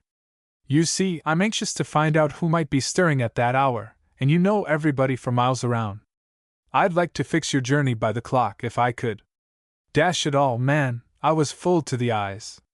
There! You have it straight. Were you out on Monday night? The night of the murder?" "Yes. I left the Hare and Hounds at 10, and came straight home." "Who was there with you?" "The usual crowd, Hobbs, and Siddle, and Bob Smith, and a commercial traveler. Siddle went at 9:30, but he generally does." "You met no one on the road?" "No." The monosyllables seemed to lack Elkin's usual confidence. It sounded as if he had been making up his mind what to say, yet faltered at the last moment. Robinson ruminated darkly. As a matter of fact, long after 11 o'clock on that fateful night, he himself had seen Elkin walking homeward. He was well aware that the licensing hours were not strictly observed by the Hare and Hounds when commercial gentlemen were in residence. Closing time was 10 o'clock, but the commercials, being cheery souls, became nominal hosts on such occasions, and their guests were in no hurry to depart. Robinson saw that he had probably jumped to a conclusion, an acrobatic feat of reasoning which Furneaux had specifically warned him against. At any rate, he resolved now to leave well enough alone. "Well, we don't seem to get any forwarder," he said. "You ought to take more care of your health, Mr. Elkin. You're a changed man these days." "I'll be all right when this murder is off our chests, Robinson. You won't have a tiddly? Right-o. So long." Robinson walked slowly towards Steinholm. At a turn in the road he halted near the footpath which led down the wooded cliff and across the river to Bushwalk. He surveyed the locality with a reflective frown. Then, there being no one about, he made some notes of the chat with Elkin. The man's candor and his misstatements were equally puzzling. None knew better than the policeman that the vital discrepancy of fully an hour and a half on the Monday night would be difficult to clear up. Tomlin, of course, would have no recollection of events after 10 o'clock, but the commercial traveler, who could be traced, might be induced to tell the truth if assured that the police needed the information solely for purposes in connection with their inquiry into the murder. That man must be found. His testimony should have an immense significance. That evening, shortly before 7 o'clock, a stalwart, prosperous-looking gentleman in tweeds descended from the London Express at Norworth. The local train for Steinholm stood in a bay on the opposite platform, and this passenger in particular was making for it when he nearly collided with another man, younger, thinner, bespectacled, who hailed him with delight. "You, too? Good egg!" was the cry. The gentleman thus addressed did not seem to relish this geniality. "Where the deuce are you off to?" he demanded. "To Steinholm, same as you, of course. Look here, Peters, a word in your ear. If you know me during the next few days, you'll never know me again. I suppose you'll be staying at the local inn. There's only one of any repute in the place?" "That's so." "I've got you. May I take it that you will reciprocate when the time comes? Have I ever failed you?" "No, we meet as strangers." Peters bustled off. He had the reputation of being the smartest writer-up in London of mystery cases. The Steinholm affair had interested both him and a shrewd news editor. The pair arrived at the Hare and Hounds within a few minutes of each other. The big man registered as Mr. W. Franklin, Argentina. Peters ordered a chop, and went off at once to interview the local policeman. Mr. Franklin took more pains over the prospective meal. "Have you a nice chicken?" he inquired. Yes, Mr. Tomlin had a veritable spring chicken in the larder at that moment. "And do you think your cook could provide a torndos?" "A what, sir?" wheezed Tomlin. The visitor explained. He liked variety, he said. Half the chicken might be deviled for breakfast. The two dishes, with plain boiled potatoes and French beans, would suit him admirably. He was sorry he dared not try Tomlin's excellent claret, but a dominating doctor had put him on the water cart. In effect, Mr. Franklin impressed the landlord as a man of taste and ample means. Peters had gobbled his chop before Franklin entered the dining room, but they met later in the snug, where Elkin was being chaffed by Hobbs and his carry-ins on in Norworth the previous night. Siddle came in, but the chatter was not so free as when the habitués had the place to themselves. Now Peters had marked the gathering as one that suited his purpose exactly, so he gave the conversation the right twist. "I suppose you local gentlemen have been greatly disturbed by this sensational murder?" he said. Hobbs took refuge in a glass of beer.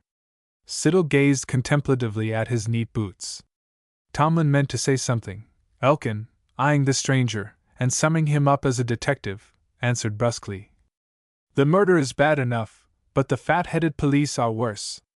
3 days gone, and nothing done." "What murder are you discussing, may I ask?" put in Franklin. Peters turned on him with astonishment in every line of a peculiarly mobile face. "Do you mean to say, sir, that you haven't heard of the Steinholm murder?" he gasped. "I seldom, if ever, read such things in the newspapers, and, as I landed in England only a week ago from France, my ignorance, though abysmal, is pardonable. Moreover, I can say truly that I am far more interested in pedigree horses than in vulgar criminals." Peters explained fluently. This was no ordinary crime. A beautiful and popular actress had been done to death in a brutal way, and the country was already deeply stirred by the story. Elkin waited impatiently till the journalist drew breath.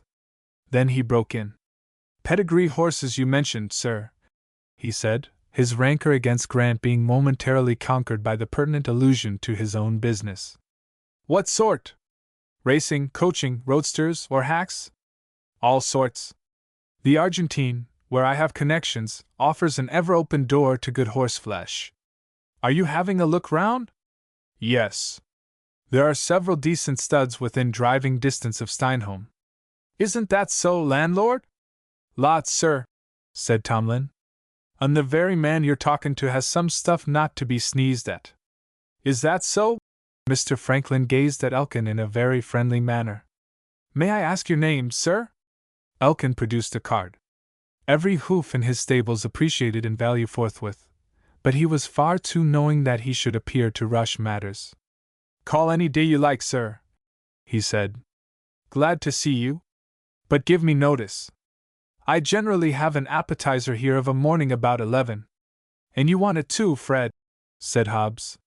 "Dash me, you're as thin as a heron. Stop whiskey and drink beer, like me." "And you might also follow that gentleman's example," interposed Siddle quietly, nodding towards Mr. Franklin. "What's that?" snapped Elkin. "Don't worry about murders. That's a nice thing to say. Why should I worry about the D mix-up?" The chemist made no reply, but Hobbs stepped into the breach valiantly. "Keep your air on, Fred," he vociferated. "Siddle means no harm. But what else are you doing of mornin', noon, and night?" Elkin laughed, with his queer croak. "If you stay here a day or two, you'll soon get to know what they're driving at, sir," he said to Franklin. "The fact is that this chap, Grant, who found the body, and in whose garden the murder was committed, has been making eyes at the girl I'm as good as engaged to. That would make anybody wild, now, wouldn't it?" "Possibly," smiled Franklin. "Of course there is always the lady's point of view. The sex is proverbially fickle, you know. 'Woman, thy vows are traced in sand,' Lord Byron has it." "Aye, and some men's too," guffawed Hobbs. "What about Peggy Smith, Fred?" Elkin blew a mouthful of cigarette smoke at the butcher. "What about that tough old bull you bought at Knowlworth on Monday?" he retorted. Hobbs's face grew purple. Mr. Franklin beckoned to Tomlin. "Ask these gentlemen what they'll have," he said gently. The landlord made a clatter of glasses, and the threatened storm passed. "You've aroused my curiosity," remarked Franklin to Peters, but taking the company at large into the conversation. "This does certainly strike one as a remarkable case. Is there no suspicion yet as to the actual murderer?" "None whatever," said Peters. "That's what you may call the police opinion," broke in Elkin. "We Steinholm folk have a pretty clear notion, I can assure you. The matter is still sub judice, and may remain so a long time," said Siddle. "It is simply stupid to attach a kind of responsibility to the man who happens to occupy the house associated with the crime. I have no patience with that sort of reasoning." Hobbs, who did not want to quarrel with Elkin, suddenly championed him. "That's all very well," he rumbled. "But the evidence you and me heard, Siddle, and the evidence we know we're going to hear, is a lot stronger than that." "I'm sure you'll pardon me, friends," said Siddle, rising with an apologetic smile, "but I happen to be foreman of the coroner's jury, and I feel that this matter is not for me, at any rate, to discuss publicly." Out he went, not even heeding Tomlin's appeal to drink the ginger ale he had just ordered. "Just like him," sighed Hobbs. "Good-hearted fellow. Would find hexcases for a black rat." Elkin talked more freely now that the chemist's disapproving eye was off him. Ultimately, Mr. Franklin elected to smoke a cigar in the open air, and strolled forth. He sauntered down the hill, stood on the bridge, and admired the soft blue tones of the landscape in the half-light of a summer evening. Shortly before closing time, Robinson appeared, it being part of his routine duty to see that no noisy revelers disturbed the peace of the village. He noticed the stranger at once, and elected to walk past him. Thus he received yet another shock when Mr. Franklin addressed him by name. "Good evening, Robinson," said the pleasant, clear-toned voice. "I've been expecting you to turn up. Kindly go back home, and leave the door open. I want to slip in quietly. I am Chief Inspector Winter, of Scotland Yard." "You don't say so, sir," stammered Robinson. "But I do say it, and will prove it to you, of course. I'll be with you in a minute or two. There's someone coming. You and I must not be seen together." Robinson made off, and Winter lounged along the Knowlworth road. He met Bates, going to the post with letters. Naturally, Bates looked him over. Returning from the post office, he kept a sharp eye for the unknown loiterer, but saw him not. He even walked quickly to the bend of the road, but the other man had vanished. Grant and Hart were talking of anything but the murder when Bates thrust his head in. He was grasping his goatee beard, sure sign of some weight on his mind. "Beg pardon," he said, "but I thought you'd like to know. The place is just swarming with them." "Bees?" inquired Hart. Bates stared fixedly at the speaker for a second or two. "No, sir, Tex," he said. "There's a big un now, just the opposite to the little un, Hawkshaw. I hope I ain't to tackle this customer, though. He'd gimme a doin', by the looks of him." Bates had disappeared before Grant remembered that the press photographer had mentioned the big un and the little un of the yard. "Now I wonder," he said. His wonder could hardly have equaled Winter's had he heard the gardener's words. The guess was a distinct score for blunt Sussex, though it was founded solely on the assumption that all comers now, unless Bates was personally acquainted with them, were limbs of the law. Chapter 12. Wherein Winter Gets to Work. Winter had identified Bates at the first glance. The letters in the man's hand, too, showed his errand, so, while the gardener was climbing the hill, the detective slipped into Robinson's cottage. He found the policeman awaiting him in the dark, because a voice said, "Beg pardon, sir, but the other gentleman from the yard asked me to take him into the kitchen. A light in the front room might attract attention, he thought." "Just what Mr. Furneaux would suggest, and I agree with him," said Winter, quite alive to the canny discretion behind those words. "The other gentleman." Robinson led the way. Supper was laid on the table. Poor Mrs. Robinson had again beaten a hasty retreat. "Now, Robinson," said the chief inspector affably. "Before we come to business, I'll prove my bona fides. Here's my official card, and I'll run quickly through events until 1:30 p.m. today. I met Mr. Furneaux at Victoria, and he posted me fully up to that hour." So the policeman listened to a clear summary of the Steinholm case as it was known to the authorities. "I did not warn either Mr. Fowler or you of my visit because a telegram could hardly be explicit enough," concluded Winter. "At the inn I am Mr. Franklin, an Argentine importer of blood stock in the horse line. At this moment the only other man beside yourself and Steinholm who is aware of my official position is Mr. Peters, and he is pledged to secrecy. Tomorrow or any other day until further notice, you and I meet as strangers in public. By the way, Mr. Furneaux asked me to tell you that he found the wig and the false beard in the river early this morning. The wearer had apparently flung them off while crossing the footbridge leading from Bush Walk, having forgotten that they would not sink readily. Perhaps he didn't care. At any rate, Mr. Hart's bullet seems to have laid out Ben's ghost. Now, what of this fellow, Elkin? He worries me. Can I offer you a glass of beer, sir? With pleasure. May I smoke while you eat? You see, I differ from Mr. Furneaux in both size and habits." Robinson poured out the beer.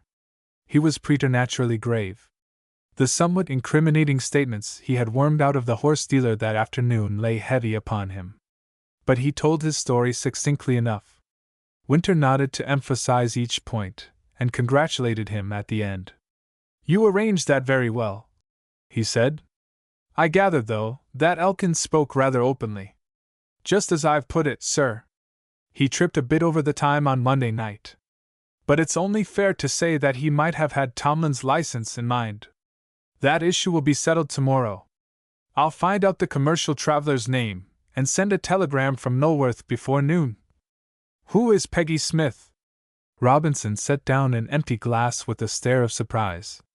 "Bob Smith's daughter, sir," he answered. "No doubt. But proceed." "Well, sir, she's just a village girl. Her father is a blacksmith. His forge is along to the right, not far. She'll be 20 or thereabouts. Frivolous? Not more than the rest of 'em, sir. Have you seen her flirting with Elkin?" Robinson took thought. "Now that I come to think of it, she might be given a bit that way. Her father shoes Elkin's nags, so there's a lot of comin' and goin' between the two places. But folks would always look on it as natural enough. Yes, I've seen 'em together more than once. In that case, he can hardly grumble if the postmaster's daughter has an eye for another young man." "Miss Martin!" snorted Robinson. "She wouldn't look the side of the road he was on. Fred Elkin isn't her sort. But he said tonight in the Hare and Hounds that he and Miss Martin were practically engaged." "Stuff and nonsense!" "Sorry, sir, but I admire Doris Martin. I like to see a girl like her liftin' herself out of the common gang. She's the smartest young lady in the village, and not an atom of a snob. No, she isn't for Fred Elkin. Before this murder cropped up, everybody would have it that Mr. Grant would marry her. How does the murder intervene?" Robinson shifted uneasily in his chair. He knew only too well that he himself had driven a wedge between the two. "Steinholm's a funny spot, sir," he contrived to explain. "Since it came out that Doris and Mr. Grant were in the garden at the Hollies at 10:30 on Monday night, without Mr. Martin knowing where his daughter was, there's been talk. Both the postmaster and the girl herself are up to it. You can see it in their faces. They don't like it, and who can blame them? Who, indeed? But this Elkin, surely he had some ground for a definite boast, made openly, among people acquainted with all the parties? There's more than Elkin would marry Doris if she lifted a finger, sir. Can you name them?" "Well, Tomlin wants a wife." Winter laughed joyously. "Next?" he cried. "They say that Mr. Siddle is a widower." "The chemist? Foreman of the jury?" "Yes, sir. From appearances, he is a likelier candidate than either Elkin or Tomlin. Anybody else? I shouldn't be far wrong if I gave you the name of most among the young unmarried men in the parish. Dear me! I must have a peep at this charmer. But I want those names, Robinson."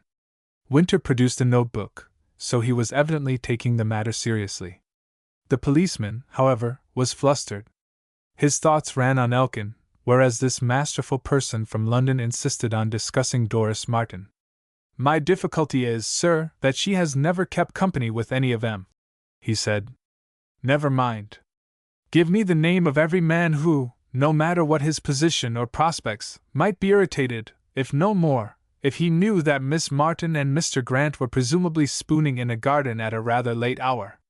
It was a totally new line of inquiry for Robinson, but he bent his wits to it, and evolved a list which, if published, would certainly be regarded with incredulous envy by every other girl in the village than the postmaster's daughter. As for Doris herself, she would be mightily surprised when she saw it, but whether annoyed or secretly gratified none but a pretty girl of 19 can tell. Winter departed soon afterwards. Before going to the inn he had a look at the forge. A young woman, standing at the open door of the adjoining cottage, favored him with a frank stare. There was no light in the dwelling. When he returned, after walking a little way down the road, the door was closed. Next morning Bates heard of Peters as the detective and of Mr. Franklin as a millionaire from South America.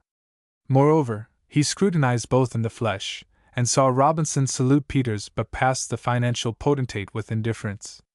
Alas, that a reputation, once built, should be destroyed. "I was mistook, sir," he reported to Grant later. "There's another tech about, but he ain't the chap I met last night. They say this other bloke is rollin' in money, and buyin' hosses right and left. Then he'll soon be rolling in the mud, and have no money," put in Hart. "Who is he?" inquired Grant carelessly. "A Mr. Franklin, from South America, sir." Grant and Hart exchanged glances. Curiously enough, Hart remained silent till Bates had gone. "I must look this joker up, Jack," he said then. "To me the mere mention of South America is like Mother Gary's chickens to a sailor, a harbinger of storm." But Hart consumed Tomlin's best brew to no purpose, in so far as seeing Mr. Franklin was concerned, since the latter was in Norworth, buying a famous racing stud. Being in the village, however, this fisher in troubled waters was not inclined to return without a bag of some sort. He walked straight into the post office. Doris and her father were there, the telegraphist being out. "Good day, everybody," he cried cheerfully. "Grant wants to know, Mr. Martin, if you and Miss Doris will come and dine with him, us, this evening at 7.30? The postmaster gazed helplessly at this free and easy stranger. Doris laughed, and blushed a little. "This is Mr. Hart, a friend of Mr. Grant's dad," she explained.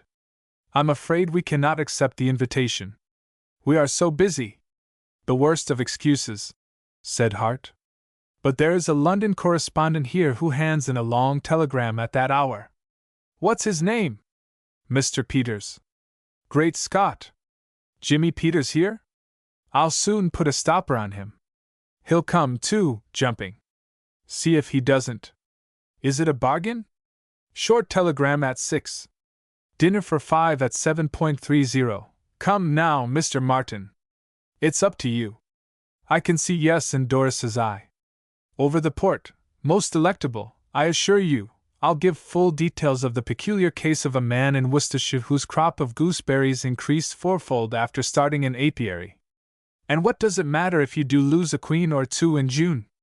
The drones will attend to that trifle. It's a fixture, eh? Where's Peters? In the pull and push? I'll rout him out." The whirlwind subsided, but quickly materialized again.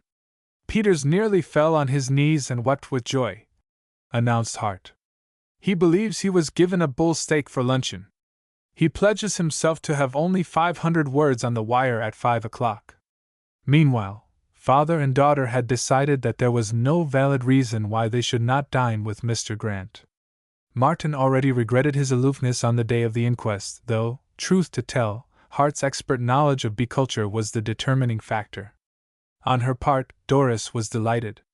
Her world had gone awry that week, and this small festivity might right it. Not one word of the improvised dinner party did Hart confide to Grant. He informed the only indispensable person, Mrs. Bates, and left it at that. Grant, a restless being these days, took him for another long walk. It chanced that their road home led down the high street. The hour was 7:15, and Peters hailed them. Hart introduced the journalist, saying casually, "Jimmy is coming to dinner, Jack." "Delighted," said Grant, "of course." Peters looked slightly surprised, but passed no comment. Then Doris and her father appeared. They joined the others, shook hands, and to Grant's secret perplexity, the whole party moved off down the hill in company. When the Martins turned with the rest across the bridge, Grant began to suspect his friend. "Wally," he managed to whisper, "what game have you been playing?" "Aren't you satisfied?" murmured Hart. "'Sdeath, as they used to say in the Surrey Theatre, you're as bad as Furshaw."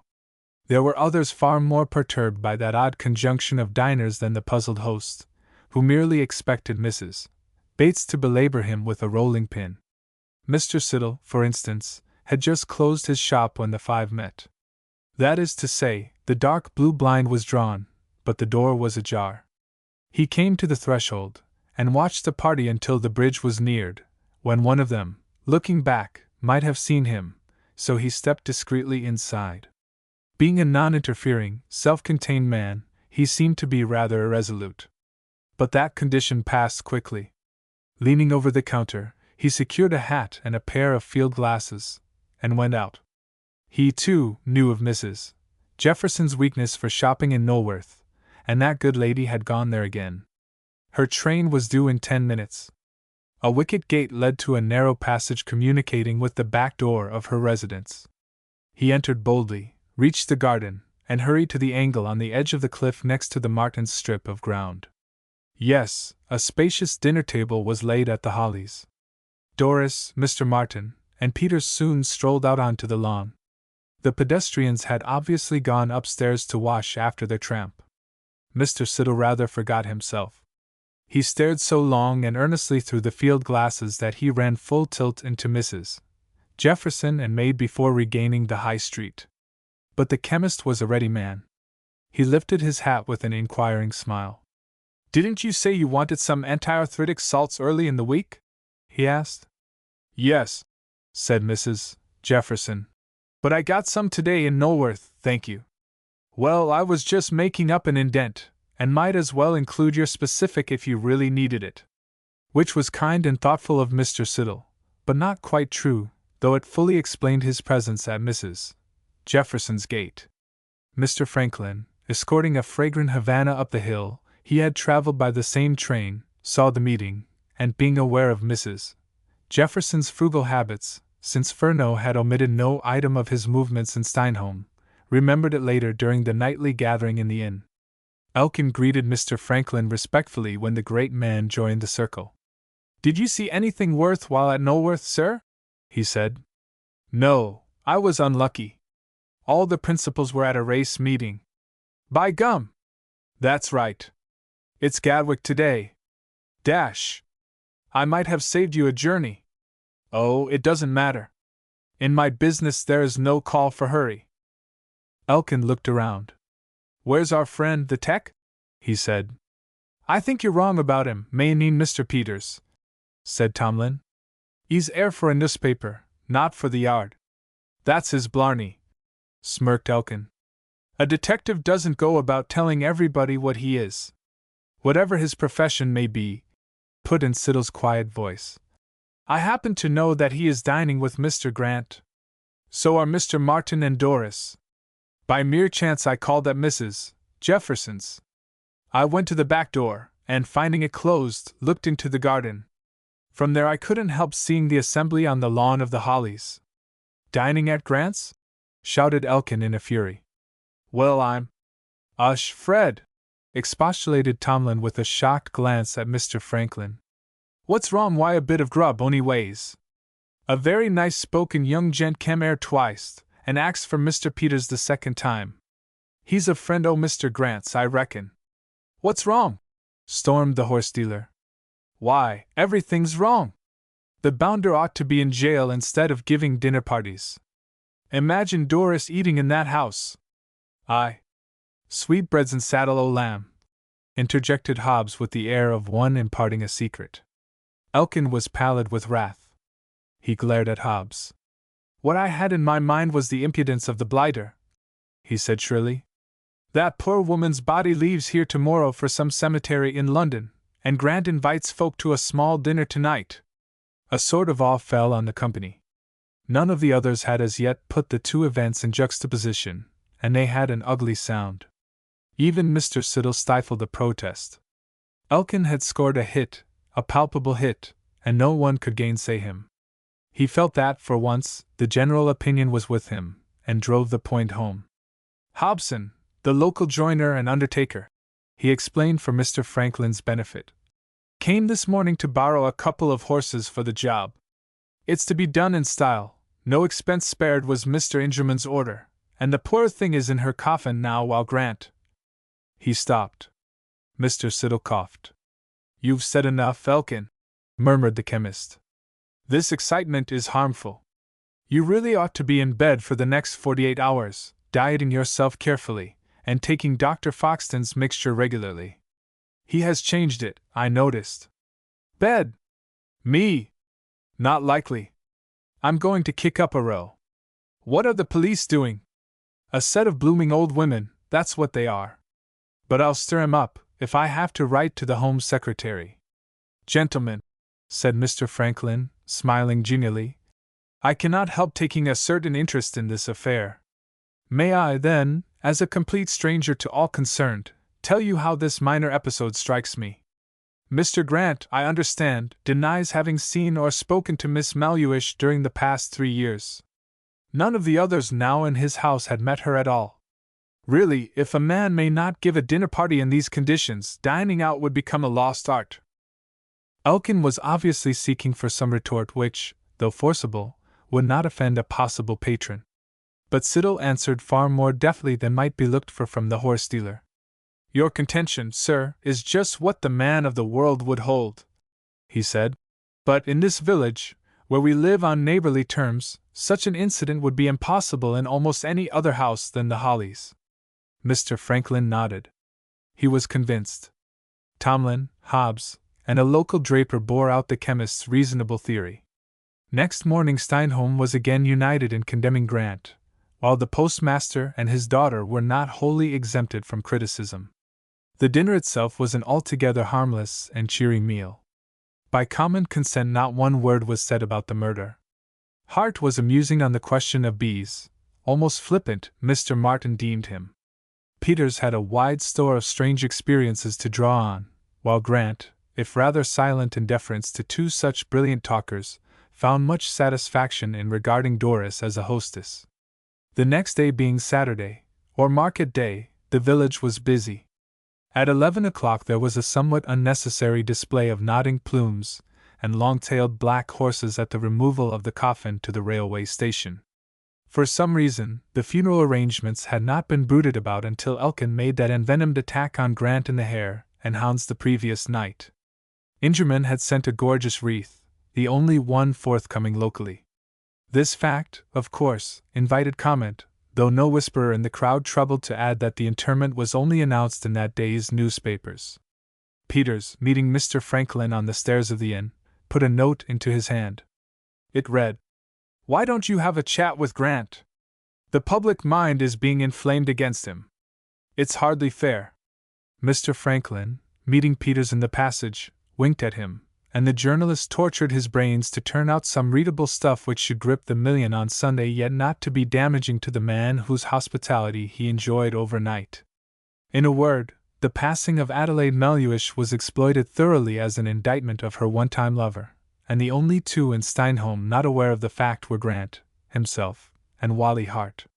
By a singular coincidence, not ridiculously beyond the ken of a verger, when Doris went to church on Sunday morning, she found herself beside Mr. Franklin.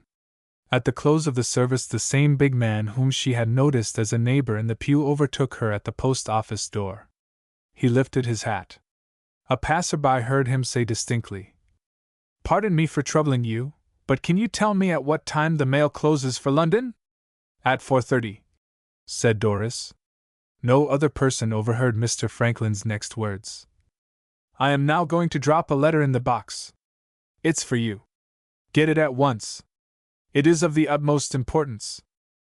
Doris was startled, as well she might be. But she went straight for the letter.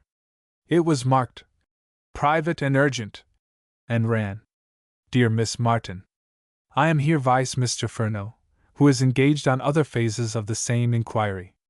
My business is absolutely unknown. I figure at the inn as Mr. W., Franklin, Argentina. Indeed, Mr. Furneaux left the village because he realized the difficulties facing him in that respect. Now I trust you, and I hope you will justify my faith. You know Superintendent Fowler. I want you to meet me and him this afternoon at 2 o'clock at the crossroads beyond the mill. A closed car will be in waiting, and we can have half an hour's talk without anyone in Steinholm being the wiser.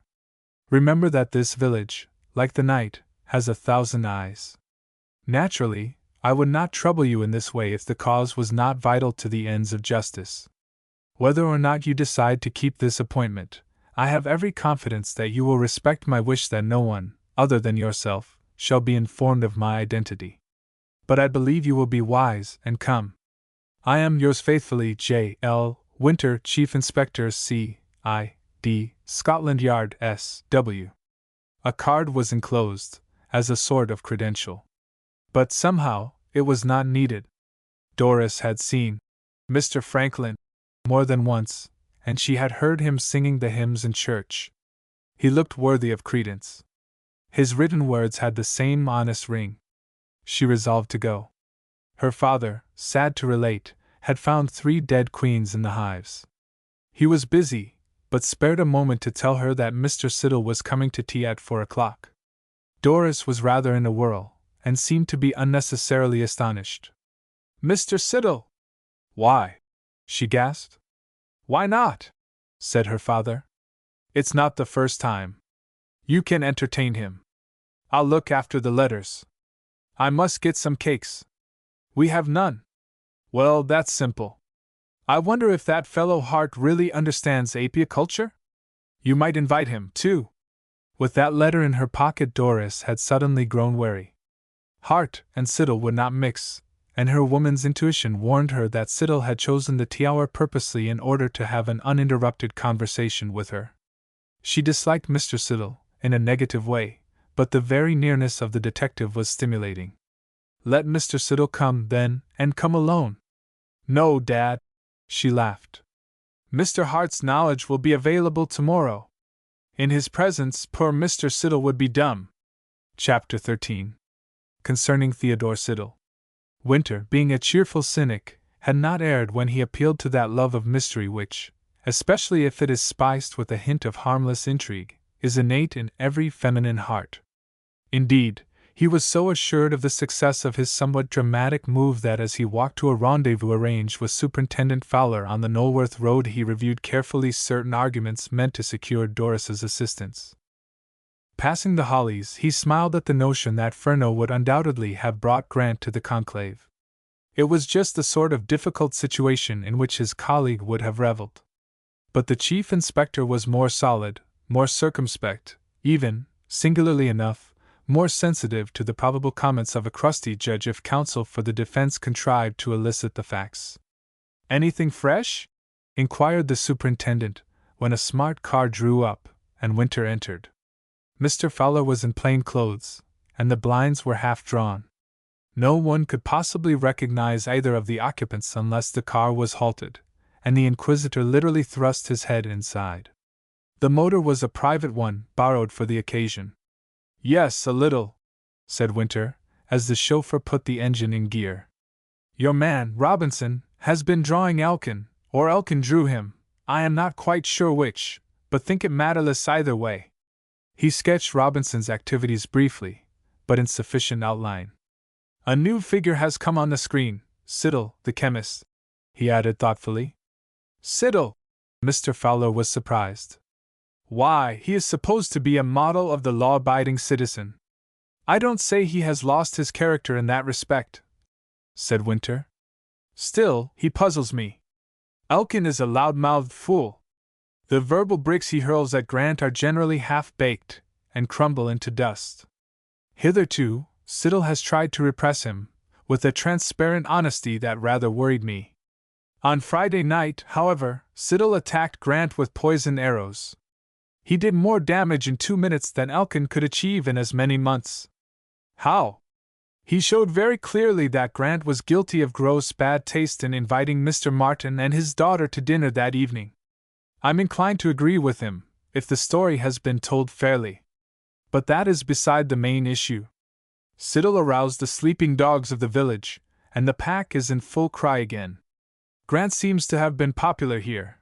He had almost recovered from the blow of Miss Maluish's death by the straightforward speech he made before the inquest. But Siddle threw him back into the mud by a few skillful words. What is Siddle's record? Is he a local man? I think not. Robinson can tell us. Robinson says he believes Siddle is a widower. That doesn't argue long and close knowledge. We must look into it. Robinson has been stationed here 4 years. Siddle is not old, but he has been in business in Steinholm more years than that. But you'll pardon me, I'm sure, Mr. Winter. May I take it that you are really interested in the chemist's history? The superintendent was perplexed, or he would not have adopted his professional method of semi-apologetic questions with a man from the CID. I hardly know what I'm interested in, laughed Winter. Grant didn't kill the lady. I shall be slow to credit Elkin with being the scoundrel he looks. Siddle and Tomlin, if you please, are regarded as starters in the Doris Martin matrimonial stakes, and I don't think Tomlin could ever murder anything but the King's English. It is Siddle's volte-face that bothers me. Murmured Mr. Fowler. He was not an uneducated man, but volte-face, correctly pronounced, was unfamiliar in his ears. The change was so marked, went on the detective. I gather that Siddle is a stickler for charity and fair dealing. He didn't abandon the role, of course. It was the sheer ingenuity of his method that caught my attention. So I simply catalogue him for research. Has Miss Martin promised to meet us? Inquired the other, feeling that he was on the track of volte-face. No, but there she is, cried Winter. She has just heard the car. Tell your chauffeur to slow up. The road is empty otherwise. By the way, you help her in. She might be a bit shy of me, and I don't want a second's delay. Winter's judgment was not at fault. Doris was feeling a trifle uncertain, seeing that she was about to encounter a complete stranger. Moreover, she had come a good half-mile from the shop whence the cakes for tea were to be procured at the back door, and as a favor. Her eyes were fixed on the slowing car with a timid anxiety that betrayed no small degree of doubt as to the outcome of this Sunday afternoon escapade. She was pale and nervous. At that moment Doris wished herself safe at home again. One word, broke in the superintendent hurriedly. Why are you so sure that Grant is innocent, Mr. Winter? I'm sure of nothing with regard to this case. But I have great faith in Furneaux's flair for the true scent. It has never failed yet. Mr. Fowler wished his companion would not use such uncommon words. However, he got out, and took off his hat with a courteous sweep. Doris had to look twice at him. Hitherto, she had always seen him in uniform. Winter smiled at the unmistakable expression of relief in her face. She was almost self-possessed as she took the seat by his side. Good day, Mr. Winter, she said. Mr. Franklin, please. Better become used to my pseudonym. Plenty of room for your feet, Mr. Fowler? That's it. Now we're comfy. The chauffeur will bring us back here in half an hour, Miss Martin. Will that suit your convenience? Oh, yes. I am free till nearly 4 o'clock. We have a guest to tea then. I have a well-developed bump of curiosity these days. Who is it, may I ask? Mr. Siddle, the local chemist. Indeed. An old friend, I suppose? We have known him 7 years, ever since he came to Steinholm. Ah. He is not a native of the place? No. He bought Mr. Benson's business. He's a Londoner, I believe. Is there a Mrs. Siddle? No, that is to say, gossip has it that he was married, but his wife died. He doesn't speak of her? Is that it? One would have thought that in a house where he is well known. We don't really know him well. No one does, I think. You've invited him to tea at any rate, laughed Winter. No, said Doris. He invited himself. At least, so I gathered from Dad. Ah, well. He feels lonely, no doubt, and wishes to chat about recent strange events in Steinholm. And that brings me to the reason why I sought this chat under such peculiar conditions. You realize my handicap, Miss Martin? If I were seen talking to you, or even entering your house as apart from the post office, people would begin to wonder. You follow that, don't you? Yes, Doris did follow it. What she did not follow was the veiled admiration in Superintendent Fowler's glance at the detective. Those few inconsequential questions had shed a flood of light on Siddle's past and present, yet the informant was blissfully unaware of their real purport. And the way was opened so deftly. The purchase of a chemist's business would almost certainly be negotiated through a local lawyer.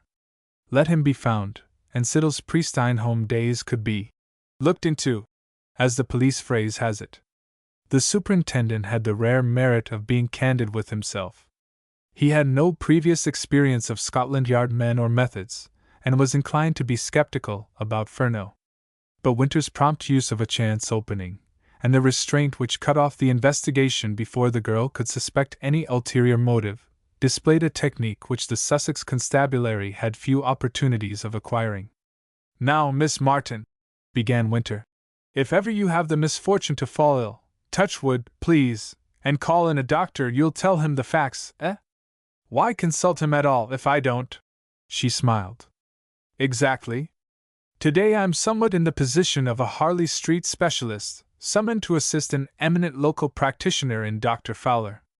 That's a sort of gentle preliminary, leading up to the disagreeable duty of putting some questions of a personal nature. What you may answer will not go beyond ourselves. I promise you that. You will not be quoted, or requested to prove your statements. Such a thing would be absurd. If I were really a doctor, and you needed my advice, you might easily describe your symptoms all wrong. It would be my business to listen, and deduce the truth, and I would never dream of rating you for having misled me. You see my point? Yes, but Mr. Wynne, Mr. Franklin, I know nothing whatever about the murder.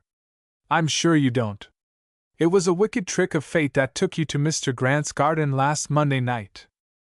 It was really an astronomical almanac, retorted Doris, who now felt a growing confidence in this nice-spoken official. Sirius is a star remarkable for its beautiful changing lights, and on Monday evening was at its best. I think I ought to explain, and she blushed delightfully, that the village gossip about Mr. Grant and me is entirely mistaken. We are not, well, I had better use plain English, we are not lovers. My father and I are just on close, friendly terms with Mr. Grant. My position hardly warrants even that relationship with an author of some distinction. But please set aside any notion of us as likely to become engaged. For one thing, it is preposterous. For another, I shall not leave my father. Poor Doris. She little guessed how accurately this skilled student of human nature read the hidden thought behind that vehement protest. Even the note of vague rebellion against social disabilities was pathetic yet illuminating. Of course, he took her quite seriously. Let us keep to the hard road of fact, he said. What you really mean is that Mr. Grant has never made love to you. But I must be candid, young lady. There is no earthly reason why he shouldn't, though I can name offhand half a dozen why he should. Well, I must not pay compliments. My friend, Mr. Furneaux, can manage that with much greater facility, being half a Frenchman. And now I'm going to say an unpleasant thing. I ask your forgiveness in advance. Both Mr. Furneaux and I agree in the opinion that your imaginary love affair is indissolubly bound up with the mystery of Miss Maluish's death. In a word, I have brought you here today to discuss your prospective marriage, and nothing else. That astonishes you, eh? Well, it's the truth, as I shall proceed to make clear. There's a Mr. Fred Elkin, for instance. Doris uttered a little laugh of dismay. Winter's emphatic words had astounded her, but the horse-dealer's name acted as comic relief. I can't bear the man, she protested.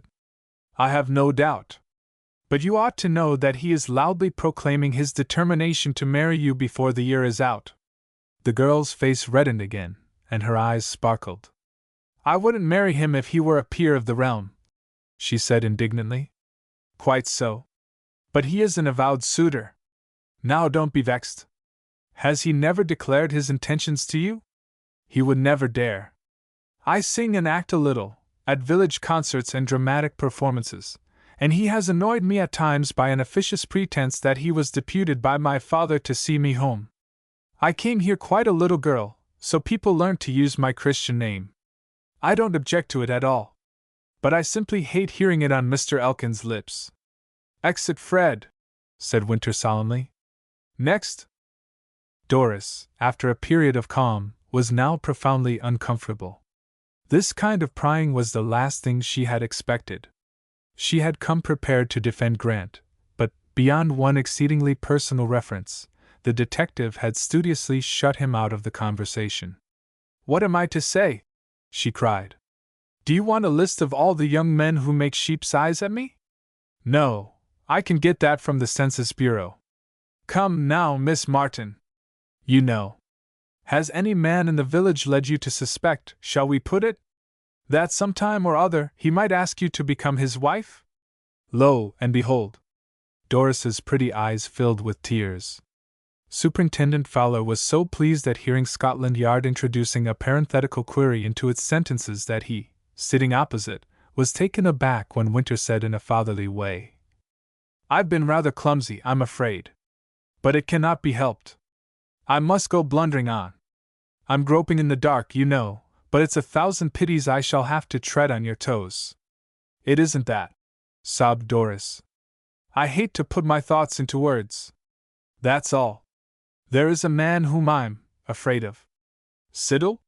She turned on Winter a face of sudden awe. How can you possibly guess? She said wonderingly, and sheer bewilderment dried her tears. My business is 9/10 guesswork. At any rate, we are on firm ground now. If you could please yourself, I suppose Mr. Siddle would not come to tea today. He certainly would not, declared the girl emphatically. You believe he is coming for a purpose? Yes. Elkin, I must drag him in again for an instant, pretends that the commotion aroused in the village by this murder would incline you favorably to a proposal of marriage. Mr. Siddle may have discovered some virtue in the theory. Did Mr. Elkin really hint that I needed him as a shield? Doris was genuinely angry now. She little imagined that Winter was playing on her emotions with a master hand. Don't waste any wrath on Elkin, he soothed her. The fellow isn't worth it. But his crude idea might be developed more subtly by an abler man. I think it odd that Mr. Siddle should choose today, of all days, for a visit, she admitted. Winter relapsed into silence for a while. The car was running through a charming countryside, and a glimpse of the sea was obtainable from the crest of each hill. Mr. Fowler was too circumspect to break in on the thread of his coadjutor's thoughts. The inquiry had taken a curious turn, and was momentarily beyond his grasp. It's singular, but it's true, said the detective musingly when next he spoke, that I am now going to ask you to act differently than was in my mind when I sought this interview. I should vastly like to be present when Siddle bears his heart to you this afternoon. I can invite you to tea. Alas! That won't serve our ends. But if you feel you have a purpose, you will be nerved to deal with him. Bring him out into that secluded garden of yours. The first thing he will suggest. And Doris's voice waxed unconsciously bitter. He knows that Dad will be busy with the mails for an hour after tea. Good. I think it bad, most disagreeable. You won't find the position so awkward if you are playing a part. And that is what I want, a bit of clever acting. Lean on those railings, and make Siddle believe that your heart is on Mr. Grant's lawn. You know the kind of thing I mean. Dreamy eyes, listless manner, inattention, with smiling apologies. You will annoy Siddle, and a cautious man in a temper becomes less cautious. Force him to avow his real thoughts. You will learn something, trust me. About what? There were no tears in Doris's eyes. They were wide open in wonderment. About his attitude to this tragedy. Do this, and you will be giving Mr. Grant the greatest possible help. He needs it. Next Wednesday, At the adjourned inquest, he will be put on the rack. Ingerman will fee counsel to be vindictive, merciless. Such men are to be hired. Their reputation is built up on the slaughter of reputations. I want to understand Siddle before Wednesday. By the way, what's his other name? Theodore. Theodore Siddle. Unusual. Well, your half hour is nearly up. Will you do what I ask? I'll try.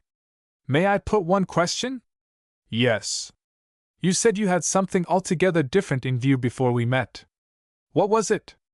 I'll tell you, let me see, I'll tell you on Thursday. Why not now? Because it is the hardest thing in the world for a woman to be single-minded, in the limited sense of concentration, I mean. Focus your wits on Siddle today. I don't suggest any plan. I leave that to your own intelligence. Vex him, and let him talk. Vex him? Yes. What man won't get mad if he notices that his best girl is thinking about a rival? This time Doris did not blush. She was troubled and serious, very serious. I'll do what I can, she promised. When shall I see you again? Soon. There's no hurry. All this is preparatory for Wednesday. Am I to tell my father nothing? Please yourself. Not at present. I recommend you. The car had stopped. It sped on when Doris alighted. She would be home with her cakes at 3 o'clock, and Mr. Martin would never have noticed her absence. A fine bit of work, if I may say so, exclaimed Fowler appreciatively. But I am jiggered if I can imagine what you're driving at. Winter was cutting the end off a big cigar. He finished the operation to his liking before answering earnestly. We stand or fall by the result of that girl's efforts. Furneaux thinks so, and I agree with him absolutely. After 5 days, where are we, Mr. Fowler? In the dark, plus a brigand's hat and hair. But there's a queer belief in some parts of England that a phosphorescent gleam shows at night over a deep pool in which a dead body lies. That's just how I feel about Siddle. The man's an enigma. What sort of place is Steinholm for a chemist of his capacities? Dr. Foxton has the highest regard for him professionally, and I'm told he doctors people for miles around. Yet he lives the life of a recluse. An old woman comes by day to prepare his meals and tidy the house and shop. His sole relaxation is an hour of an evening in the village inn, his visits there being uninterrupted since the murder. He was there on the night of the murder, too. For the rest, he is alone, shut off from the world. Without knowing it, he's going to fall into deep waters today, and he'll emit sparks, or I'm a Chinaman. I'll leave you here. Goodbye. See you on Tuesday after lunch. The superintendent drove on alone. He pondered the Steinholm affair in all its bearings, but mostly did he weigh up Winter and Furneaux. At last he sighed. London ways, and London books, and London detectives, he muttered. We're not up to date in Sussex. Now, if I could please myself, I'd be hotfoot after Elkin. I see what Winter has in his mind, but surely Elkin fills the bill, and Siddle doesn't. What was that word, Volt what? Doris was lucky. She met Mr. Siddle as she emerged from the back passage to the cake shop. Resolving instantly that if an unpleasant thing had to be done it should at least be done well, she smiled brightly. See what you have driven me to, breaking the Sabbath, she cried, holding up the bag of cakes.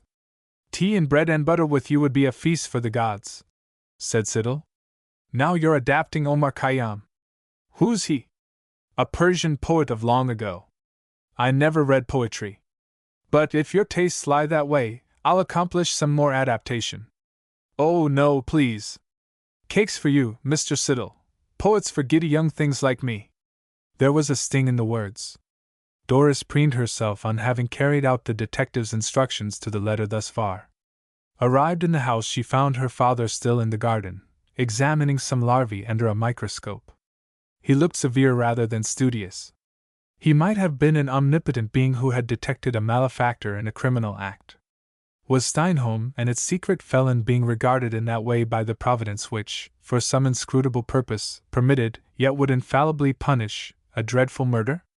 She was a girl of devout mind, and the notion was appalling in its direct application to current events. In the meantime, the chemist, evidently taking a Sunday afternoon constitutional, came on Winter, who was leaning on a wall of the bridge and looking downstream, Grant's house being on the left. He would have passed, in his wonted unobtrusive way, but the detective hailed him with a cheery, "Good day, Mr. Siddle. Are you a fisherman?" "No, Mr. Franklin, I'm not," he answered. "Well, now I'm surprised. You are just the sort of man whom I should expect to find attached to a rod and line, even watching a float. I tried once when I was younger, but I could neither impale a worm nor extract a hook. My gorge rose against either practice. I am a vegetarian, for the same reason. If it were not for this disturbing tragedy, you would have heard Hobbs, the butcher, rallying me about my rabbit meat, as he calls my food." "Well, well," laughed Winter. "Your ideas and mine clash in some respects. I look on a well-grilled steak as a gift from heaven, and after it, or before it, I don't care which, let me have 3 hours whipping a good trout stream. With the right cast of flies I could show a fine bag from this very stretch of water. Why not ask Mr. Grant's permission? It would be interesting to learn whether he will allow others to try their luck." Mr. Siddle strolled on. Winter bent over, keen to discern the gray-backed fish which must be lurking in those clear depths and rippling shallows. Chapter 14. On both sides of the river. The sun, transmuted into Greenwich time, exercised an extraordinary influence on the seemingly humdrum life of Steinholm that day. A few minutes after 3 o'clock, just too late to observe either Winter or Siddle, P.C. Robinson strolled forth from his cottage. He glanced up the almost deserted High Street, in which every rounded cobble and white flagstone radiated heat. A high-class automobile had dashed past twice in 40 minutes, but the pace was on the borderland of doubt, so the guardian of the public will had contented himself with recording its number on the return journey. But his thoughts were far afield from joyriders, stray cattle, hawkers without licenses, and other similar small fry which come into the constabulary net. It would be a feather in his cap if he could only strike the trail of the veritable Steinholm murderer. The entrancing notion possessed him morning, noon, and night. Mrs. Robinson declared that it even dominated his dreams. Robinson was sharp. He knew quite well that the brains of the London detectives held some elusive quality which he personally lacked. They seemed to peer into the heart of a thing so wisely and thoroughly. He did not share Superintendent Fowler's somewhat derogatory estimate of Furneaux, with whom he was much better acquainted than was his superior officer, while Chief Inspector Winter's repute stood so high that it might not be questioned. Still, to the best of his belief, the case had beaten both these doughty representatives of Scotland Yard. There was yet a chance for the humble police constable, so Robinson squared his shoulders, seamed his brows, and marched majestically down the Knowlworth road. He had an eye for the hollies, of course, though neither he nor anybody else could discern more than the bare edge of the lawn from bridge or road, owing to the dense screen of evergreen trees and shrubs planted by the tenant who remodeled the property. But the spot where the body of Adelaide Melhuish was drawn ashore was visible, and the sight of it started a dim thesis in the policeman's mind which took definite shape during less than an hour's stroll.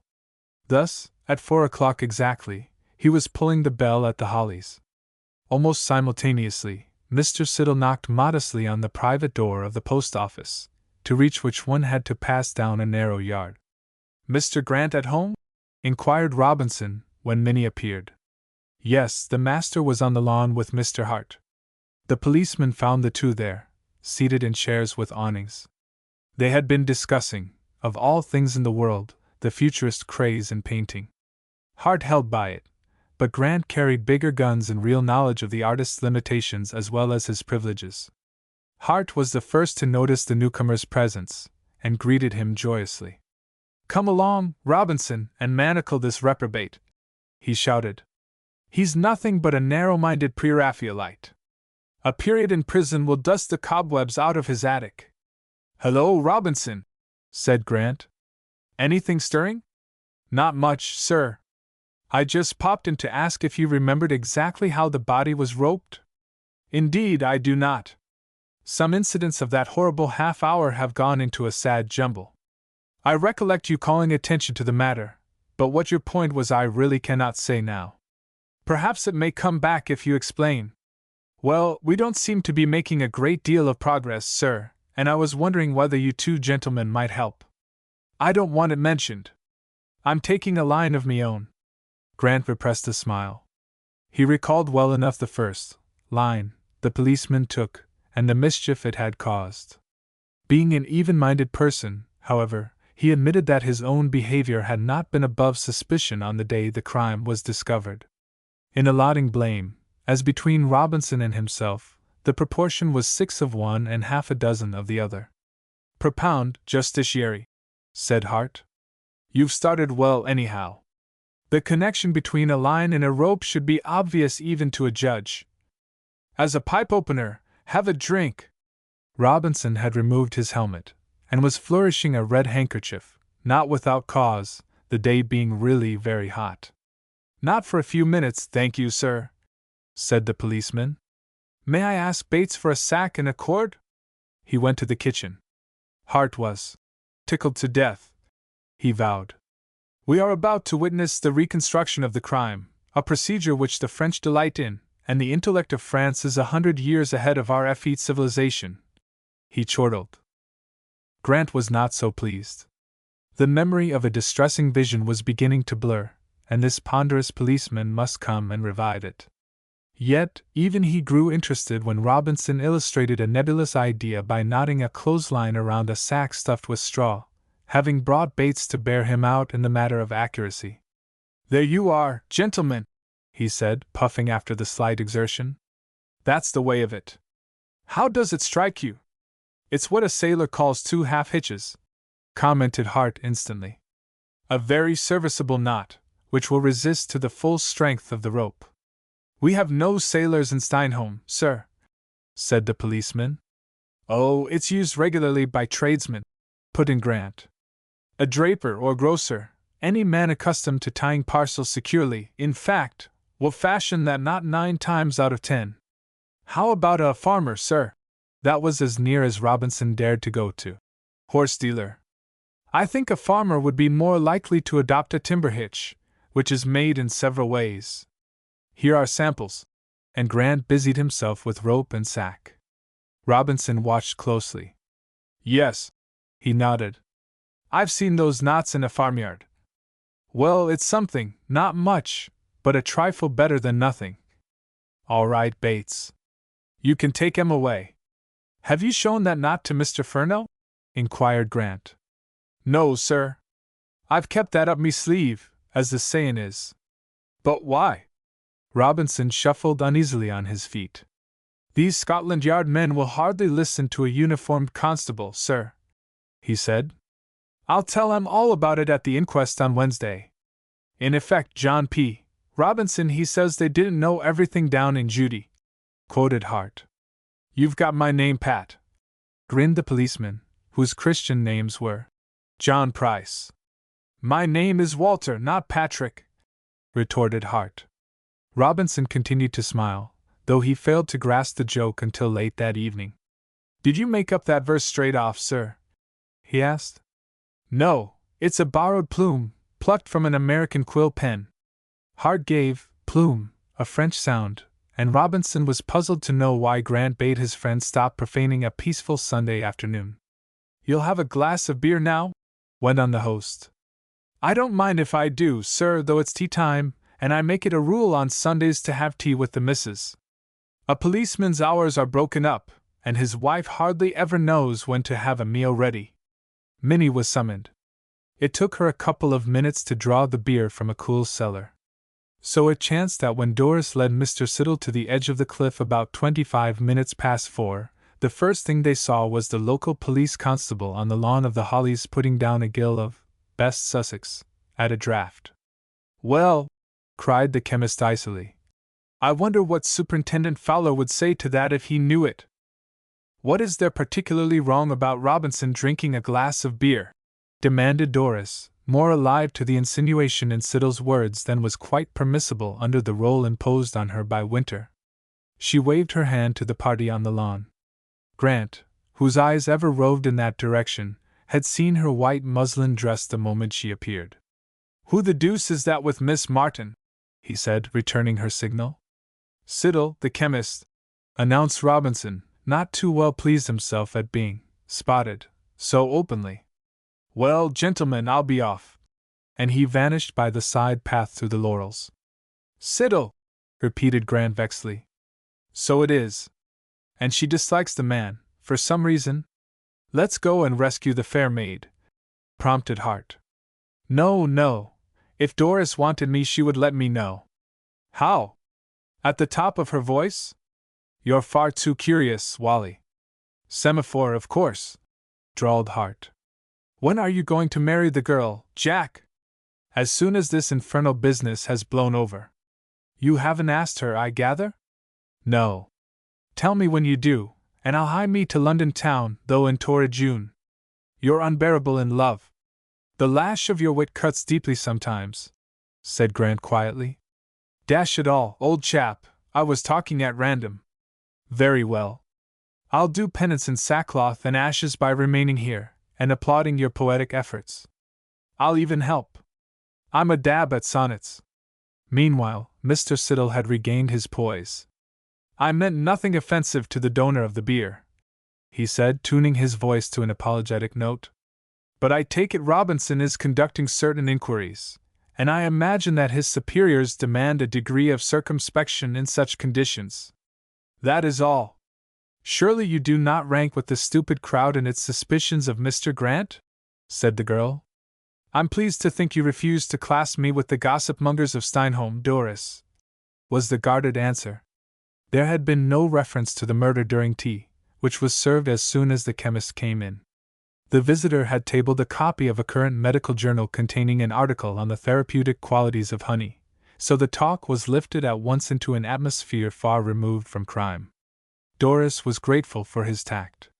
When her father went to the office, she brought Mr. Siddle into the garden solely in pursuance of her promise to the detective, though convinced that there would be no outcome save a few labored compliments to herself. And now, by accident, as it were, the death of Adelaide Meluish thrust itself into their conversation. Perhaps it was her fault. No, she said candidly. No one who has known you for 7 years, Mr. Siddle, could possibly accuse you of spreading scandal. 7 years! Is it so long since I came to Steinholm? Sometimes it appears an age, but more often I fancy the calendar must be in error. Why, it seems only the other day that I saw you in a short frock, bowling a hoop. A tomboy occupation, laughed Doris. But Dad encouraged that and skipping, as the best possible means of exercise. He was right. Look how straight and svelte you are. Few, if any, among our community can have watched your progress to womanhood as closely as I. You see, living opposite, as I do, I kept track of you more intimately than your other neighbors. Siddle was trimming his sails cleverly. The concluding sentence robbed his earlier comments of their sentimental import. If we live long enough, we may even see each other in the Seer and Yellow Leaf, said Doris flippantly. I would ask no greater happiness, came the quiet reply, and Doris could have bitten her tongue for according him that unguarded opening. Suddenly availing herself of the advice which the detective, like Hamlet, had given to the players, she gazed musingly at the fair panorama of the Hollies and its gardens, with the 2 young men seated on the lawn. By this time Minnie was staging tea, and the picture looked idyllic enough. Doris saw, out of the tail of her eye, that her companion was watching her furtively, though apparently absorbed in the scene. He moistened his thin lips with his tongue. As a study in contrasts, that would be hard to beat, he said, after a long pause. Contrasts, she echoed. Well, yes. Even an uncontentious man like myself can hardly fail to compare Sunday afternoon with Tuesday morning. Why not Monday night? She flashed.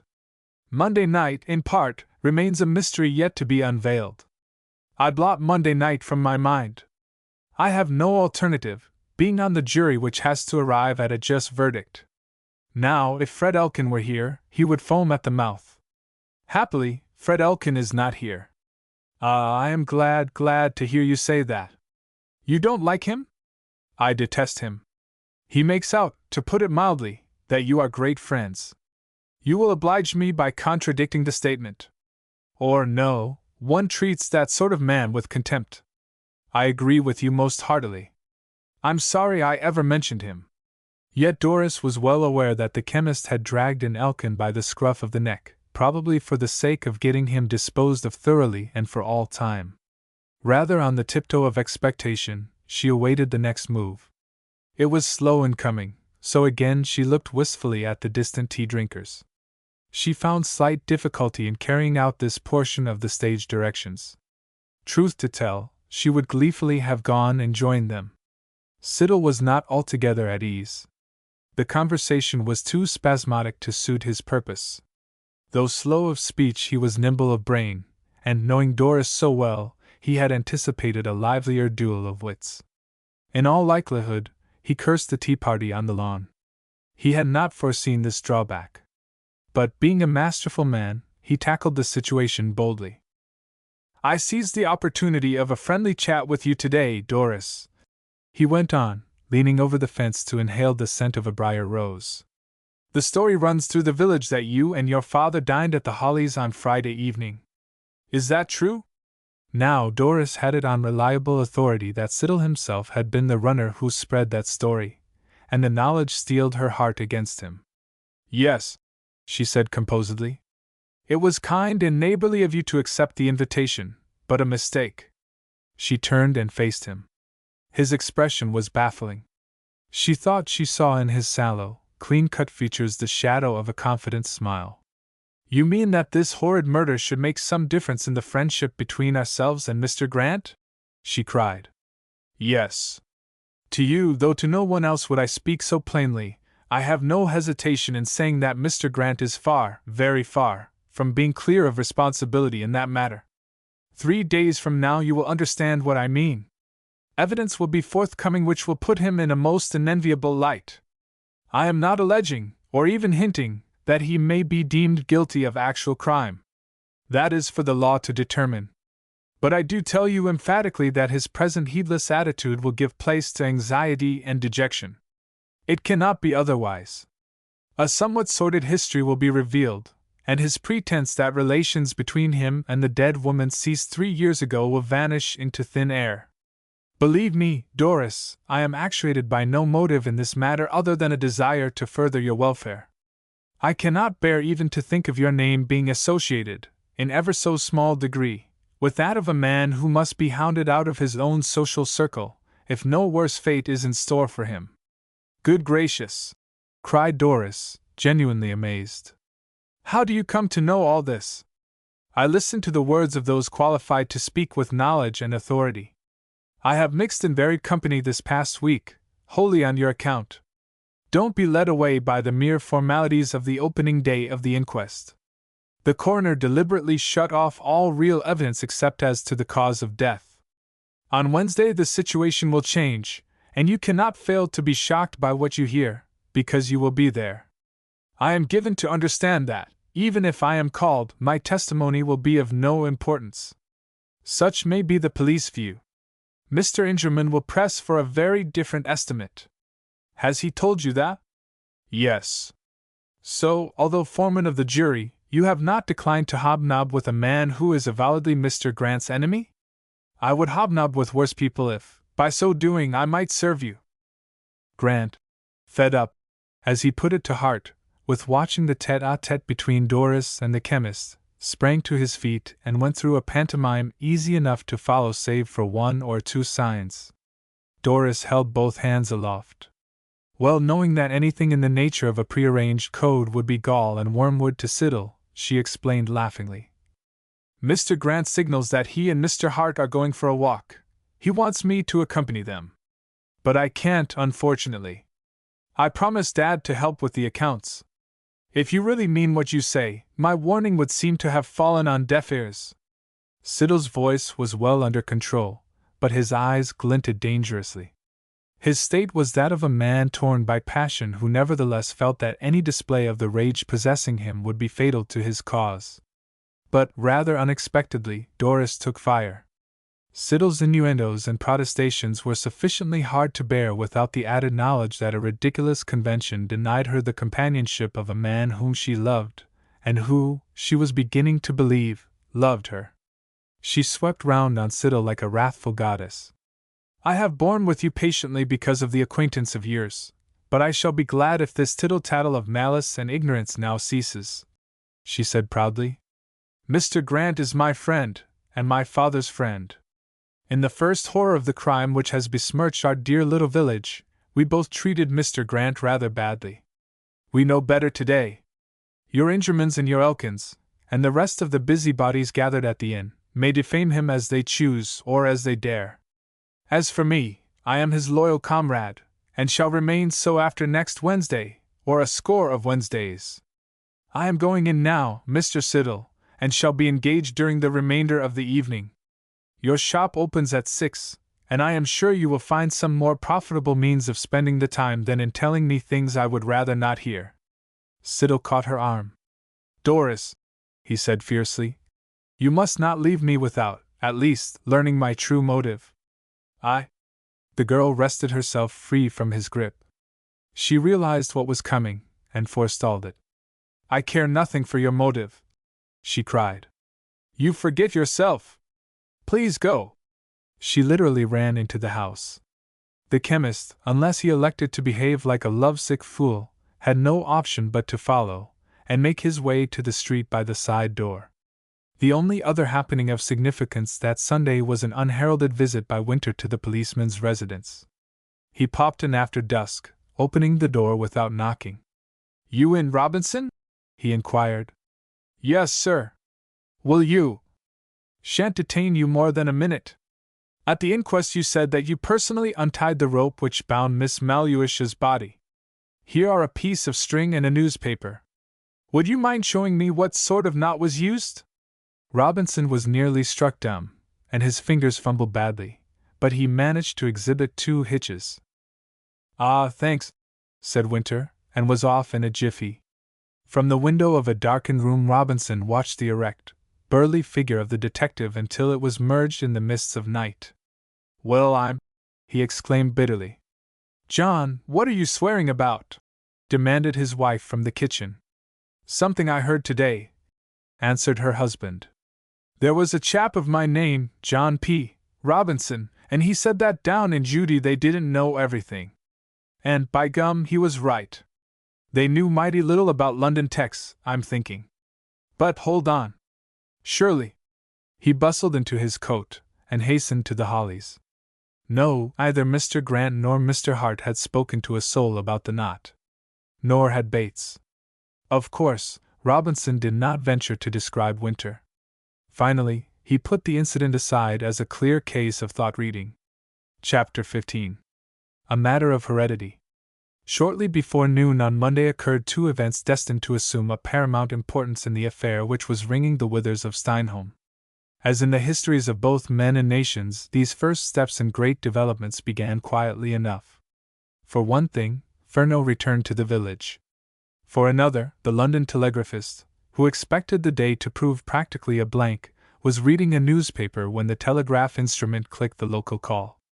Doris was checking and distributing the stock of stamps which had arrived that morning.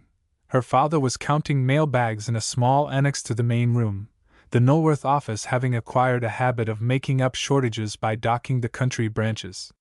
No member of the public happened to be present. The girl could have heard what the Morse code was tapping forth had she chosen, but she had trained herself to disregard the telegraph when occupied on other work. Suddenly, however, the telegraphist's pencil paused. Hello? He said. Theodore Siddle. That's the chemist opposite, isn't it? Yes, said Doris, suspending her calculations at mention of the name. Well, his mother's dead. Dead? She echoed vacantly. Somehow, it had never hitherto dawned on her that the chemist might possess relatives in some part of the country. That's what it says, went on the other. Regret inform you your mother died this morning. Superintendent, Horton Asylum. In an asylum, too? Said the girl, speaking at random. Yes. Horton is the place for epileptic lunatics, near Epsom, you know. I didn't know. Does it mean that she was an epileptic lunatic? So I should imagine, from the wording. If a nurse or a matron, they'd surely describe her as such. I suppose we ought not to discuss Mr. Siddle's telegram, said Doris, after a pause. Well, no, but where's the harm? I wouldn't have yelled out the news if we three weren't alone. Where's that boy? Gone to his dinner. Father will take it. By the way, say nothing to him as to the contents. Would you mind calling him? Doris hurried swiftly to the sitting room, and thence upstairs. The telegraphist explained the absence of a messenger, so Mr. Martin delivered the telegram in person. Crossing the street, he detected a dead bee. He picked it up, horrified at the thought that the Isle of Wight disease might have reached Sussex. So it was an absent-minded postmaster who handed the telegram over Siddle's counter, inquiring laconically, "Is there any answer?" Siddle opened the buff envelope, and read. He glanced sharply at Martin. "No," he said. "What's wrong with that bee?" "I don't know. I have my doubts. When I have a moment to spare, I'll put it under the microscope." Siddle examined the telegram again. The handwriting was that beloved of civil service commissioners.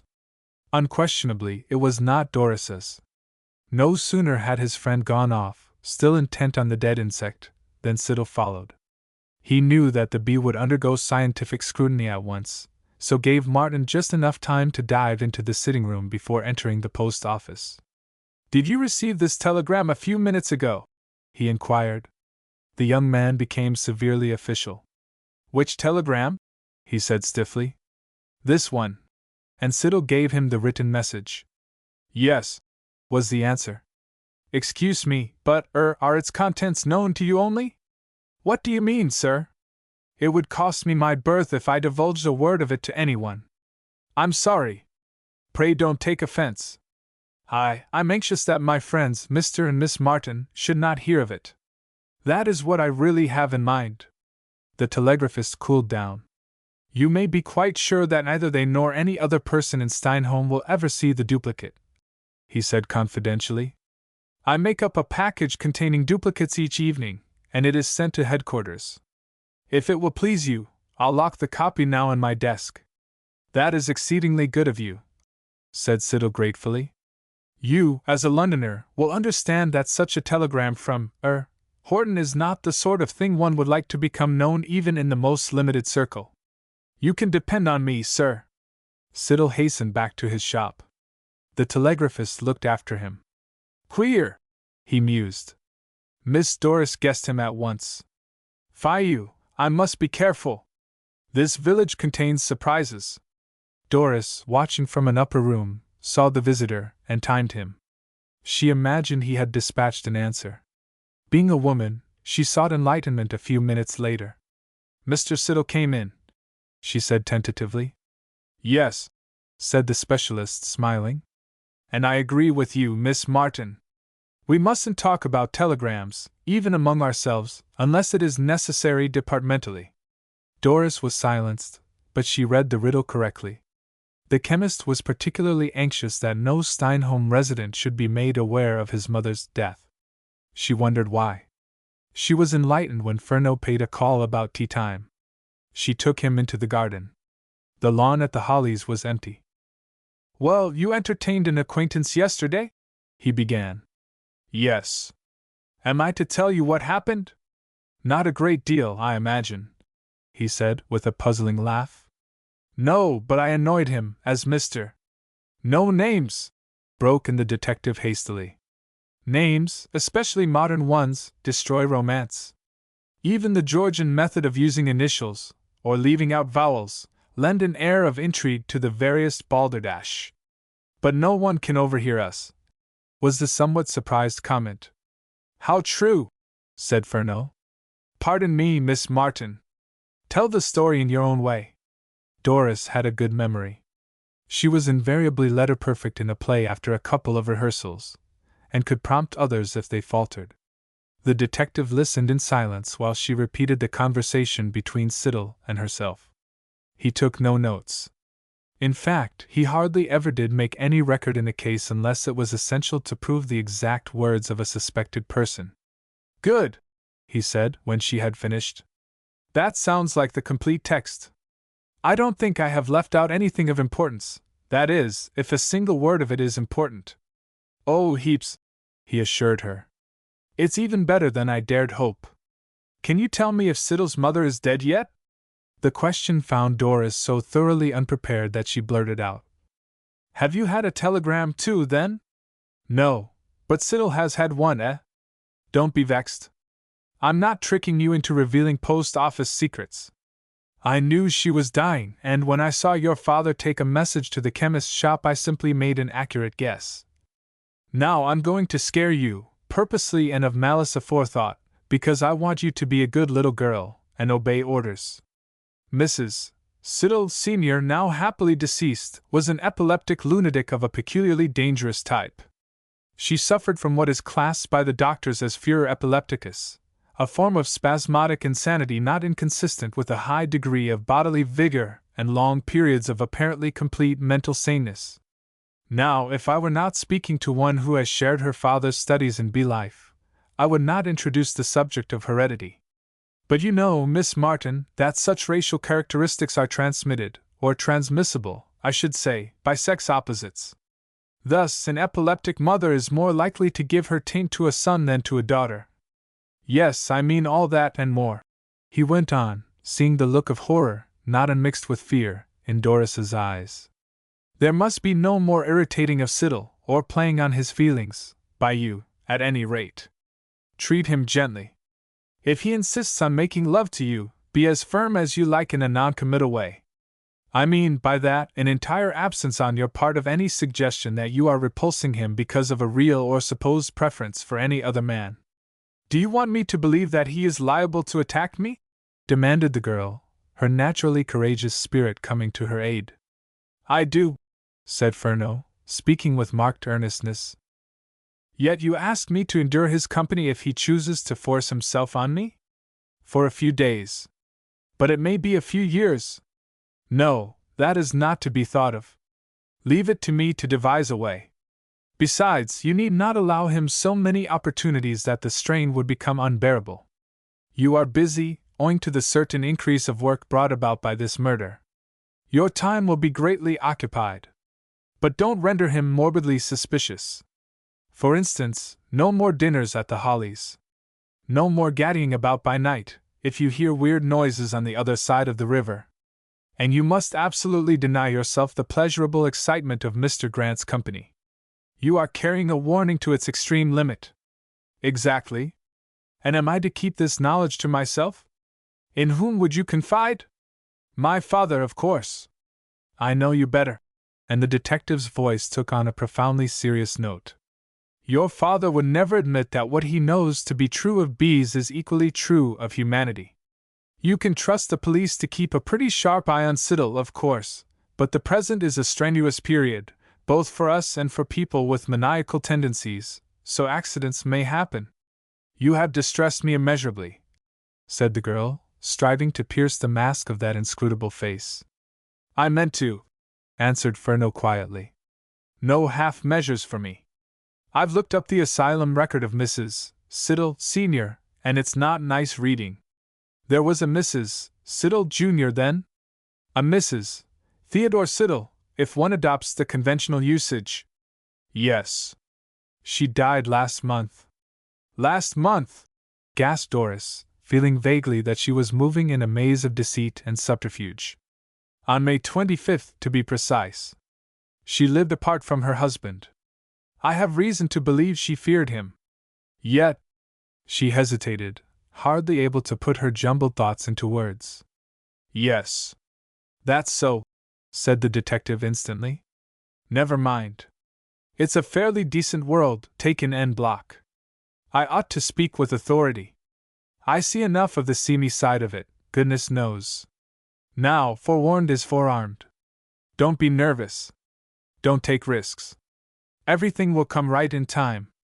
Remember, I'm not far away in an emergency. Should I chance to be absent if you need advice, send for Mr. Franklin. You can easily devise some official excuse, a mislaid letter or an error in a telegram. I think I shall feel confident if both of you are near. And the ghost of a smile lit Doris's wan features. We're a marvelous combination, grinned Furneaux, reverting at once to his normal impishness. I am all brain, He is all muscle. Such an alliance prevails against the ungodly. Is Mr. Grant in any danger? Inquired Doris suddenly. No. The two looked into each other's eyes. Doris was eager to ask a question, which Furneaux dared her to put. The detective won. She sighed. Very well, she said. I'm to behave. Am I to regard myself as a decoy duck? A duck, anyhow. She laughed lightly. Furneaux would vouchsafe no further information, it would appear. For a girl of 19, Doris was uncommonly gifted with clear, analytical reasoning powers. The detective returned to the Hare and Hounds, and went upstairs. He met Peters on the landing. "The devil!" he cried. "My dear pal," retorted the journalist. "Are you living here?" "Why not?" "Why not, indeed? Where the eagles are there is the carcass.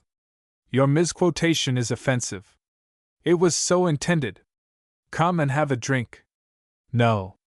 "I say yes, you'll thank me on your bended knees afterwards. The South American gent is having the time of his life. I've just been to my room for Whitaker's Almanac, wherewith a certain Don Walter Hart purposes flooring him." Wally Hart had, indeed, succeeded in running to earth the Argentine magnate, and was giving Winter a most uncomfortable quarter of an hour. "Ha!" shouted Hart, when Furneaux came in with Peters. "Here's the pocket marvel who'll answer any question straight off. What is the staple export of the Argentine? How often have you been there?" demanded the detective dryly. "6 times. And you've lived there?" This to Winter. "Yes," glowered the big man, fearing the worst. "Then the answer is fools," cackled Furneaux. Wally laughed. He had remembered, just in time, that he had no right to claim acquaintance with the representative of Scotland Yard, and there were some farmers present, each of whom had a likely animal to offer the buyer of blood stock. "Gad, I think you're right," he said. "You wanted me to say sheep, I suppose? Got it at once. As though one valuable horse wasn't worth 1,000 sheep. Just what my friend, Don Manuel Alcorta, of Los Andes Ranch, Catamarca, always held," put in Winter, drawing the bow at a venture. Hart cocked an eye at him.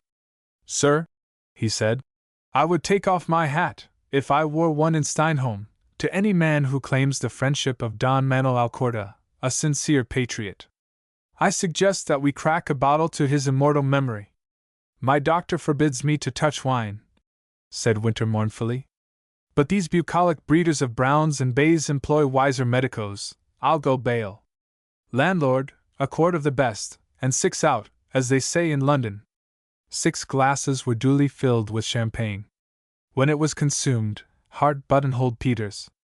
"A word with you, scribe," he said. "Good day, gentlemen. I leave you to your nags. Treat Mr. Franklin fairly. The friend of Don Manuel Alcorta must be a true man." Winter heaved a sigh of relief when the professional revolutionist had vanished. "He's a funny un," commented one of the farmers. "A bit touched, I reckon," said another. "What's he doin' now to the other one?" They looked through the window. The two were standing in the middle of the road, and Wally was shaking Peters violently. The argument was not so fierce as it appeared to be. Peters had been commanded to bring both detectives to dinner that evening. When he demurred, trying to hedge on the question of Winter's identity, Hart grabbed him by the shoulder. "Do as I tell you," he hissed. "Of course I know now that the big fellow is the man Grant heard of a week ago. I was an idiot to take him seriously about the Argentine. Bring the pair of 'em, I tell you. We'll make a night of it." "I'll try," said Peters faintly.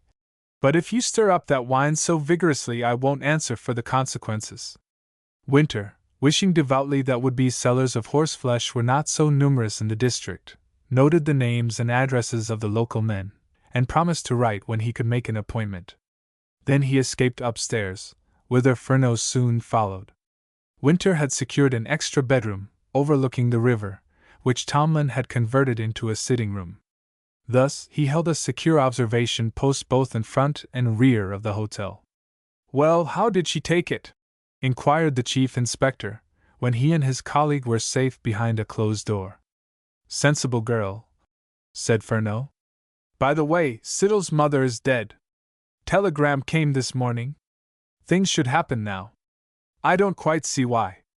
No, you're still muddled after floundering in the mud of South America. What possessed you to let that cheerful idiot, Wally Hart, put you in the cart? How could I help it? I was extracting some really helpful facts about Siddle and Elkin from Tomlin and the others when a shock-headed whirlwind blew in, and nearly embraced me because I claimed acquaintance with the El Dorado bar in Buenos Aires. From that instant I was lost. Like St. Augustine on the gridiron, no sooner was I nicely toasted on one side than I was turned on to the other. That grinning penny-liner Peters, too, helped as assistant torturer. Wait till he asks me for a pointer in this or any other case. He sold me a pup today, but I'll land him with a full-sized mastiff. No, you won't. He's done you a lot of good. You were simply reeking with conceit when I met you this morning. It was Siddle this and Siddle that until you fairly sickened me. One would have thought I hadn't cleared the ground for you, left you with all lines open and yourself unknown to the enemy. Sometimes you make me tired. Sorry, Charles, said Winter patronizingly. I had a bit of luck on Sunday, I admit. The chance turn taken by the conversation with Doris, with the result that I was able to occupy a strategic position on the cliff, and hear every word Siddle uttered, was really fortunate. But isn't that just what men mean when they prate of success? Opportunity knocks once at every man's door, says the old saw. The clever man grabs hold instantly. The indolent one, often a mere gabbler, opens his eyes and his mouth weeks afterwards, and cries, "Dear me! Was that the much-looked-for opportunity?" Of course, Robinson's byplay with the sack and rope was merely thrown in by the prodigal hand of fate. "Stop!" yelped Furneaux. "Another platitude, and I'll assault you with the tongs." It was the invariable habit of the big Un and little Un to quarrel like cat and dog when the toils were closing in around a suspect. Woe, then, to the malefactor. His was a parlous state. "Let's cool down, Charles," said Winter, opening a leather case, and selecting, with great care, one out of half a dozen precisely similar cigars. "We're pretty sure of our man, but we haven't a scrap of evidence against him. How or where to begin ringing him in I haven't the faintest notion. If only he'd kill Grant we'd get him at once. But he won't. He trusts to Ingerman playing that part of the game. He's as artful as a pet fox. I bought soap, and a pound of sal volatile, but he did up each parcel with sealing wax." "Sal volatile," smiled Winter. "I, too, went in for soap, but my imagination would not soar beyond a packet of cotton wool. It was the lumpiest thing I could think of. And perfectly useless," sneered Furneaux. "I must say you do fling the taxpayers' money about. Now, my little lot will keep the electric bells in my flat in order for 2 years. You forget that constant association with you demands that I should frequently plug my 2 ears," retorted Winter. Furneaux would surely have thrown back the jest had not a knock on the door interrupted him. "Who's there?" "I'm busy," cried Winter. "Meow!" whined Peters's voice. "Oh, it's you, Tom. Come in." The journalist crept in on tiptoe. "Hush! We are not observed," he said. "Wally Hart threatens to choke me if you two don't dine with him and Grant tonight." There was silence for a little while. The detectives looked at each other. "At what time?" said Winter at last. Peters was astonished, and showed it. "Why, I assured him it was absolutely impossible," he cried. "Well, it isn't. In fact, it suits our plans. I want exercise, and shall walk back from Knoleworth. Furneaux will make his own arrangements. Tell Grant that I shall drop in without knocking. And tell him I shall arrive by parachute," added Furneaux. "In case of accidents, and there is a shoot-up, with myself as the unresisting victim, my front name is James," said Peters. "The only good point about you," scoffed Winter. "You're strong on names today," tittered the journalist. "Don Manuel Alcorta was a superb effort as an authority on GGs. Wally tells me his donship is the recognized expert south of the line on seismic disturbances, and spends his days and nights watching a needle making scratches on a sensitive plate. He would be useful here in a day or two," said Winter. Ah, thanks. Is that a tip? Not for publication. What you must say is that this affair looks like baffling the shrewdest wits in Scotland Yard. My very phrase, my own ewe lamb. Pardon. I shouldn't have alluded to sheep. The only known representative of the yard in Steinholm is Furneaux, smiled the chief inspector. Furneaux was drumming on a window pane with his fingertips. True, he cackled. Just to prove it, he now informs you that Siddle, finding trade slow, has called on Mr. John Menzies Grant. Chapter 16. Furneaux makes a successful bid. The lawn front of the Hollies was not visible from the upper story of the Hare and Hounds owing to a clump of pines which had found foothold on the cliff, but through the gap formed by the end of the post office garden, the entrance to the house from the Knowworth road was discernible. Furneaux's dramatic announcement brought the other two to the window. By this time Peters, gifted with a nose for news like a well-trained setter's for partridges, had begun to associate the quiet-mannered, gentle-spoken chemist with the inner circle of the crime, so waited and watched with the detectives for Siddle's reappearance.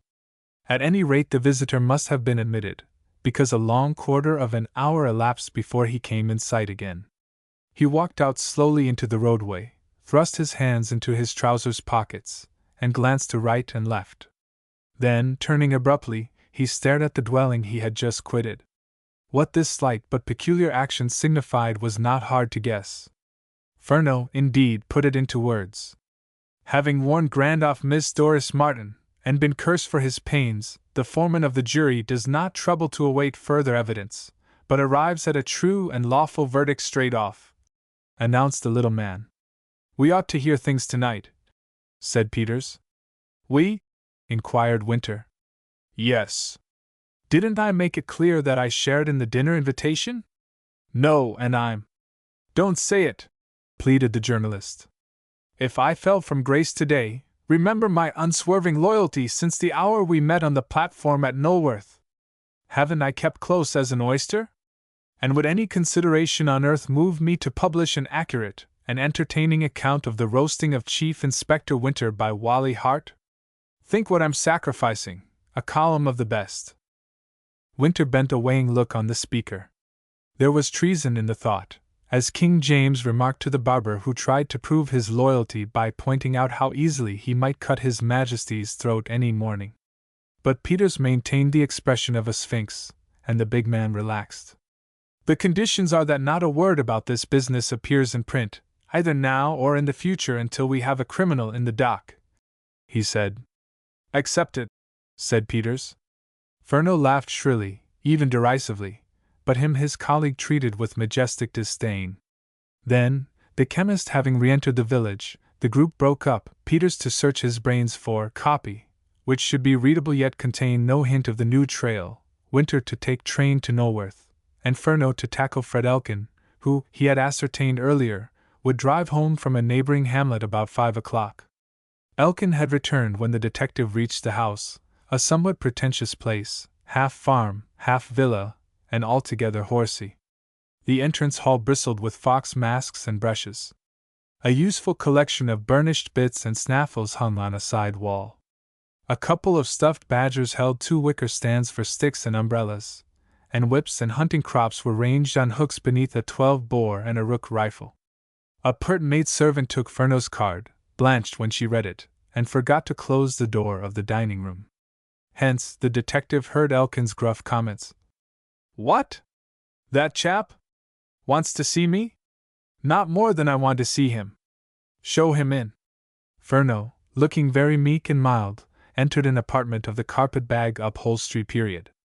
A set of 6 exceedingly good and rare sporting prints caught his eye. Good day, he said, finding Elkin drinking tea and eating a boiled egg. You're feeling better, I'm glad to see. Now, no matter how ungracious a man may be, a courteous solicitude as to his health demands a certain note of civility in return. Yes, he said. Sit down. Will you join me? I'll have a cup of tea, with pleasure, said Furneaux. Right-o. Just touch that bell, will you? The other obeyed, and took a closer look at one of the prints. Yes, the date was right, 1841, and the stippling admirable. Nice lot of pictures, those. he said cheerfully, when the frightened maid, much to her relief, had been told to bring another cup and a fresh supply of toast. Are they? Elkin had taken them and some kitchen furniture for a bad debt. Yes. Will you sell them? Well, I haven't thought about it. What'll you give? Furneaux hesitated. I can't resist anything in the art line that takes my fancy, he said, after a pause of indecision. What do you say to 10 bob each? Elkin valued the lot at that figure, but Furneaux was a fool, and should be treated as such. Oh, come now! He cried roguishly. They're worth more than that. Furneaux reflected again. £3 is a good deal for 6 prints, he murmured, but to get it off my mind, I'll spring to guineas. Make it 3.10 and they're yours. 3 guineas is my absolute limit, said Furneaux. Done! Cried Elkin. The original debt was under £2, so he had cleared more than 50% on the transaction, and was plus a number of chairs and a table. Furneaux counted out the money, wrote a receipt on a leaf torn from his pocket-book, and stamped it. Sign that, he said. Pocket the cash, send the set to the Hare and Hounds for me in a dog-cart now, and the deal is through. Leaving the table, he went and lifted down each picture carefully.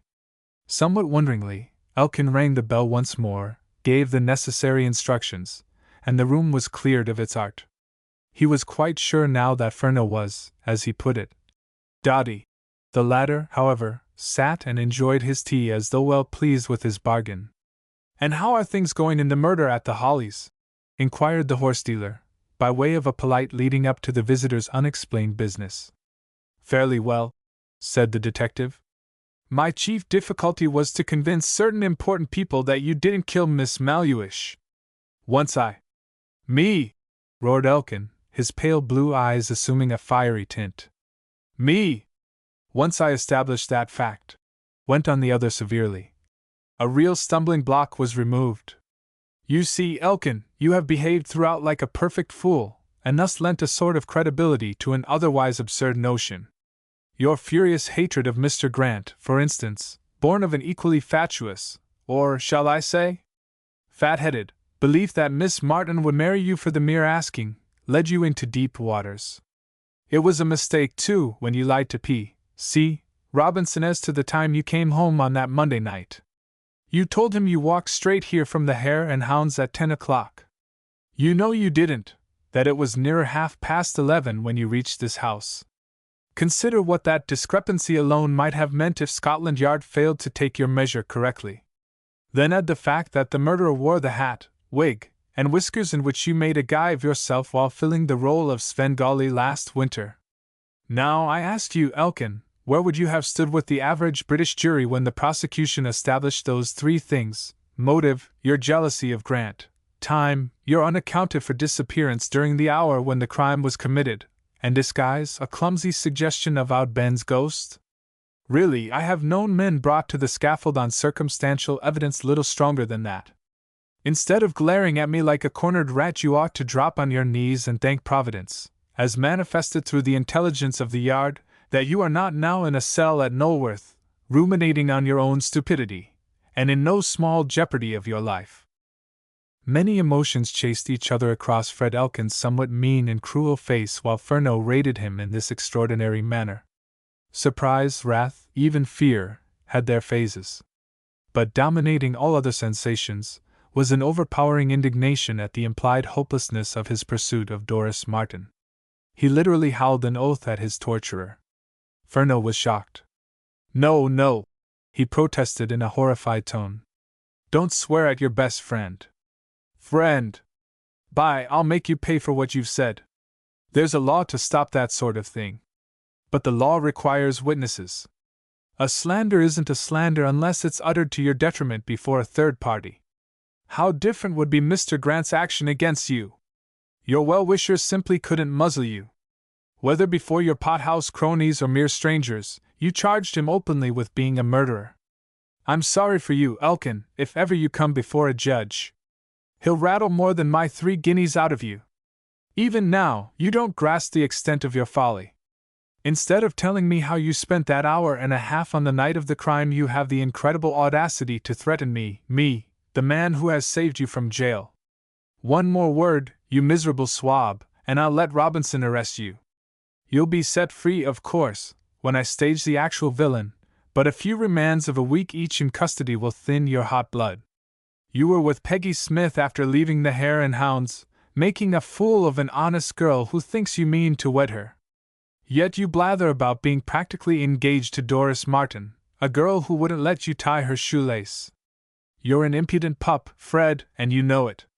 But you stock decent tea, so I'll take another cup. If you're wise, you'll take a second one yourself. It's better for you than whiskey. Elkin, despite all his faults, was endowed with the shrewdness inseparable from his business, because no man devoid of brains ever yet throve as a horse-dealer. He smothered his rage, thinking he might learn more from this strange-mannered detective by seeming complaisance. "You're a bit rough on a fellow," he growled sulkily, pouring out the tea. "For your good, my boy, solely for your good. Now own up about Peggy." "Yes. That's right. She'd prove an alibi, so your tomfool case breaks down when the flag falls. Does it? A girl may say anything to save her supposed lover. How will the 12 good men in True view Doris Martin's evidence on Wednesday? What did you mean, for instance, by your question to the coroner at the first hearing?" "I thought Grant was guilty, and I think so still," came the savage retort. "A nice juryman you are, I must say. May I trouble you to pass the sugar? Look here. What are you getting at? Damn if I can see through your game. What is it?" "I didn't want to worry poor Peggy. And her father might set about you if he knew the facts, so I'm probably saving you a hiding as well as a period in jail. The only reliable witness we had as to events in Tomlin's place was a commercial traveler, and he is positive that the house closed at 10 o'clock. However, that's all right. How do you account for the marvelous improvement in your health? Dr. Foxton cannot understand your illness. He says you are wiry, and have a strong constitution." "Dr. Foxton jolly near knocked me up," said Elkin. "I took his medicine till I was sick as a cat." "But you took spirits too?" "That's nothing fresh. Anyhow, I've dropped both, and am picking up every hour." "Since when?" "Since yesterday morning, if you want to know." "I do. I'm most interested. Dr. Foxton doesn't compound his own prescriptions, does he?" "No, I get 'em made up at Siddle's." "Ah. These country chemists often keep drugs in stock till they deteriorate, or even set up chemical changes. Have you the bottles?" "Yes." "But what the? Anything left in them?" "The last 2 are half full." "Still, what a cross-grained chap you are. I'd buy your pictures, drink your tea, rescue you from a positively dangerous position, warn you against carrying any farther a most serious libel, yet you won't let me help you in a matter affecting your health." "Help me? How?" "Even you, I suppose, realize that Scotland Yard employs skilled analysts. Give me your bottles, in strict confidence, of course, and I'll tell you what they really contain. Then you can compare the analyses with the doctor's prescriptions. The knowledge should be useful, to say the least. Siddle's reputation needn't suffer, but unless I am greatly mistaken, you will have the whip hand of him in future." The prospect was alluring. Elkin would enjoy showing up the chemist, who had treated him rather as a precocious infant of late. "By jing!" he cried. "I'm on that. Bet you a quid, but no, you'd hardly lay against your own opinion. Just wait a tick. I'll bring him." Furneaux stared fixedly at the table, while his host was absent. His conscience was not pricking him with regard to an unmerited slur on the country chemists of Great Britain. All is fair in love and the detection of crime, and he simply had to get hold of those bottles by some daring yet plausible ruse. "Now, I wonder," he muttered, as Elkin's steps sounded on the stairs. "There you are," grinned the horse-dealer. "Take a dose of the last one. It'll stir your liver to some tune." Furneaux drew the corks out of both bottles, and sniffed the contents. Then he tasted, with much tongue-smacking. He said. "Stay a laudanum for a start. I expected as much. Bought by the gallon and sold by the drop. Is that the dog-cart with my pictures?" "Yes." "Hail your man." He can give me a lift. But there's lots of things I want to ask you. Probably. I'm here to put questions, not to give information. I've gone a long way beyond the official tether already. If you've a grain of sense, and I think you're not altogether lacking in that respect, you'll keep a close tongue, and act on the tips thrown out. You'll find pearls of price among the rubbish heap of my remarks generally. Goodbye. See you on Wednesday. And Furneaux climbed into the cart, holding the pictures so that they would not rattle, and perhaps loosen the old gilded frames. Drive me to the chemist's, he said to the groom. Within 5 minutes, he was explaining his purchase to Siddle, and requesting, as a favor, that the latter should wrap the set of prints in brown paper, making 2 parcels, and tying each securely, so that they might be dispatched by train. Siddle examined one, the first of the series, which depicted the Aylesbury steeplechase. Rather good, he said. Where did you pick them up? At Elkin's. Indeed. What an unexpected place. That's the only way a poor man can get hold of a decent thing nowadays. The dealers grab everything, and sell them as collections. Art is not in my line, though anyone can see that these are excellent. Yes. But you're looking at the start. Have a peep at this one, the finish. The artist would have his joke. You see that the dark horse wins. How did you persuade Elkin to part with them? By paying him a tempting price, of course. I'm a weak-minded ass in such matters. The chemist busied himself to oblige the detective, wrapping and tying the packages neatly.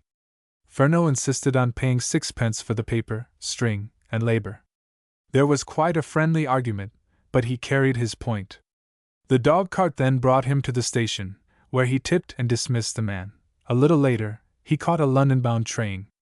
At 7:30 precisely, Winter turned into the north side gate of the Hollies. There were 2, the approach to the house being semicircular, and pushed the door open, as it was standing ajar. Grant was waiting in the hall, and greeted him pleasantly. Here's a telegram which is meant for you, I fancy, he said. Winter read. Sorry to spoil your party. Compelled to travel to London. Returning early tomorrow. F. That's pretty Fanny's way, smiled the chief inspector. But there's something in the wind, or he would never have hurried off in this fashion. He tells me that the only pleasant evening he spent in Steinholm was under your roof, Mr. Grant. Come along in, Don Jamie, drawled Hart's voice from the den, which had been cleared of its litter, the lawn being deemed somewhat unsuitable for the purposes of a drawing-room on that occasion. It was overlooked from too many quarters. We meet now under less uneven conditions, Mr. Hart, said Winter. Do you know that Enrico Suarez is in London? Hart, startled for once in his life, gazed at the detective fixedly. Since when? He cried. He crossed from Lisbon last week. Hart took a revolver from his hip pocket, and opened it, apparently making sure that it was properly loaded. What's the law in England? He inquired. Can I shoot first, or must I wait till the other fellow has had a pop? Winter laughed. It's all right, he said. Suarez is in Holloway, awaiting extradition. But I owed you one for the rise you took out of me today. A bell sounded, and Peters came in. He glanced around. Where's Furneaux? He demanded. Gone to London. Why this keen interest? Said Winter. There's something up. Elkin dropped in at the Hare and Hounds. He was simply bursting with curiosity, and had to talk to somebody. So he chose me. He would, was the dry comment. Fact, 'pon me honor. I didn't lead him on an inch. It seems that Furneaux bought some prints which caught his eye in Elkin's house, and Tomlin says that explains it. Explains what? Furneaux's visit to Siddle, and certain bulky parcels brought in and brought out again. Queer little duck, Furneaux, said Hart. Now that my mind is at ease about the immediate future of the biggest rascal in Venezuela, I can take an active part in Steinholm affairs once more. When it's all through, I'll make a novel of it, dashed if I don't, with the postmaster's daughter and the three-color process as a frontispiece. But who will be the villain? Said Peters. Hart waved the Negro head pipe at the other 3. Draw lots. I am indifferent, he said. Chapter 17. An official housebreaker. No word bearing on the main topic in these men's minds was said during dinner. Grant was attentive to his guests, but markedly silent, almost distrait. Two such talkers as Hart and Peters, however, covered any gaps in this respect. Cigars and pipes were in evidence, and horrible though it may sound in the ears of a gourmet, the port was circulating, when Winter turned and gazed at the small window. "Is that where the ghost appears?" he inquired. "Yes," said Grant. "You know the whole story, of course?" "Furneaux misses nothing, I assure you. He missed a daylight apparition this afternoon, at any rate. I have no secrets from my friends, so I may as well tell you. That Siddle called, and implored you to consider Doris Martin's future by avoiding her at present," put in the chief inspector. Such shocks were losing some of their effect, on the principle that a man hears the burst of the 1000th high explosive shell with a good deal less trepidation than attended the efforts of the first dozen. Still, Grant gazed at the speaker in profound astonishment. "You Scotland Yard men seem to know everything," he said. "A mere pretense. Try him on sheep raising in the Argentine, Jack," murmured Hart. "Wally, this business is developing a very serious side," protested Grant. Hart stretched a long arm for the port decanter. "Come, friend," he addressed it gravely. "Let us commune. You and I together shall mingle joyous memories of a draught of the warm south, the true, the blushful Hippocrene." "We read Siddle's visit aright, it would appear," said Winter quietly. "Yes. That was his mission, put in a nutshell." "And what did you say?" "I told him that, after Wednesday, I would ask Doris Martin to marry me, which is the best answer I can give him and all the world." "Why after Wednesday?" "Because I shall know then the full extent of the annoyance which Ingerman can inflict." "Did you give Siddle that reason?" "Yes." Winter frowned. "You literary gentlemen are all alike," he said vexedly.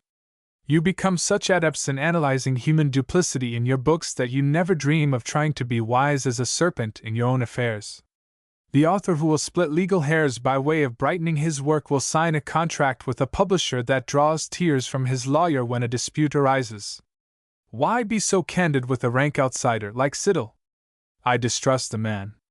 Doris distrusts him, too. So you take him into your confidence." "No, I merely give him chapter and verse to prove that his interference is useless." "Have you engaged a lawyer for Wednesday?" "No, why should I? My hands are clean. But your clothes may suffer if enough mud is slung at you. Wire to this man in the morning, and mention my name, Winter, of course, not Franklin. Codlin's your friend, not Short," said Hart. "Sorry. It's a time-worn jape, but it fitted in admirably." The detective scribbled a name and address on a card. "I don't think you need worry about Ingerman," he went on, "though it's well to be prepared. A smart solicitor can stop irrelevant statements, especially if ready for them.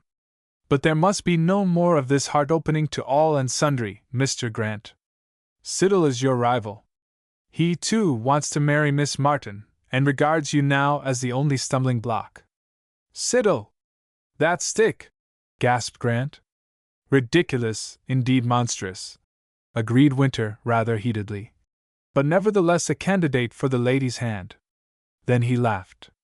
Peters's keen eyes were watching him, and Wally Hart was giving more heed to the conversation than was revealed by a fixed stare at the Negro's head in meerschaum. "You've bothered me," he went on. "I thought you had more sense. Don't you understand that all these bits of gossip reach Ingerman through the filter of the snug at the Hare and Hounds? The man's visit was unexpected, and his mission even more so. I just blurted out the facts. Well, you've rendered the services of a solicitor absolutely indispensable now."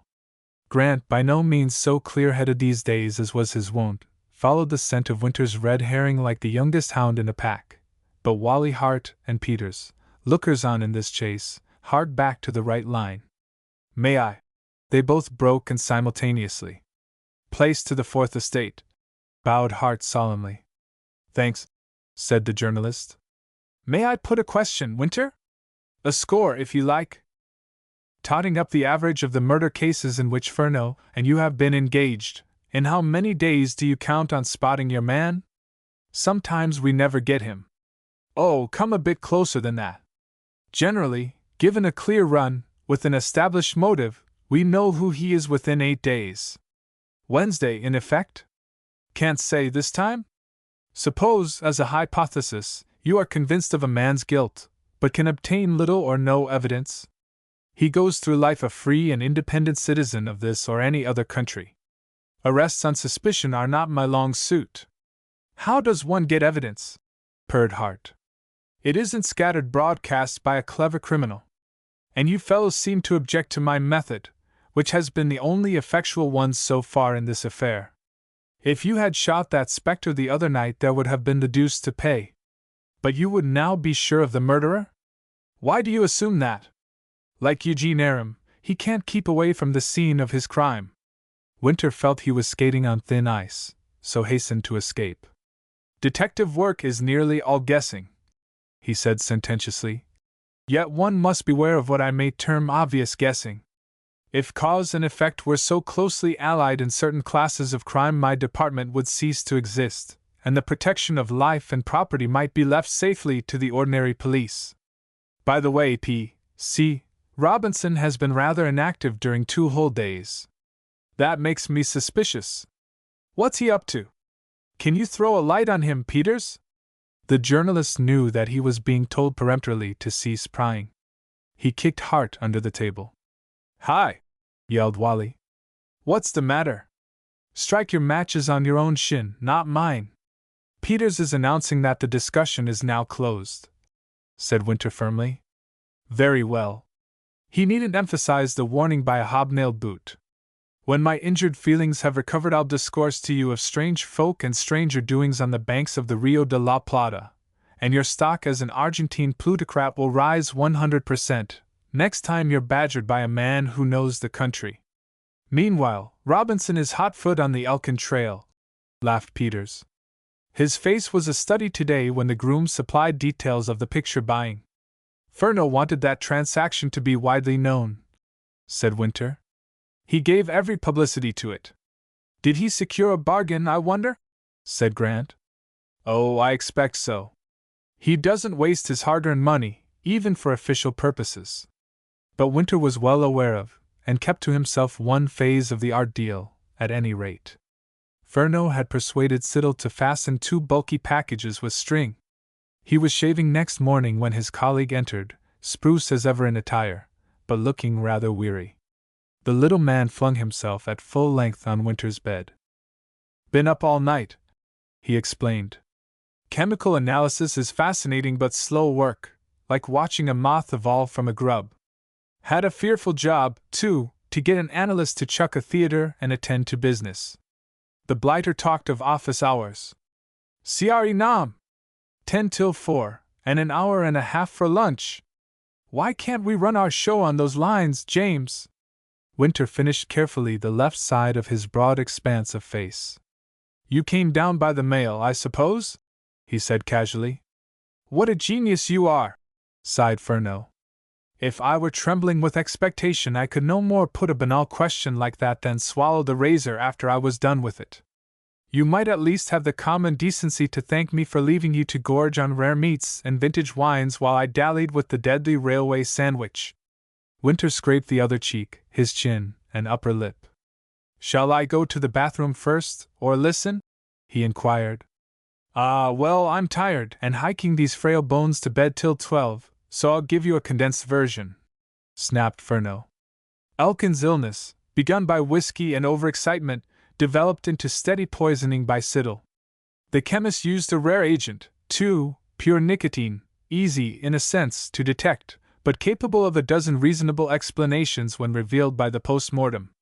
But Elkin wasn't to be killed outright, I gather.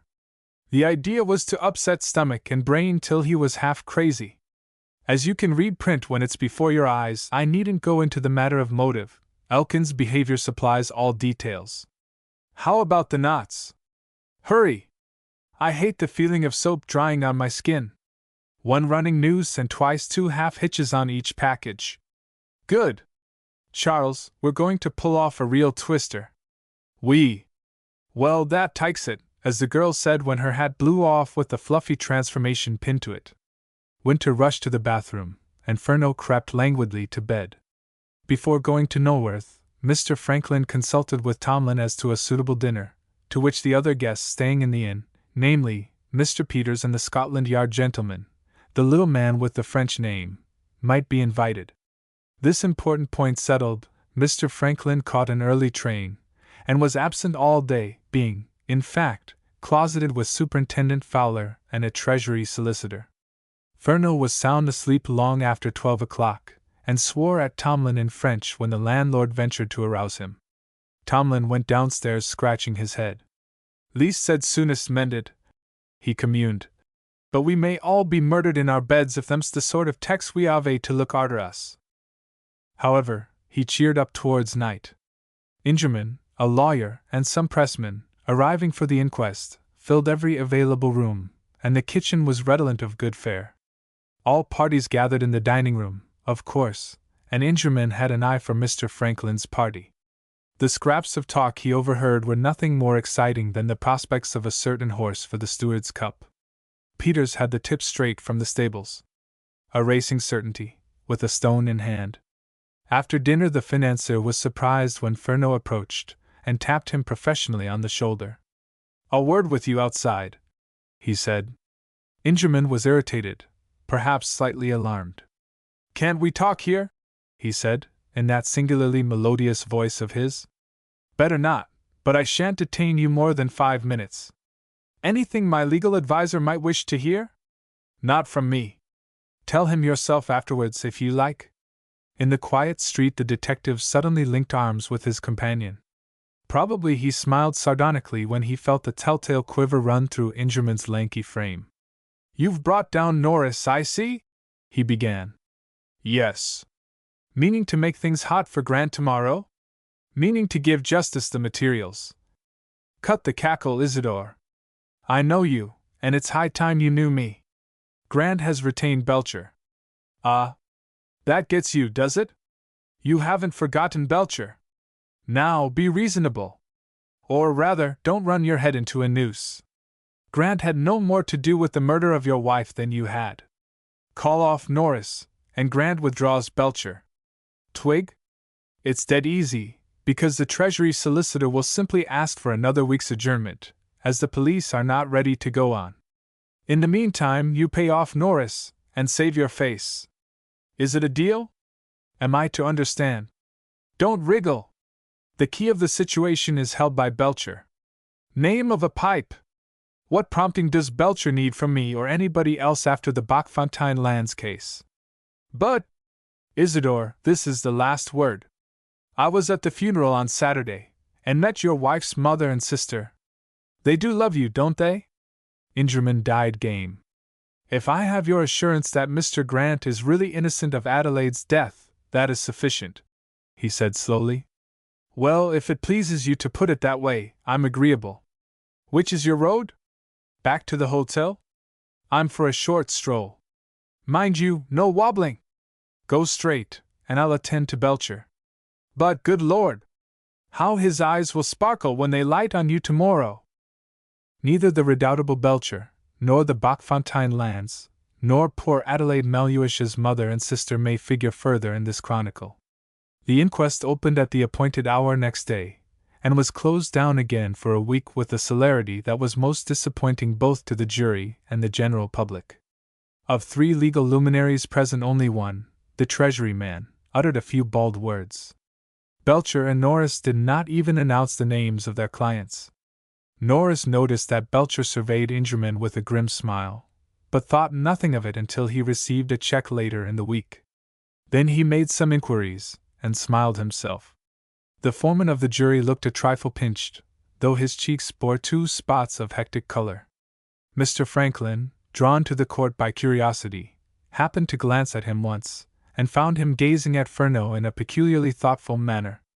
Elkin, thriving on a diet of tea and eggs, was also interested in the representative of Scotland Yard. He seemed to ignore Grant entirely. Doris Martin was not in court. Superintendent Fowler had called about 9:30 to tell her she would not be asked to attend that day.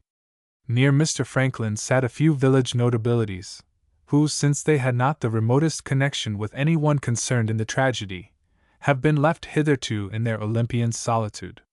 He listened to their comments. "As usual, the police are utterly at sea," said one. "Yes, following up important clues, the newspapers say," scoffed another. "It's a disgraceful thing if a crime like this goes undetected and unpunished." "Which is the Scotland Yard man?" "The small chap, in the blue suit." "What?" "That little rat." "Oh, he's sharp. I met a man in the train and he told me." Mr. Franklin grinned amiably. Hobbs, the butcher, intercepting his eye, grinned back. It is not difficult to imagine what portion of the foregoing small talk reached Furneaux subsequently. Oddly enough, both detectives had missed a brief but illuminating incident which took place in the Hare and Hounds the previous night, while Winter was finishing a cigar with Peters, and Furneaux was bludgeoning Ingerman into compliance with his wishes. Elkin's remarkable improvement in health was commented on by Hobbs, and Siddle took the credit. "That last mixture has proved beneficial, then?" he said, eyeing the horse dealer closely. "Top hole," smirked Elkin. "But it's only fair to say that I've chucked whiskey, too. Did you finish the bottle?" "Which bottle?" "Mine, of course." "Nearly. Don't take any more. It was decidedly strong. I'll send a boy early tomorrow morning with a first-rate tonic, and you might give him any old medicine bottles you possess. I'm running short." Elkin hesitated a second or two. "I'll tell my housekeeper to look him up," he said. After the inquest he communicated this episode to Furneaux as a great joke. "Queer, isn't it?" he guffawed. "A couple of dozen bottles went back, as I'm always getting stuff for the G's, but those two weren't among 'em. You took care of that, eh? When will you have the analysis?" "It'll be fully a week yet," said the detective. "Government offices are not run like express trains, and this is a free job, you know. But be advised by me. Stick to plain food, and throw physic to the dogs." Another singular fact, unobserved by the public at large, was that a policeman, either Robinson or a stranger, patrolled the high street all day and all night, while no one outside official circles was aware that other members of the force watched the Hollies, or were secreted among the trees on the cliffside, from dusk to dawn. Next morning, however, there was real cause for talk. Siddle's shop was closed. Over the letterbox, neatly printed, was gummed a notice: "Called away on business. Will open for 1 hour after arrival of 7 p.m. train. T.S." Everyone who passed stopped to read. Even Mr. Franklin joined Furneaux and Peters in a stroll across the road to have a look. "I want you a minute," said the big man suddenly to Furneaux. There was that in his tone which forbade questioning, so Peters sheered off, well content with the share permitted him in the inquiry thus far. "That fellow, Hart, is no fool," went on Winter rapidly. "He said last night, 'How does one get evidence?' It was not easy to answer. Siddle has gone to his mother's funeral. What do you think? You'd turn me into a housebreaker, would you?" whined Furneaux bitterly. "I must do the job, of course, just because I'm a little one. Well, well. After a long and honorable career I have to become a sneak thief. It may cost me my pension. There's no real difficulty. An orchard. Bet you a new hat I went over the ground before you did. Get over it quickly now, and get something out of it, and I'll give you a new hat. Got any tools? I fetched 'em from town Tuesday morning," chortled Furneaux. "So now who's the brainy one?" He skipped into the hotel, while Winter went to the station to make sure of Siddle's departure and destination. Yes, the chemist had taken a return ticket to Epsom, where a strip of dank meadowland on the road to Esher marks the last resting place of many of London's epileptics. On returning to the High Street, Winter lighted a cigar, a somewhat common occurrence in his everyday life, whereupon Furneaux walked swiftly up the hill. A farmer, living near the center of the village, owned a rather showy cob. Winter found the man, and persuaded him to trot the animal to and fro in front of the hotel. There was a good deal of noise and hoof clattering, and people came to their doors to see what was going on. Obviously, if they were watching the antics of a skittish 2-year-old in the High Street, Their eyes were blind to proceedings in the back premises. Even the postmaster and his daughter were interested onlookers, and a policeman, who might have put a summary end to the display, vanished as though by magic. Luckily, Winter was a good judge of a horse. When the cob was stabled, and the farmer came to the inn to have a drink, he was forced to admit a tendency to cow hocks, which, it would seem, is held a fatal blemish in the Argentine. Meanwhile, Furneaux had dodged into a lane and thence to a bridle path which emerged near Bob Smith's forge. When he had traversed, roughly speaking, one half of a rectangle in which the hare and hounds occupied the center of one of the longer sides, he climbed a gate and followed a hedge. Though not losing a second, he took every precaution to remain unseen, and to the best of his belief, gained an enclosed yard at the back of Siddle's premises without having attracted attention. He slipped the catch of a kitchen window only to discover that the sash was fastened by screws also. The lock of the kitchen door yielded to persuasion, but there were bolts above and below. A wire screen in a larder window was impregnable. Short of cutting out a pane of glass, he could not effect an entry on the ground floor. Nimble as a squirrel, and risking everything, he climbed to the roof of an outhouse, and tried a bedroom window. Here he succeeded. When the catch was forced, there were no further obstacles. In he went, pausing only to look around and see if any curious or alarmed eye was watching him. He wondered why every backyard on that side of the high street was empty, not even a maid-servant or woman washing clothes being in sight, but understood and grinned when the commotion Winter was creating came in view from a front room. Then he undertook a methodical search, working with a rapid yet painstaking thoroughness which missed nothing. From a wardrobe he selected an overcoat and pair of trousers which reeked with turpentine. They were old and soiled garments, very different from the well-cut black coat and waistcoat, with striped cloth trousers, worn daily by the chemist. He drew a blank in the remainder of the upstairs rooms, which included a sitting room, though he devoted fully quarter of an hour to reading the titles of Siddle's books. A safe in the little dispensing closet at the back of the shop promised sheer defiance until Furneaux saw a bunch of keys resting beside a methylated spirit lamp. "'Twas ever thus!" he cackled, lighting the lamp. "Heaven help us poor detectives if it wasn't!" In a word, since murder will out, Siddle had forgotten his keys. Probably, he had gone to the safe for money, and while writing the notice as to his absence, had laid down the keys and omitted to pick them up again. Furneaux disregarded ledgers and account books. He examined a bank passbook and a checkbook. In a drawer which contained these and a quantity of gold he found a small, leather-bound book with a lock, which no key on the bunch was tiny enough to fit. A bit of twisted wire soon overcame this difficulty, and Furneaux began to read. There were quaint diagrams, and surveyor's sketches, both in plan and section, with curious notes, and occasional records of what appeared to be passages from letters or conversations. The detective read, and read, referring back and forth, absorbed in his task, no doubt, but evidently puzzled.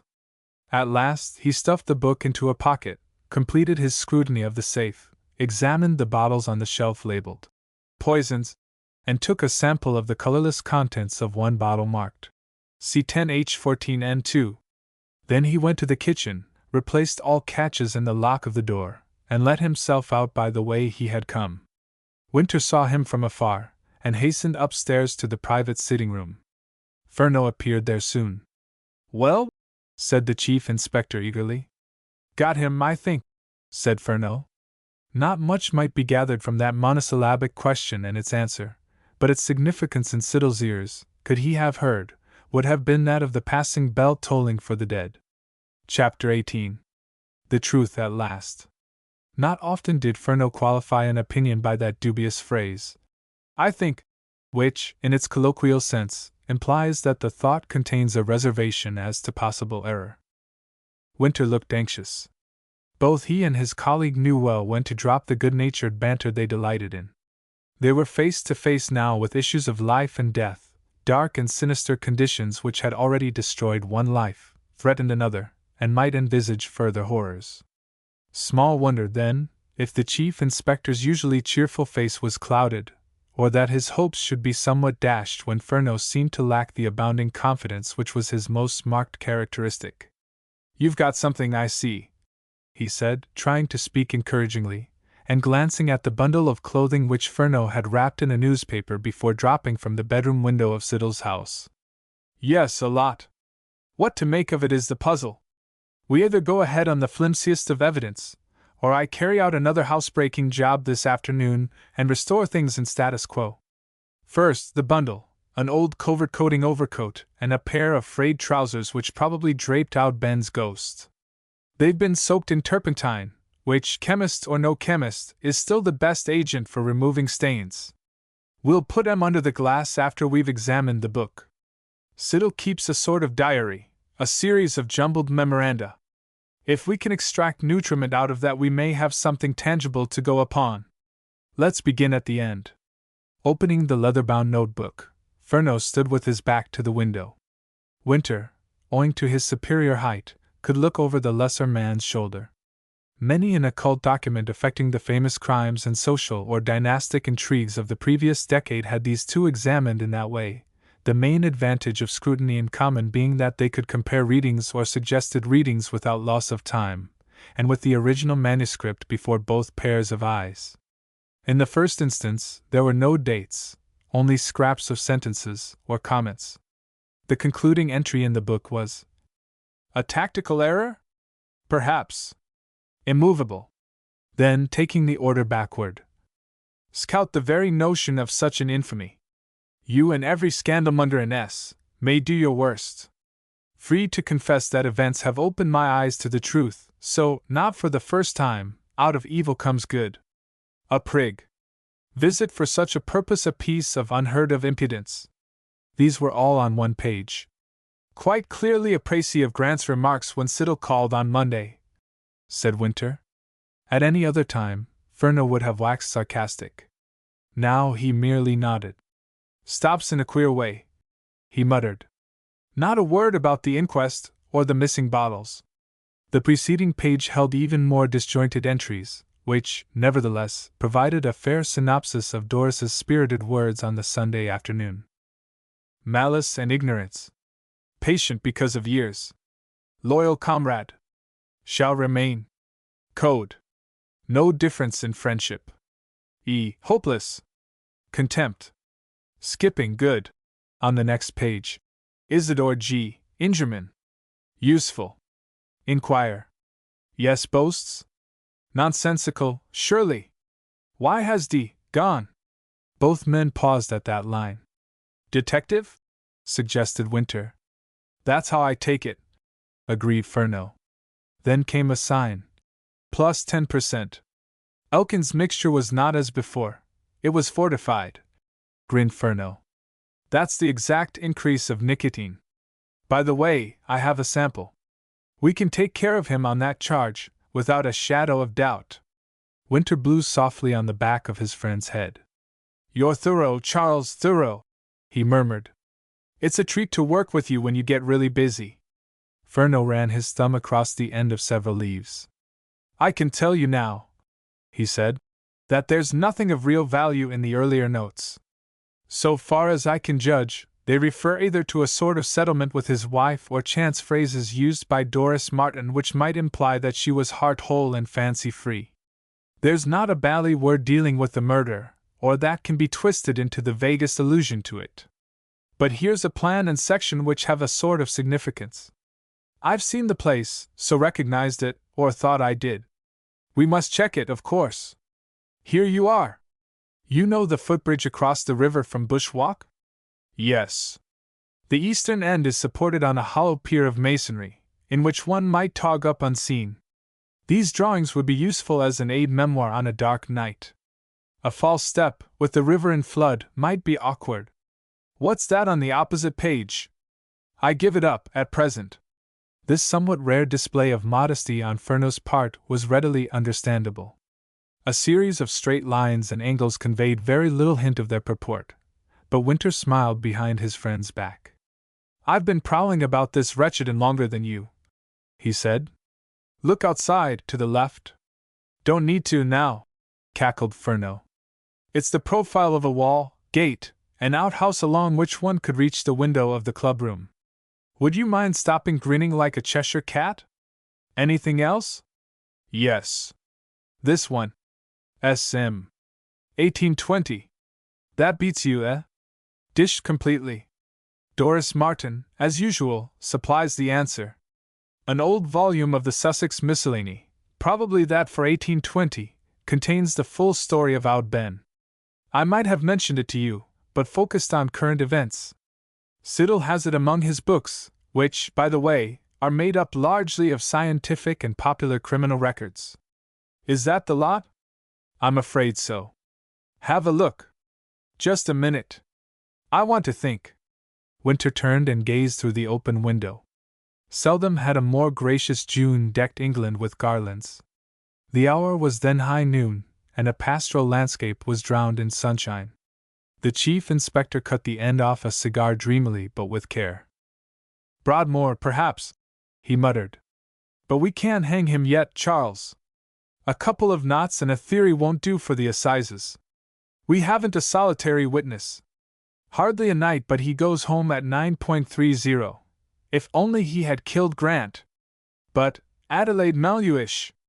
In sheer despair he struck a match. Well, let's overhaul these duds, said Furneaux savagely. I'll chance the dinner hour for the return visit. Steinholm folk eat at 12:30 to the tick, and you can hardly get up another horse show. There was a knock at the door. Let me in, quick! Came Peters's voice, and the handle was tried forcibly. Go away! I'm busy! Cried Winter. This is urgent, devilish urgent, said Peters. Furneaux snatched up the notebook, and Winter tore off his coat, throwing it over the package which reposed in an armchair. Then the chief inspector unlocked the door, blocking the way aggressively. Now, I must say, he began. But Peters clutched his shoulder with a nervous hand. Siddle has just hurried up the street and entered his shop, he hissed. The journalist had not only kept his eyes open, but excelled in the art of putting two and two together, an arithmetical calculation which, as applied to the affairs of life, is not so readily arrived at as many people imagine. Buncoed! He's missed his keys! Shrilled Furneaux. Confound the man! He might at least have attended his mother's funeral, stormed Winter, retrieving his coat. Thus it happened that Furneaux was the first down the stairs, though the three emerged from the door of the inn on each other's heels. A stout man, in all likelihood a farmer with horses for sale, was mounting the 2 steps which led to the entrance. His head was down, and his weight forward, so he successfully resisted Furneaux's impact, but Peters and Winter were irresistible, and he tumbled over with a muffled yell. At that instant Siddle quitted his shop, and headed straight for the post office. In his right hand he carried an automatic pistol. The street was wide. Furneaux, absolutely fearless in the performance of his duty, ran in a curve so as to bar the chemist's path, and it was then that Siddle saw him. The man's face was terrible to behold. His eyes were rolling, his teeth gnashing, he had bitten his tongue and cheeks, and his stertorous breathing ejected from his mouth foam tinged with blood. Ha! He screamed in a falsetto of fury. Not yet, little man, not yet! With that he raised the pistol, and fired point-blank at the detective. Furneaux ducked, and seized a small stone, being otherwise quite unarmed. He threw it with unerring aim, and, as was determined subsequently, struck the hand holding the weapon. Possibly, almost by a miracle, the blow caused a faulty pressure, because the action jammed, though the pistol itself was most accurate and deadly in its properties.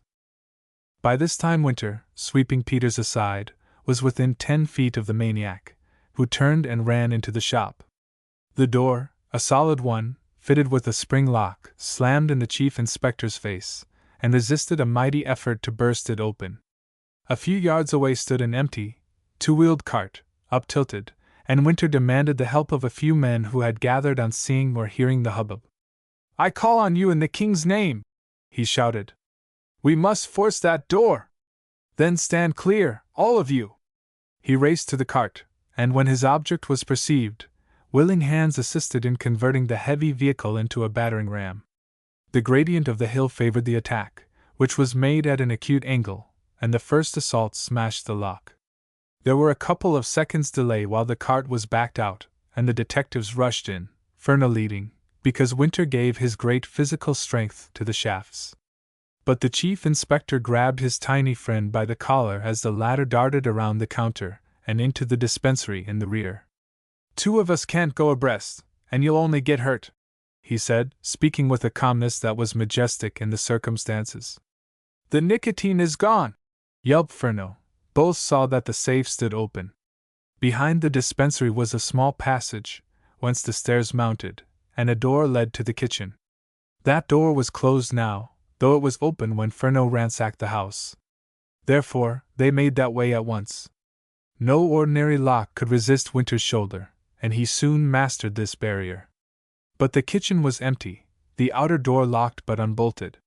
Since it is practically impossible for the strongest man to pull a door open, the two made for the window, and tore at screws and catch with eager fingers. Furneaux, light and nimble-footed, scrambled through first, so it was he who found Siddle lying in the orchard beyond the wall of the yard. The unhappy wretch had swallowed nearly the whole remaining contents of the bottle of nicotine, or enough to poison a score of robust men. He presented a lamentable and distressing spectacle. Some of the more venturesome passers-by, who had crowded after the detectives and Peters, could not bear to look on, and slunk away in horror. Furneaux soon brought an emetic, which failed to act. Siddle breathed his last while the glass was at his lips. In that moment of crisis, only 3 men did not lose their heads. Winter cleared away the gapers, while Furneaux remained with the body. P.C. Robinson came up the hill at a run, and was sent for a stretcher, bringing from Hobbs's shop the very one on which the ill-fated Adelaide Melhuish was carried from the river bank. But where was Peters? In the post office, writing the first of a series of thrilling dispatches to a London evening newspaper. What journalist ever had a more sensational murder case to supply, copy? And when was special correspondent ever better primed for the task? He wrote on, till the telegraphist cried halt.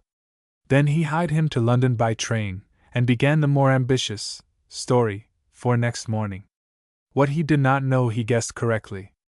A fagged but triumphant man was Jimmy Peters when he blew in to the Savage Club at 1 a.m. to seek sustenance and a whiskey and soda before going home. Furneaux was white and shaken when Winter escorted the stretcher-bearers to the orchard. "Poor devil!" he said, as the men lifted the body. "Foredoomed from birth. We can eradicate these diseases from cattle. Why not from men?" The villagers could not understand him. Already, in some mysterious way, the word had gone around that Siddle had murdered the actress, and taken his own life to avoid arrest, after shooting at the detective who was hot on his trail. Not until Peters's articles came back to Steinholm did the public at large realize that the chemist undoubtedly meant to kill Doris Martin. He was going straight to the post office when the way was barred by Furneaux. The bullet which missed the latter actually pierced the zinc plate of the letter box, and scored a furrow, inches long, in an oak counter which it struck laterally. The village did not recover its poise for hours. Grant and Hart, to whom Bates brought the news about 1 o'clock, rose from an untasted luncheon and hurried to the high street. Knots of people stared at Grant, some sheepishly, others with frank relief, because all who knew him liked him. One man, a retired ironmonger and an impulsive fellow, came forward and wrung his hand heartily. A few prominent residents followed suit. Grant was greatly embarrassed, but managed to endure these awkward if well-meant congratulations. There could be no mistaking their intent. He had been tried for murder at the bar of public opinion, and was now formally acquitted. Even Fred Elkin, ignorant as yet of his own peril, yielded to the influences of the moment, and bustled through the crowd. "Mr. Grant," he cried outspokenly, "I asked your pardon? I seem to have made a d fool of myself." "Easier done than said," chimed in Hart. "But among all this bell-ringing, can anyone tell what has actually happened? Where's Peters?" "In the post office." The two went in, and found the journalist scribbling against time. Hart coolly grabbed a few slips of manuscript, and commenced reading. Grant looked about for Doris. She was not visible, but Mr. Martin, pallid and nervous, nodded toward the sitting room. The younger man, taking the gesture as a tacit invitation, entered the room. Doris was sitting there, crying bitterly. Poor girl! She had seen that portion of the drama which was enacted in the street, and the shock of it was still poignant. She looked up and met her lover's eyes. Neither uttered a word, but Grant did a very wise thing. He caught her by the shoulders, raised her to her feet, and, after kissing her squarely on the lips, gave her a comforting hug. "It will be all right now, Doris," he whispered tenderly. "Such thunderstorms clear the air." An eminent novelist might have found many more ornate ways of avowing his sentiments, but never a more satisfactory one. At any rate, it served, so what more need be said? Certain rills of evidence accumulated into a fair-sized stream before night fell. P.C. Robinson, for instance, scored a point by ascertaining that Peggy Smith had seen Furneaux dropping from the bedroom window of the chemist's shop. She was some hundreds of yards away, and could not be positive that some man, perhaps a glazier, had not been there legitimately effecting repairs. Still, when she met Siddle hurrying from the station, she told him of the incident. "He never even thanked me," she said, "but broke into a run. The look in his eyes was awful." The girl had, in fact, confirmed his worst fears, and her neighborly solicitude had merely hastened the end. Again, the railway officials showed that Siddle had returned from Victoria instead of taking train to the asylum. Furneaux had guessed aright. The discovery that his keys had been left behind drove the man into a panic of fright. It took nearly 3 weeks before the unhappy business was finally disposed of. A Treasury solicitor was given the chance of his career by the medico-legal disquisition which cleared up an extraordinary record. The annals of the disease which predisposed Theodore Siddle to crime went back many years. He was a fairly wealthy man by inheritance, and adopted the profession of chemistry as a hobby. One fact stood out boldly. He was aware of his hereditary taint, and had settled down in Steinholm believing that a quiet life, free from care or the distractions of a town, would enable him to overcome it. Probably, the lawyer held, the man owned 2 distinct individualities, and the baser instincts gradually overpowered the humane ones. Of course, the whole history of those trying days had to come out in open court, and the postmaster's daughter was given a descriptive and pictorial boom which many an actress envied. Peters was restored to grace when he showed plainly that his articles had kept the fickle barometer of public opinion at set fair, in so far as Grant and Doris were concerned. "But," as Hart drawled during a dinner of reconciliation, "you needn't have been so infernally personal about my hat." Grant and Doris were married before the year was out. Mr. Martin retired on a pension, and the young couple decided that they could never dissociate the Hollies from the tragic memories bound up with its ghost window and lawn. So the place was sold, and Steinholm knows the postmaster's daughter no more. Winter and Furneaux weekended with them recently at a pretty little nook in Dorset. Hart, just home from the Balkans, traveled from town with the detectives, and Doris, a radiant young matron, was as flippant as the best of them. One evening, when the men were sitting late in the smoking room, the talk turned on the now half-forgotten drama in which the hapless Adelaide Melhuish played her last role.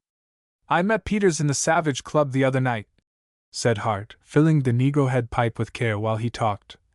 "And he was chortling about his psychological study, as he called it, of that unfortunate chemist. He still clings to the theory that your wife was the intended victim, Grant. Do you agree with him?"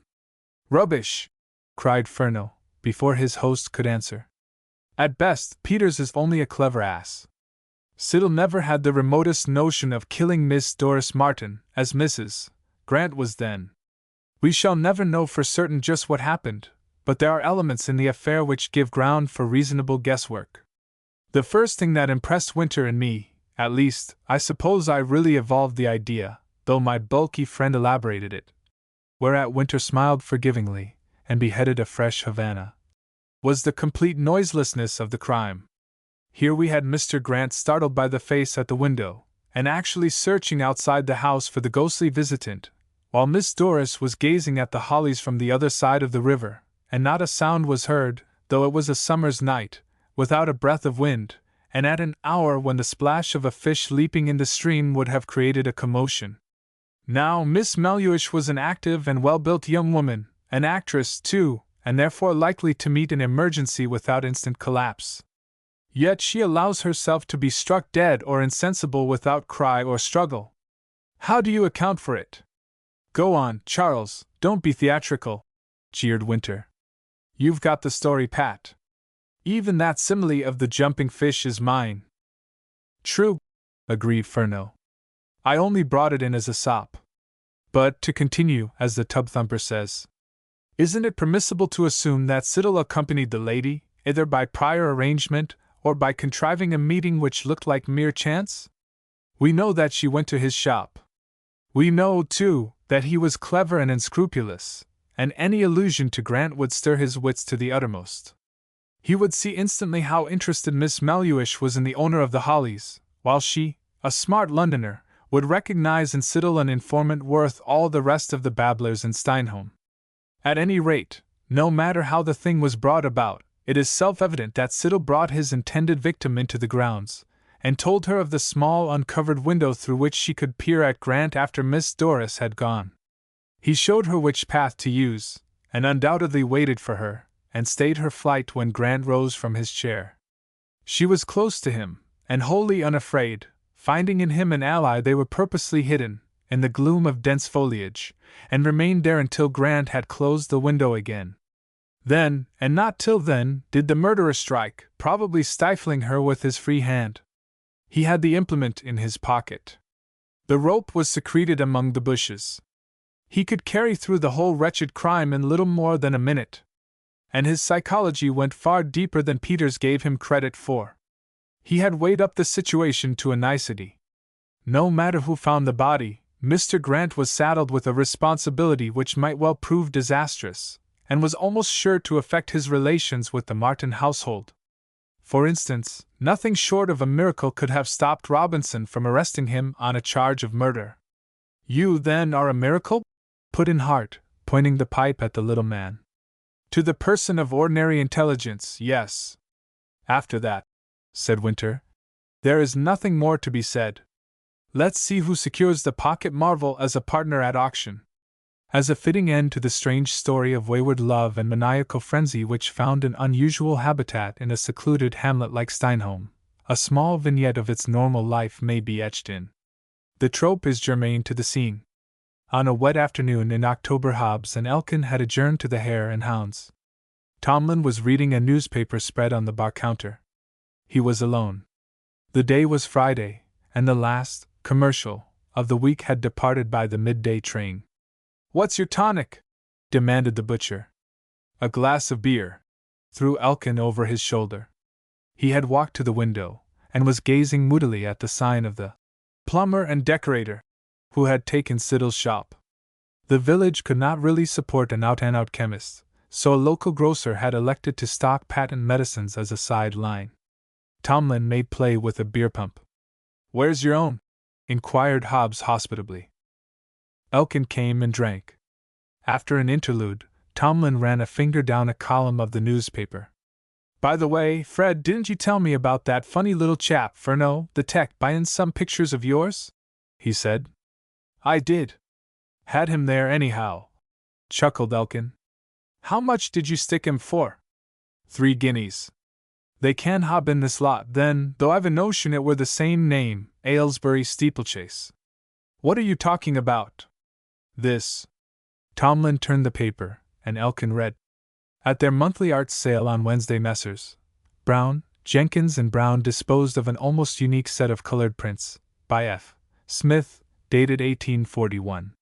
The series of 6 represented various phases of the long-defunct Aylesbury steeplechase. The start, the brook, the in and out, and so on to the finish.